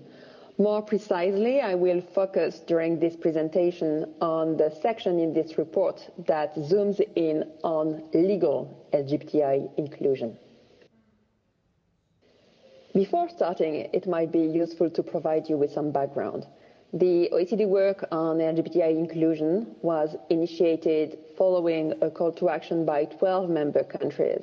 Thus far, the OECD has published two main outputs. First, the special chapter of the 2019 edition of the OECD flagship publication called Society at a Glance. This special chapter focuses on the challenges faced by sexual and gender minorities. On top of showing that LGBTI people stand for a population whose size is significant and on the rise, it reveals that discrimination against LGBTI people continues to hamper the economic prospects and mental health of millions. The second main output is the report Over the Rainbow, The Road to LGBTI Inclusion that was released in June 2020. This report focuses on the solutions by identifying first the legal goals to be pursued to foster LGBTI equality and the extent to which these goals are achieved in OECD countries. And second, the policies that it is critical to implement on top of passing LGBTI inclusive laws in order to fully achieve LGBTI equality. I would now like to zoom in on the legal aspects and give you a flavor of the three contributions of our report on this matter. The first contribution of our report concerning the legal aspects is to identify which laws are critical to foster LGBTI equality. We do so based on a comprehensive analysis of international human rights standards that are at the core of treaties, conventions, or charters that have been signed and ratified by OECD countries. Applying these standards to LGBTI issues points to two broad categories of LGBTI inclusive laws. The first category is made of what we call general provisions that are relevant for the inclusion of lesbian, gay, bisexual, transgender, and intersex people altogether. The second category is made of what we call group-specific provisions that seek to address the unique challenges faced by subgroups of the LGBTI population. These provisions can be further decomposed into LGBT-specific and TI-specific provisions. The second contribution of our report is to investigate the extent to which LGBTI inclusive laws have been passed in OECD countries. The findings are encouraging. Legal LGBTI inclusion is on the rise, which shows that the road to legal LGBTI inclusion is not over the rainbow, it is not out of reach. The strong increase in legal LGBTI inclusion mainly relates to the dramatic strides made by OECD countries concerning anti-discrimination laws, as well as the legal recognition of same-sex partnerships. For instance, same-sex marriage was legal in 20 OECD countries in 2019, while no OECD country was allowing same-sex partners to marry in 1999. Concerning laws that aim to ensure equal treatment of transgender and intersex individuals, OECD countries are still lagging behind, but we can observe on this figure that TI-specific provisions were passed at a faster pace in the past 10 years. OECD countries have made particularly strong progress in depathologizing legal gender recognition. In 2019, 15 OECD countries allowed transgender people to change their gender marker on their birth certificate and other identity documents without attaching medical requirements to this process, while 10 years before, in 2009, no OECD country was allowing legal gender recognition without sterilization, gender reassignment surgery, or mental health diagnosis. Overall, all OECD countries have been making progress, although there is, of course, significant variation in terms of performance. The share of LGBTI inclusive laws that have been passed ranges from 25% among the three least active countries, which are Japan, Turkey, and Korea, to 79% among the 3 most active countries, which are Canada, Portugal, and France. The third contribution of our report concerning the legal aspects is to identify next steps to improve LGBTI inclusion in a way that departs from a one-size-fits-all approach. We do so by defining sequences of future actions that vary by country, based on the country's performance thus far. The objective is, of course, to push countries to travel the road to legal LGBTI inclusion, but in a staggered and manageable way to avoid slowdowns and even steps backward. We depart from a one-size-fits-all approach by distinguishing between, first, low-hanging provisions, which are those passed by a majority of countries among all performance categories, including among countries belonging to the bottom-performing tier.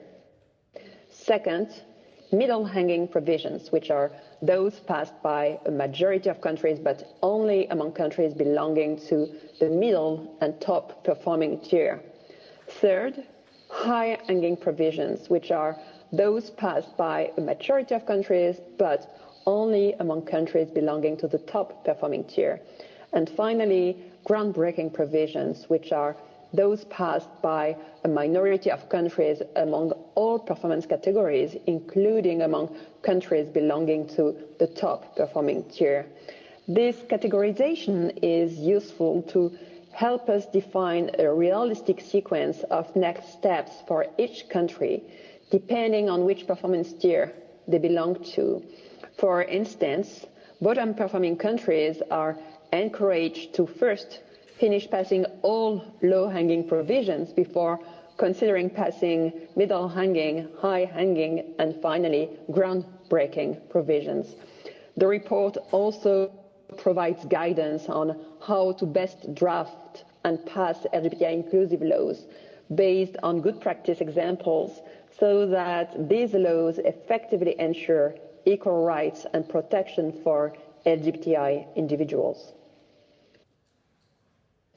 These future actions are critical to advance the human rights of LGBTI people because despite the encouraging results that I've shown you, we are still far from legal LGBTI equality. As you've seen, OECD countries are only halfway to full legal acceptance of LGBTI people. Moreover, even among top-performing OECD countries, several critical LGBTI inclusive laws haven't been passed yet, as you can see from this list of legal provisions that we call groundbreaking provisions. For instance, in 2019, no OECD country banned conversion therapies for minors nationwide. This is now the case in Germany since 2020, but more countries must engage in this policy. I hope this short presentation will make you want to take a closer look at our report and that you will find useful guidance in it. I look forward to continuing the discussion with you during the Q&As. Thank you very much for your attention.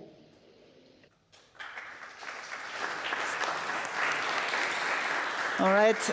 Yes, you can get the report, and please have a look at it. Sorry, it didn't work better with putting it here directly online, the different parts of the PowerPoint, but you can get it, look at it, and please then use it also. We now have until 5 o'clock for Q&A.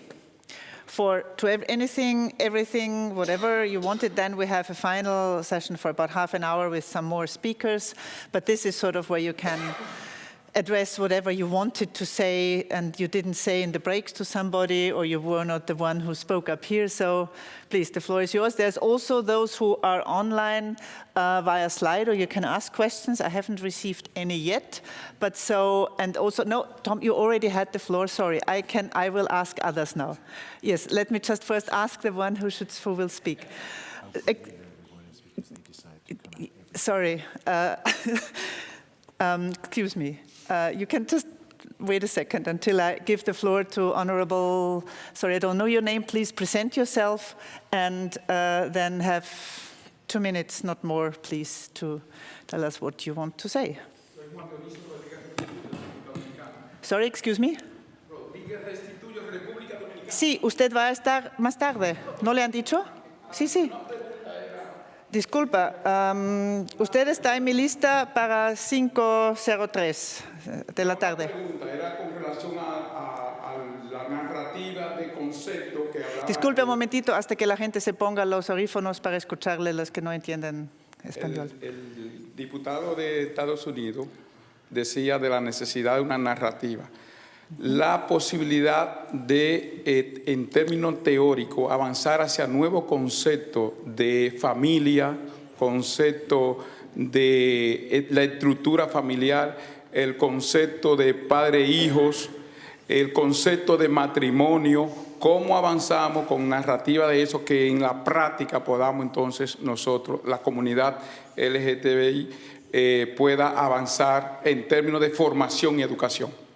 ¿Y es su pregunta al resto de los diputados o usted tiene ya una idea cómo hacerlo? Bueno, escribí algunas ideas, pero quizás son mínimas para poder avanzar en eso. ¿Pero es lo que usted va a decir en su ponencia un poco más tarde? Quizás nos podían ayudar a mejorarla. Por eso pregunto. Por eso hago la pregunta, para poder recoger esas informaciones e instruirnos mejor. Okay, bueno, entonces usted lo pregunta al resto de los diputados. Entonces, if anybody has an answer to the question that he had, because one of the colleagues from the US had said, we need a new narrative about the new concept of family, etc. So, anybody has an answer to Honorable, Rodriguez, Juan Dionisio Rodriguez Restituyo. If not, any other questions, remarks? I don't have any from the internet yet. Yes, please. And please state your name and where you're from. Hi, my name is Felix Kraft, and actually I'm just an advisor of the person who's just leaving the room, ashamed probably. But once a German court ruled that family is where children are, and I think that is maybe the best definition of family I've ever heard. It's very inclusive, it's very specific, it can be measured, and maybe that's an answer to your question. Thank you. Okay. Yes, I think it was the question of Honoracia. May I step out of the position of moderator for a second? And I know I've heard that definition quite often. I nevertheless think there could also be families where where no children are. You can have a family with people who are older than you or younger or some others. So I mean, sorry, but yeah, I sometimes step out of this position as moderator. I think family could even have a wider position about people who simply decide to live with it. Well, you don't even have to live in the same place, but to take care about each other and of each other and sort of have them as a closest relative. Sorry, that would be my definition, very roughly drawn. Okay. Yes, you please. A very concrete question. Can you, say who you are and where you're from? Nicholas Wilkinson from Norway. Okay. The declaration, is it only for MPs to sign it, or who can sign it? No, this is for anybody who wants to sign it. Okay. Anybody else? I mean, if you have no questions here, you might get a break of 15 minutes, if you prefer that. That's fine. Sorry? Excuse me? Okay, if you want to. I just need to check with the technicians. If that is... Yeah, I mean, if you want that, everybody agrees? Because we don't have, wait a second, we don't have any videos anymore, if I'm correct. We just should have everybody in who still is to speak, because then first it would be Diputado Juan Dionisio Rodriguez Restituyo de la República Dominicana. So you would be the first. You would be. You got the earphones on, so I'll say it in English. You would be the first one, and then we continue, and then it would be Fabiola Cardoso, MP from Portugal. You're inside as well, and then Diputado Temístocles Villanueva de México. que también habló antes, y Republican, sorry, excuse me, that says Representative David Cicilline from the US. You're in here as well. Okay, so if you all agree, we continue without a break. And then it's up to Mr. Diputado Juan Dionisio Rodríguez Restituyo de la República Dominicana. Por favor.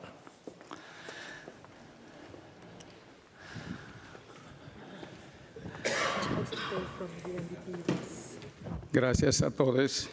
Gracias al PGA por hacer nuestra invitación. Decirle, nosotros tenemos 4 días y 1 año de ser diputado nacional en la República Dominicana. Y desde que llegamos, introdujimos un proyecto de ley de igualdad y no discriminación que tenía 6 años en el Congreso. Obviamente que eso nos ha traído grandes dificultades y denuncias de sectores de la Iglesia que han pedido que a mí se me despoje la diputación. Nosotros presidimos en la Cámara de Diputados la Comisión Permanente de Derechos Humanos. En la República Dominicana se inició en América la lucha por los derechos humanos en el 1511. 1511, pero todavía en materia de derechos humanos, en materia de la comunidad LGTB+, estamos en una condición que podríamos, si lo relacionamos con la pobreza, podemos decir que estamos en la indulgencia. Y entonces tenemos que salir de esa indulgencia. Cuando hacía la pregunta ahorita es porque en la Constitución nuestra, que es del 2015, está prohibida el matrimonio de homosexuales por el concepto de definición que hace de familia. Pero nosotros, el Código Penal Dominicano, que es del 1884, prohíbe el aborto en toda su parte. Y ahora estamos en una lucha para que en el Código Penal se pueda permitir las 3 causales. Obviamente que nosotros hemos asumido esa lucha por nuestra condición de presidente de la Comisión de los Derechos Humanos y la vamos a continuar. Nos quedan 3 años de legislador y la vamos a continuar fuera o no del Congreso, porque esa es una lucha de derechos humanos y la Constitución protege los derechos humanos en calidad de igualdad, pero cuando se va a aplicar tenemos dificultades porque existe esa discriminación. Cuando nosotros hablamos de ser inclusivo, eso no tiene término medio. Ser inclusivo es la totalidad. Es decir, yo no puedo ser inclusivo para un sector e inclusivo para no. La comunidad LGTB, la comunidad de VIH, todas las personas, solo por el concepto de ser humano, tienen un derecho y tienen derecho a decidir.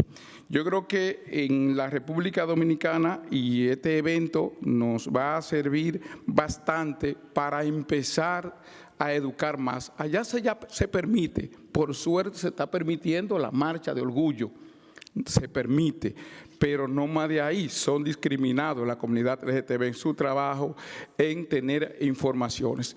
En el Congreso, que yo sepa, no hay un solo miembro de la comunidad LGTB y tenemos 190 diputados.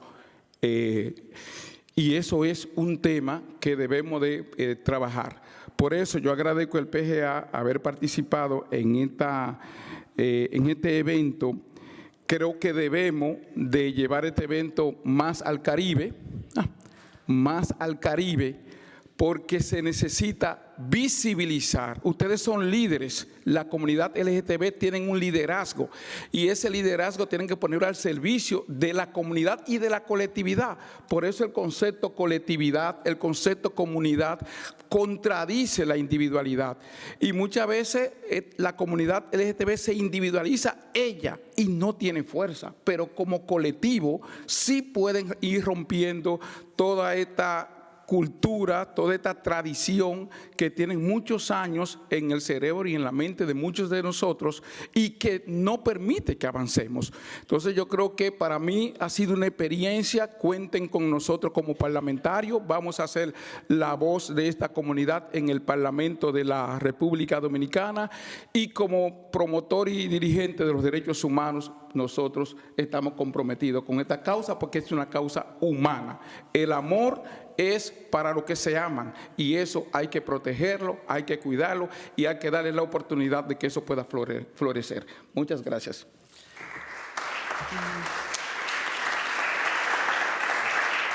Muchísimas, sigo un poquito en español. Muchísimas gracias, Juan Dionisio. Creo que ha sido muy importante lo que ha dicho también, la importancia de la educación, y que también dijo que usted va a llevar muchas de los impulsos que hemos escuchado aquí a su país, y quizás un día nos vemos allí. Así, muchas gracias.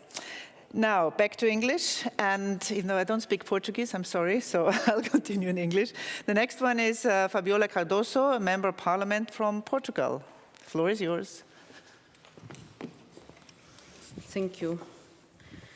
You are included is the World Pride hashtag, and our visible flag is everywhere here in Copenhagen, showing us that. Thank you. We celebrate with pride our true colors, and our colors are the colors for diverse sexual orientation and gender identities and sex characteristics, yes. But there are also the colors for Black lives, for migrant lives, for the colors against violence towards any woman, any trans or intersex person. Here in the Europe we call united, but also in Uganda, in Brazil, in Syria, or even in Afghanistan. But we are here not just for a flag or a party. We are here also for a fight for human rights, a fight for dignity, a fight for self-representation. And we are here also, and probably mainly because our fight, our colors are a powerful vaccine that defend freedom and democracy in the present and for the future. Those who oppose right now LGBTIQ rights oppose much more than that, and they know it. We have to continue this fight in our parliaments, but also in societies, and even in our own hearts.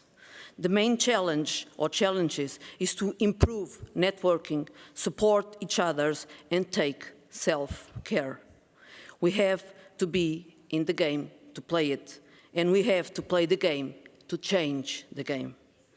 Defending the flag of human marvelous diversity all over the world is our mission, even now in COVID times, until the day that in all schools, workplaces, families, internet, media, arts, sports, health, in all laws, in all layers of society, and in all countries, we are all truly included like we feel here. We take home a lot of work to do and new alliances to help us doing it. I, for example, need help to ban conversion therapies in Portugal, and I found it here. Thank you all the team, all those who work for this movement. It was a huge privilege. If the fight is possible here, if the fight is possible in Poland, it is possible everywhere. Yes. We are unstoppable because we are together and we stand for human rights and love. Thank you.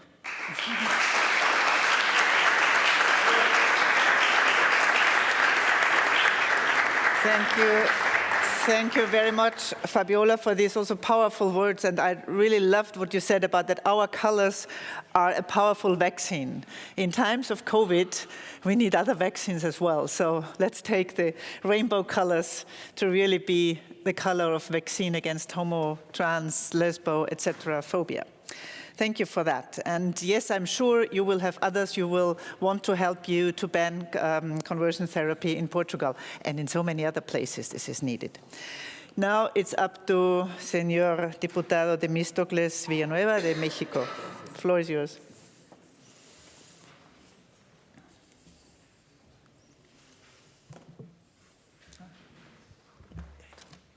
Saludo de nueva cuenta a las compañeras, compañeros y compañeras congresistas de todo el mundo, con quienes hemos compartido este día de trabajo y reflexión, así como a las y los representantes de las organizaciones responsables de esta interparlamentaria y de estos festejos que estamos realizando el día de hoy, a las personas miembros del Parlamento danés y, por supuesto, a todas las personas asistentes.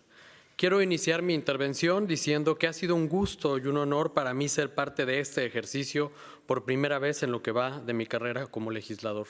Además, compartiendo experiencia con personas que le han dedicado su vida a la defensa de nuestros derechos. Estoy convencido de que en el mundo de hoy y con los retos que enfrentamos como sociedad global, es más necesario que nunca que las personas que cargamos con la responsabilidad de representar a la ciudadanía nos dirijamos en dicha labor con un espíritu marcadamente internacionalista. Y en este sentido, sepamos tejer puentes y caminos con nuestras y nuestros homólogos a lo largo y ancho del planeta para el aprendizaje y la construcción conjunta de soluciones y estrategias que atiendan las grandes problemáticas que van más allá de nuestras fronteras. Lo anterior también implica la convicción de que para construir soluciones globales, la experiencia y aprendizajes locales son fundamentales. Nuestra vocación internacional como legisladoras y legisladores no puede nunca separarse del trabajo que hacemos en nuestros respectivos territorios y distritos, pues en la experiencia del trabajo comunitario se encuentran muchas de las claves para resolver los problemas latentes a nivel regional y mundial. El que una vez al año podamos reunirnos y traer a este espacio lo aprendido en el trabajo del día a día desde nuestras respectivas trincheras es una oportunidad extraordinariamente valiosa que no debemos dejar pasar. Así, el día de hoy hemos escuchado historias de lucha y resistencia, pero también de esperanza y progreso. Desde México y América Latina, recibimos estas historias con hambre y sed de aprendizaje, con fe y cariño, y esperamos, a su vez, ser un faro de ideas, propuestas y buenas prácticas que se traduzcan en mejores condiciones de vida para la gente LGBT+ que nos espera en casa. Hace unos días, a mi llegada a Copenhague, observé con emoción la gran cantidad de banderas del orgullo que se encuentran en cada espacio de esta bella ciudad. Aquellas que iluminan la majestuosa Rathhusplatsen y las que reconocen con inclusión a las otras identidades. Una imagen que no será posible de olvidar, pues me hizo reflexionar que en mi región estamos aún lejos de estar en la misma situación que el país que hoy nos aloja. No obstante, una reflexión más profunda me hizo darme cuenta que ese futuro al que aspiramos en mi país y mi continente es tangible y existe en el trabajo que personas como mis compañeras y compañeros, legisladores y legisladoras de México y América Latina, hacemos día tras día. Juntas y juntos caminamos hacia ese futuro de igualdad y justicia social. Lo construimos y le damos forma con nuestras ideas, experiencias y aspiraciones, con nuestros sueños y metas. Y mientras hayamos gente trabajando por esta causa, este futuro se mantiene como una llama que ilumina y reconforta y además nos guía.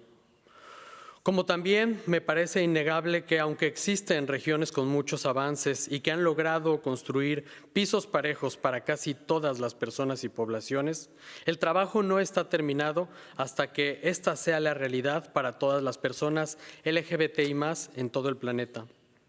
Esto nos demanda voltear a ver las realidades internacionales desde la interseccionalidad y reconociendo las distintas dimensiones de desigualdad que persisten y aún siguen siendo, hoy por hoy, fuente de conflicto, persecución, invisibilización, discriminación y violencia.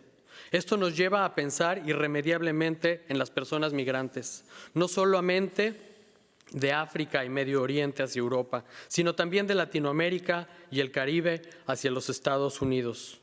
A pensar en las personas indígenas y las poblaciones racializadas, en las personas LGBT+, en situación de pobreza extrema y todas aquellas que sufren discriminación y violencia a causa de más de una dimensión de desigualdad. Desde nuestra experiencia local y con el futuro que queremos y merecemos las personas LGBT+, es que el día de hoy he presentado una propuesta que ya he externado al experto independiente de Naciones Unidas.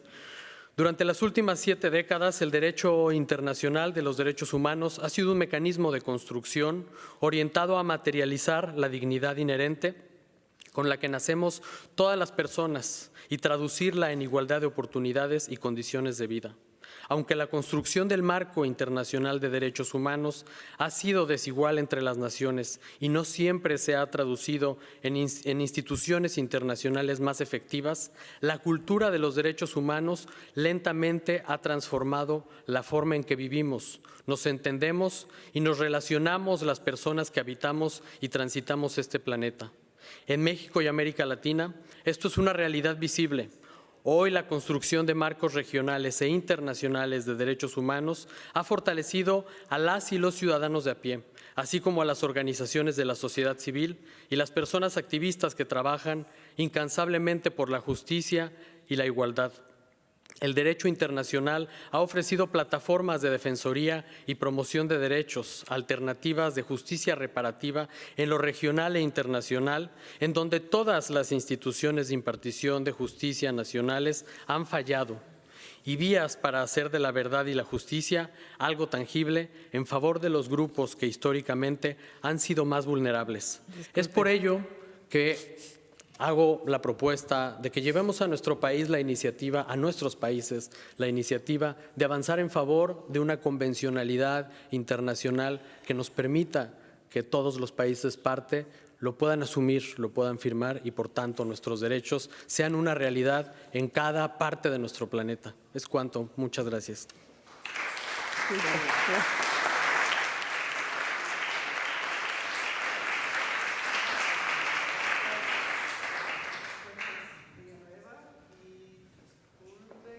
Tenía que cortarle algo, pero no quiero que ahora los que van a hablar ahora tomen más tiempo para también terminar a las 5:30. Así que gracias. La idea de la convención ya ha estado presentado. Quiero que, como ha dicho Luisa Wall, creo que fue ella que dijo, es una idea universal muy bonita, pero también hay que ver lo que realmente hay que hacer ahora y lo que se puede hacer ahora. Creo que allí se necesita todavía, y ahora también salgo del marco de moderadora, se necesita una discusión si esto realmente, de mi punto de vista, es algo que hay que luchar, porque hay otras cosas que quizás se logren más fácilmente en una época de retroceso. Entonces, va a ser para discusión más allá. Switching to English again, the last one on my list here for the closing statements is Representative David Cicilline. You're waiting. Please, the floor is yours. You're the chair. I was afraid not to be. No, I'll get you. Don't worry. Good afternoon. It's wonderful to be here. I want to first say thank you to the organizers of Copenhagen 2021. A special thank you to the governments of Denmark and Sweden for their hospitality. And thank you for giving me the opportunity to provide some closing remarks at the end of a very inspiring and educational conference. It's been a real thrill to meet so many counterparts from around the world and to hear so many beautiful words. This has been a really incredible gathering, a gathering that reminds us of the strength and beautiful diversity of the LGBTQI community. But it's also important to remember those in our community who cannot be part of a gathering like this because of the danger it would present. And for them, we must raise our voices louder and deepen our commitment in our fight for full equality. I think it's important to start by taking stock of where we are right now. This is one of the first in-person global LGBTQI gatherings since the onset of the COVID pandemic. We are lucky that so many of us can be here because we've been vaccinated against COVID-19 and have access to testing and treatment. Too many of our friends and colleagues around the world are still waiting. And we know that COVID has hit minority and marginalized communities disproportionately hard, including the LGBTQI community. It has provided cover for hostile authoritarian governments to persecute the LGBTQI communities under the guise of public health. That brings me to my most important point today, parliamentary solidarity. Opponents of the LGBTQI equality movement are coordinating closely in parliaments around the world, and I dare say better than we are. Copycat bills based on the Russian anti-propaganda law have been introduced around the world, often with nearly identical terminology and justifications. Most recently, we've seen a horrific anti-propaganda bill adopted in Hungary, in the heart of the EU. And an even worse bill, perhaps the worst anti-LGBTQI bill in modern times, was just introduced in Ghana. Our parliamentary opponents are sharing text and strategies and rolling back equality. To counter them, we need to work together to advance a strategic and long-term vision for equality. Gatherings like these, along with meetings of the Equal Rights Coalition, which most of our governments belong to, will provide opportunities for strategic solidarity. And as Victor said, who spoke earlier, he's really helped clarify some key objectives for all of us. Decriminalization of same-sex relationships and LGBTQI expression by 2030, self-determined gender recognition for all people everywhere, and a global ban on so-called conversion therapies. Those are important building blocks for what must ultimately become an LGBTQI-affirming human rights commitment around the world. And as we work together to secure these rights, we must learn from one another. We can learn from Argentina, which began issuing non-binary identification cards and passports in July, making it the first country in Latin America to do so. I'm pleased that the U.S. State Department just announced that it also plans to issue non-binary passports in the near future. And the Senate in Chile passed marriage equality in July after President Pinera announced his support for the bill. This is a milestone for marriage equality movements percolating in many countries and many parliaments right now. Back at home, I'm grateful to say that the United States has made it through an exceptionally dark period in our history and is back at the table and ready to work alongside all of you once again. The past 4 years were a setback. The past 4 years were a setback for us in many ways, but I'm proud to say that the Equality Caucus, which I chair, has never stopped pushing for positive change. Even during the last administration, which produced some serious setbacks in our community, the House of Representatives passed a bill I introduced, the Equality Act, which prohibits discrimination in employment, housing, public accommodations, credit, education, and federal funding based on sexual orientation or gender identity. We passed it again earlier this year in the House, and it's now awaiting action in the United States Senate. Our Equality Caucus redoubled its efforts to stand up for the most vulnerable, LGBTQI elders who need resources, LGBTQI young people who continue to face bullying and homelessness, and the transgender community who continues to face shocking levels of violence and discrimination in their daily lives, particularly transgender people of color facing the worst. With President Biden, we are now fortunate to have an administration that is prioritizing U.S. engagement around the world when it comes to LGBTQI issues. In our Congress, the Equality Caucus never stopped calling for change and highlighting areas of concern, but it makes a big difference when our President and State Department share our vision.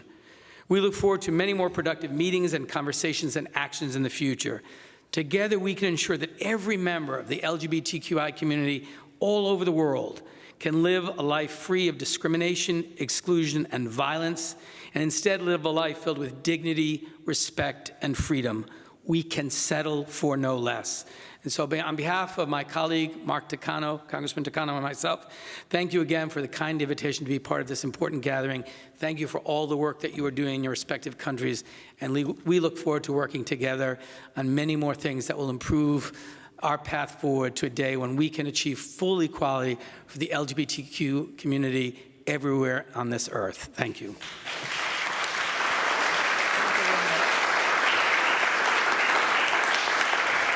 Thank you very much also for, as you and also others have mentioned, mentioning the dire social situation of poverty that so many of our community are in, and many others as well. So this, I think, also in the fight for our equal rights mustn't be forgotten. Now, we are coming to the end of this day, before we go to the reception outside. Now I have the honor to invite two important people a woman and a man out here to the podium. It's the two who lead who are the co-chairs of the LGBTI intergroup in the European Parliament, together with many others, and the big intergroup there. I'm very happy to see both of you here. And this is Terry Reintke, member of European Parliament from Germany, and Mark, is it Angel in English? It's a nice name. Even though I don't wear my wings, you can call me Angel. From Luxembourg. The floor is yours. Thank you so much, and happy Pride, everyone. Woo! We know that you have all had a long day, and this is why now we have a 20 minutes presentation for you on what we are doing in the European Parliament. No, don't worry, we are going to make it short. We just wanted to wrap this up and to tell you a little bit about what we are doing in the European Parliament, because obviously, as we are a transnational parliament, we already know some of the challenges that there are in international cooperation, and this is why we think that we can also be a little bit of a hub, getting together with you and mingling with people, networking with people from all across the globe on LGBTI issues. So Terry and I and all our members of the European Parliament who are members of our intergroup, 152, some of us are out, but it's more important that we have these allies. Allyship is very important, and I invite you in your parliaments to also wake up allies to become active. We have a dream, and this dream is the same one that our colleague from the US Congress, Congressman Sisseland, just said. We have a dream that we get stronger than the anti-gender movement, that we have to raise money, that we have to have funds, that we have to get organized. They are organized, they are well organized, they have fantastic networks, and we have to do better. This is our dream, and we're working for that.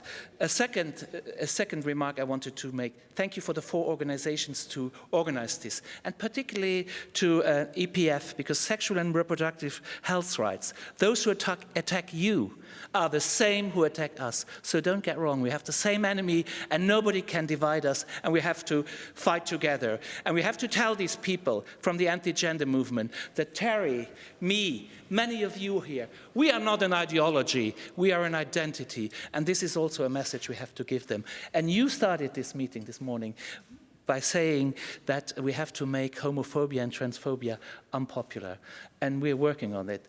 And one element of that is that you simply explain these people that when we fight for LGBTI rights, we don't want any extra rights. We just want the same rights, and we take nothing away from anyone. So we continue our work, and I think it's also important not only to discuss about rights, but also address the socio-economic challenges of our community. They are very important. And thank you for being here. Thank you for the organizers, and I give the floor back to Terry for the last word. And thank you, Ulrike, for being such a great moderator. No, I think I don't have to add a lot to this fiery speech that Mark just gave. I just wanted to maybe remind all of us that yes, Pride is about demonstrating for our rights, for equality, for freedom, diversity. But I also hope tonight at the reception that we are having here, but then also at Tivoli, we can also celebrate ourselves, because I think we also have to take care of ourselves. A lot of us work under a lot of pressure. We in the parliaments, the activists on the streets, and I think we should also take this time, and especially the Pride March tomorrow, to celebrate us, to celebrate who we are, and to celebrate who we love. So happy Pride, and let's have some drinks together now. Thank you. Thank you so much, the two of you. And you know, maybe a personal word from myself, since I was there for 8 years in the European Parliament doing what you are doing now, I get a bit emotional there, but it's so great to have people like you following and doing this great work you're doing. So lots of success to you. Thank you. But this wasn't the last statement we had, because we have to look into what's going to happen in the future.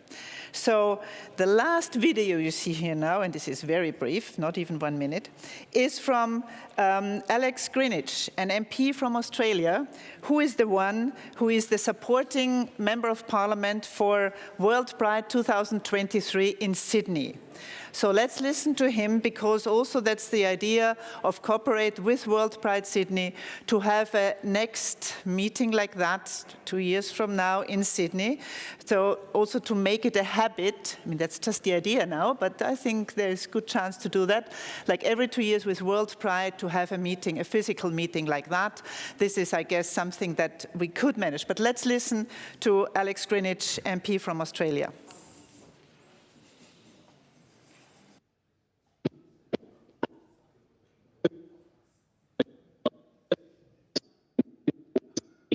And I'm sorry I cannot be with you in Copenhagen to celebrate this really important occasion. We know that COVID has stopped so much, but it can't stop our global Pride celebrations and the connection that we all have as an international community fighting for fairness and equality.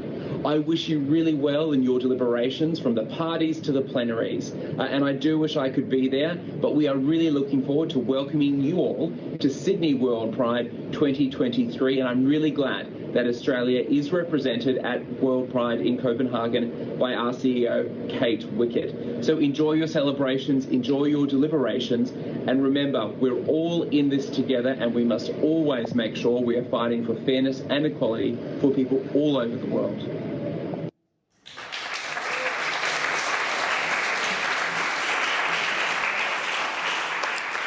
So yes, this really was the last video for today. Thank you all for bearing. But it's also a good way of connect to those who can't be here. So this is also, I think, something we have learned in the COVID times. Before I hand the floor, you still have 1 or 2 minutes until I finish. No, I'd like to thank especially, and I guess you'll do that as well, but never mind, I'd like to thank the staff that you had, Aaron, in your team in the Human Rights Conference. There's 5 of them back there, and there's some others. So please, give them a big thank you.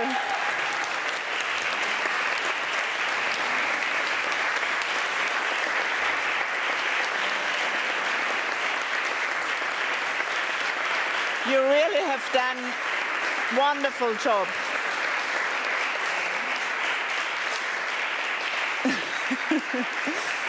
You see how much your work is being appreciated. Isn't that good to see after so few hours of sleep, so much stress, so much, oh, I just want to get out, want to have some rest. So also on my behalf, thank you very much for the great work you have done to make this happen. I still need to do some other technical announcements. You will all get the names and addresses, the email addresses. I hope that's okay with, data protection, but yeah. You will all get them, so you can connect for those who haven't met now physically and haven't been able to exchange cards. There will also be follow-up by Aaron and Copenhagen 2021. And of course, I also need to thank the executive partners, the 4 organizations who have been working closely to get many of you here, also towards future cooperation. I think there's many things we've heard today that might be good. I think some things like working at a regional level. We've heard from the Intergroup in the European Parliament. I know there is the African Union Parliament as well, the same in the Americas as well. So that's ways to cooperate, and lots of others. There are things like the Equal Rights Coalition and so many others. So this is words where you can think of how to cooperate, but also how to find not just the ideas you heard today, but from others as well, to see what you can do on the ground, with civil society on the ground. We heard that from so many that is extremely important. If you have any questions to Aaron and others, it's IPA, IPA at Copenhagen2021.com. I think you'll find that. And so I would also like to thank the people from the Parliament here, and the technical staff. Thank you very, very much. It's been amazing what you managed to do. And also, of course, I'd like to thank the interpreters. Thank you very, very much. And also from my side, it's been a pleasure being the Master of Ceremonies, as the term is, or the moderator for you here. I hope to see you again, not just tonight, but in other places of the world or times, whenever. So enjoy your stay in Copenhagen. Let's have a great march tomorrow. And now, Aaron, you have the last word.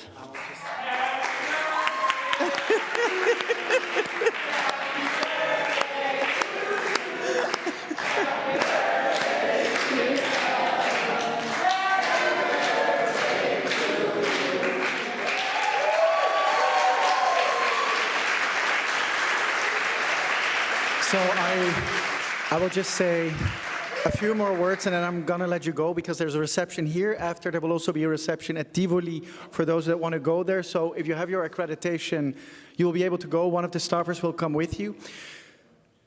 The 2 years were not easy, I can tell you that. I started 2 years ago, somewhere in the beginning of August, coming from Washington, D.C., all by myself, with an empty desk, with a lot of very good ideas and with a lot of hopes and dreams.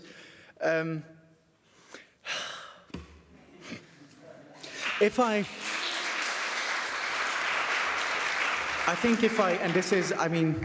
learned one thing in the last 2 years is that we will not move forward if we don't do it together. The most important thing has been the collaborations with the executive partners, with the parliament, with the parliamentarians, with the activists. And last but not least, and this always makes me emotional, but without this staff, I would not have been here today because they have been absolutely fantastic every single day and every single night. Thank you.